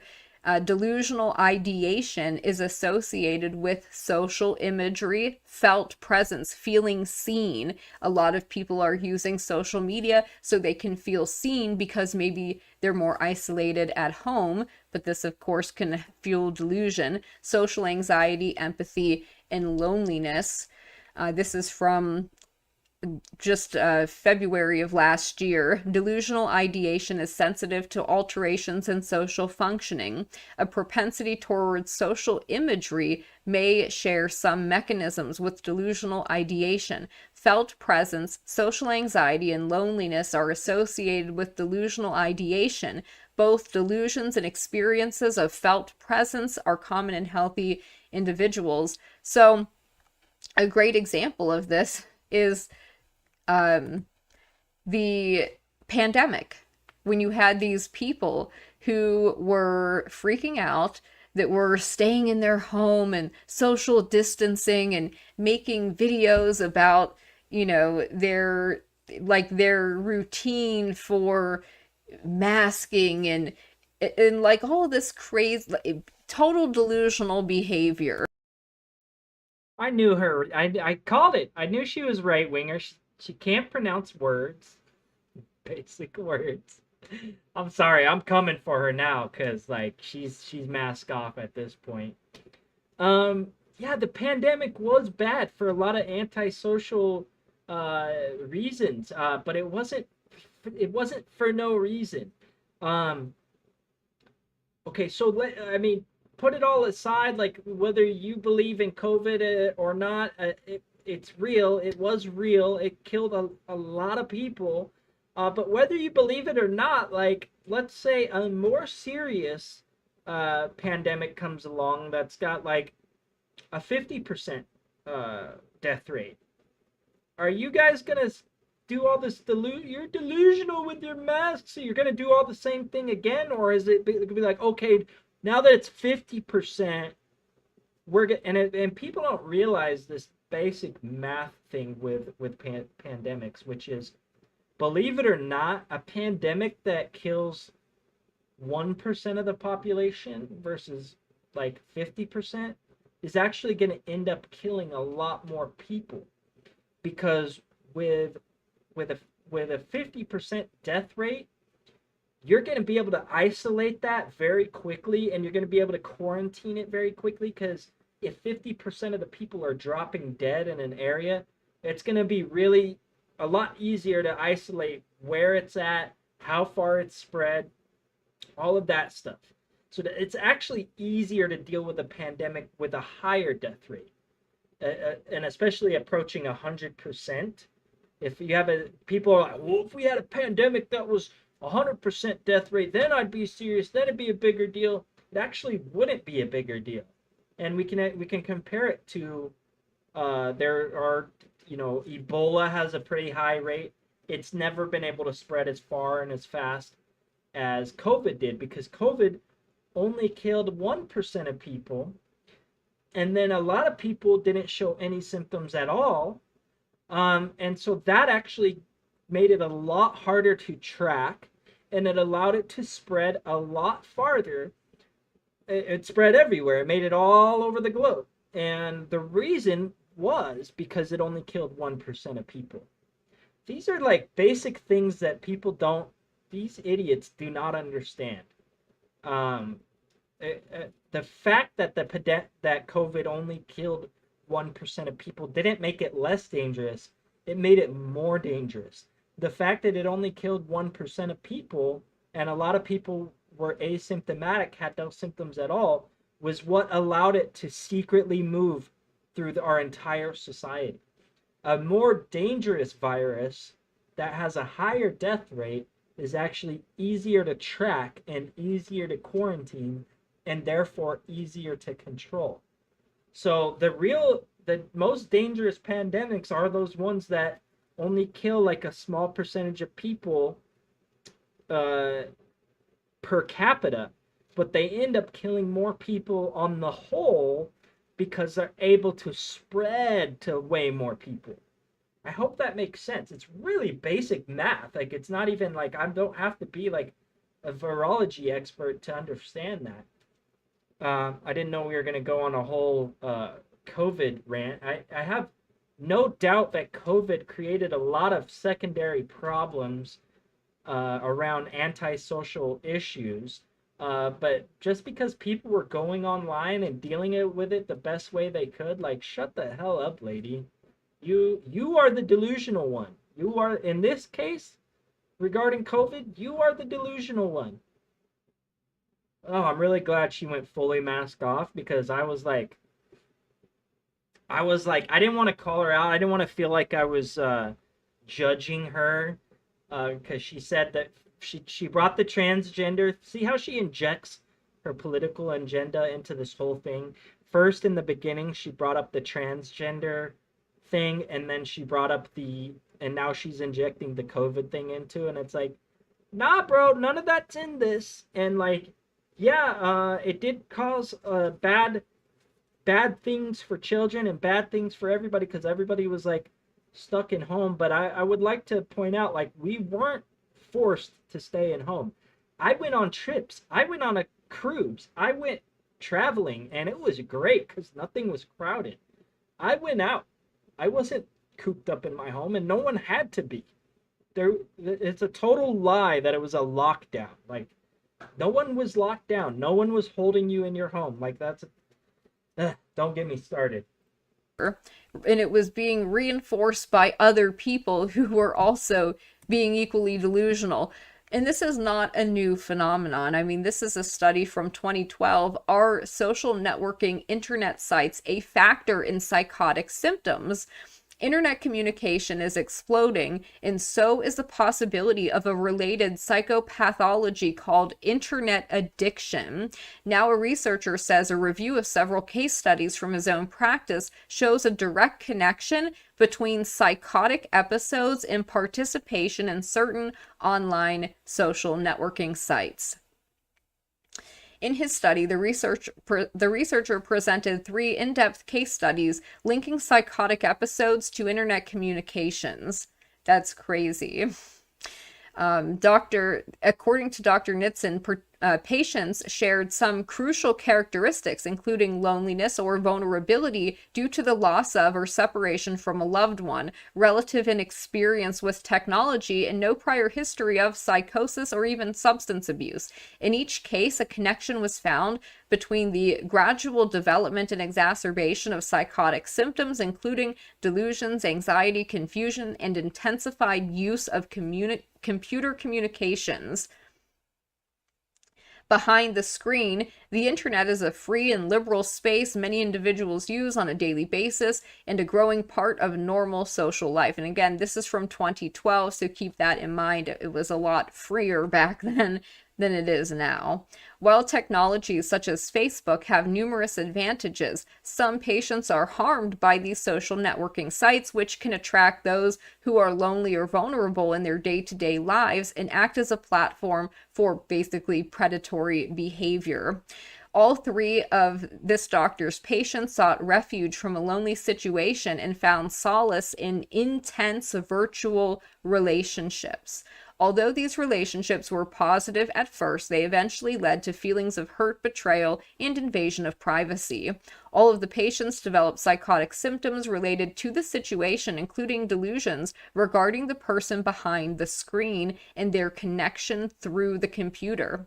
2 patients began to feel vulnerable as a result of sharing private information, and one even experienced tactile hallucinations, believing the person behind the screen was physically touching her. That is insane. Some problematic features of the internet relate to issues of geographical and spatial distortion, the absence of nonverbal cues, and the tendency to idealize the person with whom someone is communicating, becoming intimate without ever meeting face to face. All of these factors can contribute to a patient's break with reality in the development of a psychotic state. I think that's wild. So I'm interested to know, though, what you guys think. I'm sure it's not surprising to you to hear that, yeah, people who use social media a lot, they tend to be more delusional, maybe more narcissistic, maybe more dysmorphic. Maybe, you know, there are these perceptions that there's something wrong with them because they have unrealistic expectations due to how social media has affected their thinking of like what they should look like, how fit they should be, what their hair should look like, all of these things. And I'm interested to know what your thoughts are, and I hope you guys have a good day. Whee!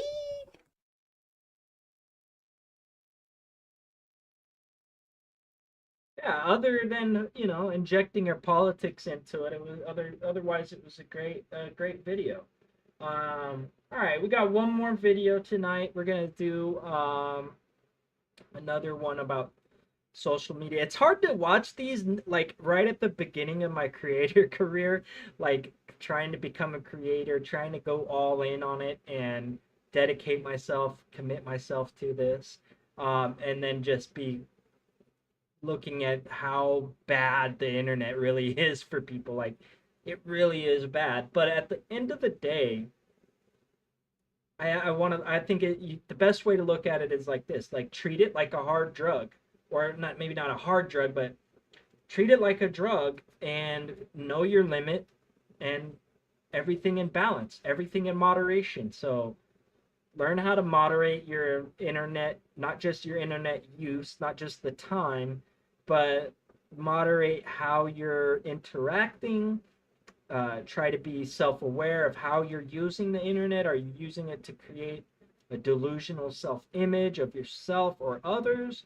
Yeah, so it's good to watch these videos and bring self-awareness. Honestly, like, while I'm watching it, the big thing I'm thinking about is my kids, because like I didn't grow up with the amount of digital access and videos and social media that they're growing up with. And they mostly just watch like YouTube right now, but just watching YouTube, like all the variety channels and stuff like that, you actually get exposed to every aspect of internet culture just by watching YouTube videos. Unless you're like really just seeking out like educational, and I think that's what I'm gonna do. I'm gonna challenge my kids to like write down a list of their interests and stuff like that, and then allow them time on YouTube, but maybe make sure that they're not just watching random videos, but make them seek out videos that are based on their interests, and then set hard time limits. So they're not just going all over YouTube watching random video. Like, obviously I have like parental controls on, but they still get exposed to like, they might not get exposed to like the like, things that should be censored, but the concepts and the ideas and trust me, it's all still there. All the negative aspects is just not quite as bad as like the other platforms. But I think a good idea for them would be to like make them write down a list of their interests and their goals, like things that are going to educate them, things like that, and then have them seek out videos only related to those things so that they're seeking out what they wanted and they're enhancing their own goals and ideas and interests and not having the algorithm like controlling them, right? You control the algorithm rather letting the algorithm control you. That's a good way to think about it. So yeah, I think that's getting some goodness out of this. Let's see. Are blissfully unaware of the impact of being exposed to these amazing... Social media really fucked us up. And so many of us are blissfully unaware of the impact that being exposed to these amazing physiques is having to our perception of what a normal physique actually looks like. Let me explain to you something really quick called the availability bias. We portray a reality of the world via the information that we receive, not the reality of the world. Let me put this into a better context. For instance, I live in Sydney, Australia, and when my British friends from back home see me swimming in the sea, they say, watch out for sharks. Because on social media and the news, when someone is eaten by a shark, everyone knows. But if you think about it, I'm way more likely to drown every time I go in the sea than I am to be eaten by a shark. In 2019, over 70 people drowned in 1 year. Yet when I go in the water, everyone thinks beware of sharks. So it should be blatantly obvious that the fear of drowning should compel me a lot more than my fear of sharks, statistically speaking. But that's not how our brains work. And imagine this, most British people could name 5 different types of shark, but they can't spot where a rip is on the beach. Our logic is fucking flawed because of the information that's made available to us. So what does this have to do with body image issue? Come with me. This is how social media is really fucking with us. This is going to represent what physiques look like around the world. 10 out of 10, 1 out of 10. Now, physiques come in all shapes and sizes, and before the internet, you would not have been exposed to that many people with godlike... I'm going to take a quick leak of BRB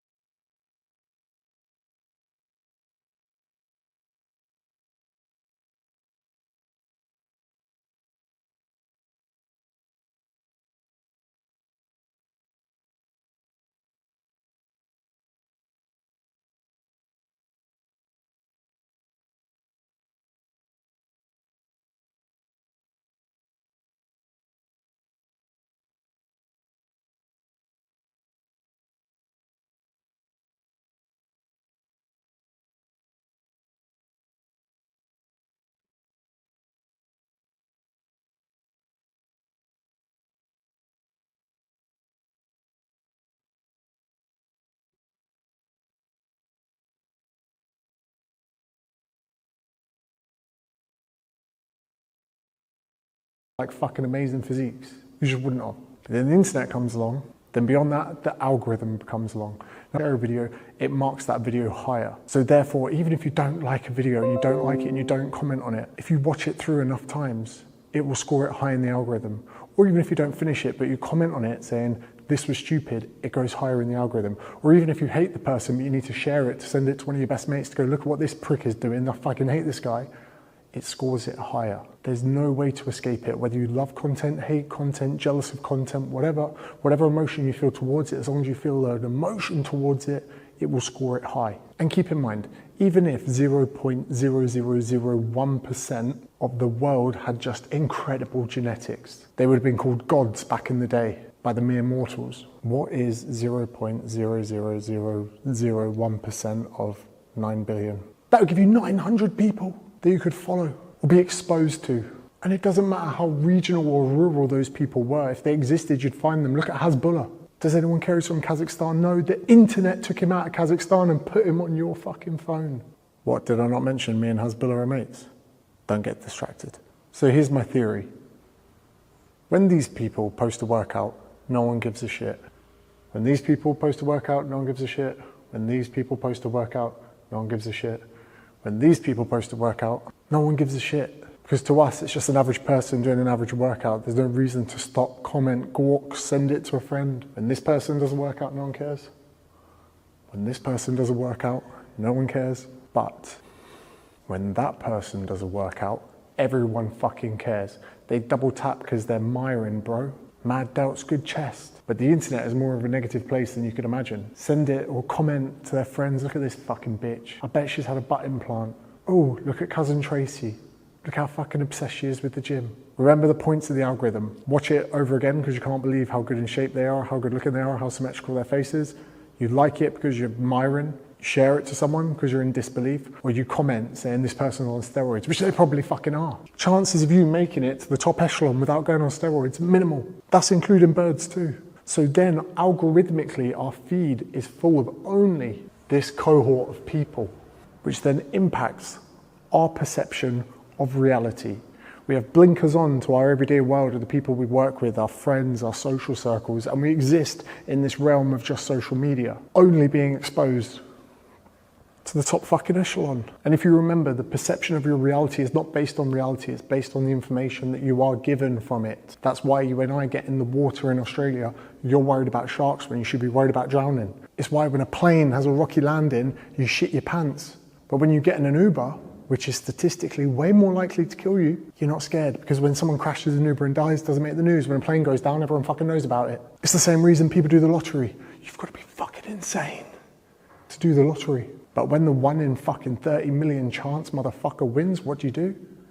You parade him out on the news with a massive fucking check. That check isn't even accepted by a bank. It's only used to infiltrate your perception of reality of your odds to whether or not you can win the lottery.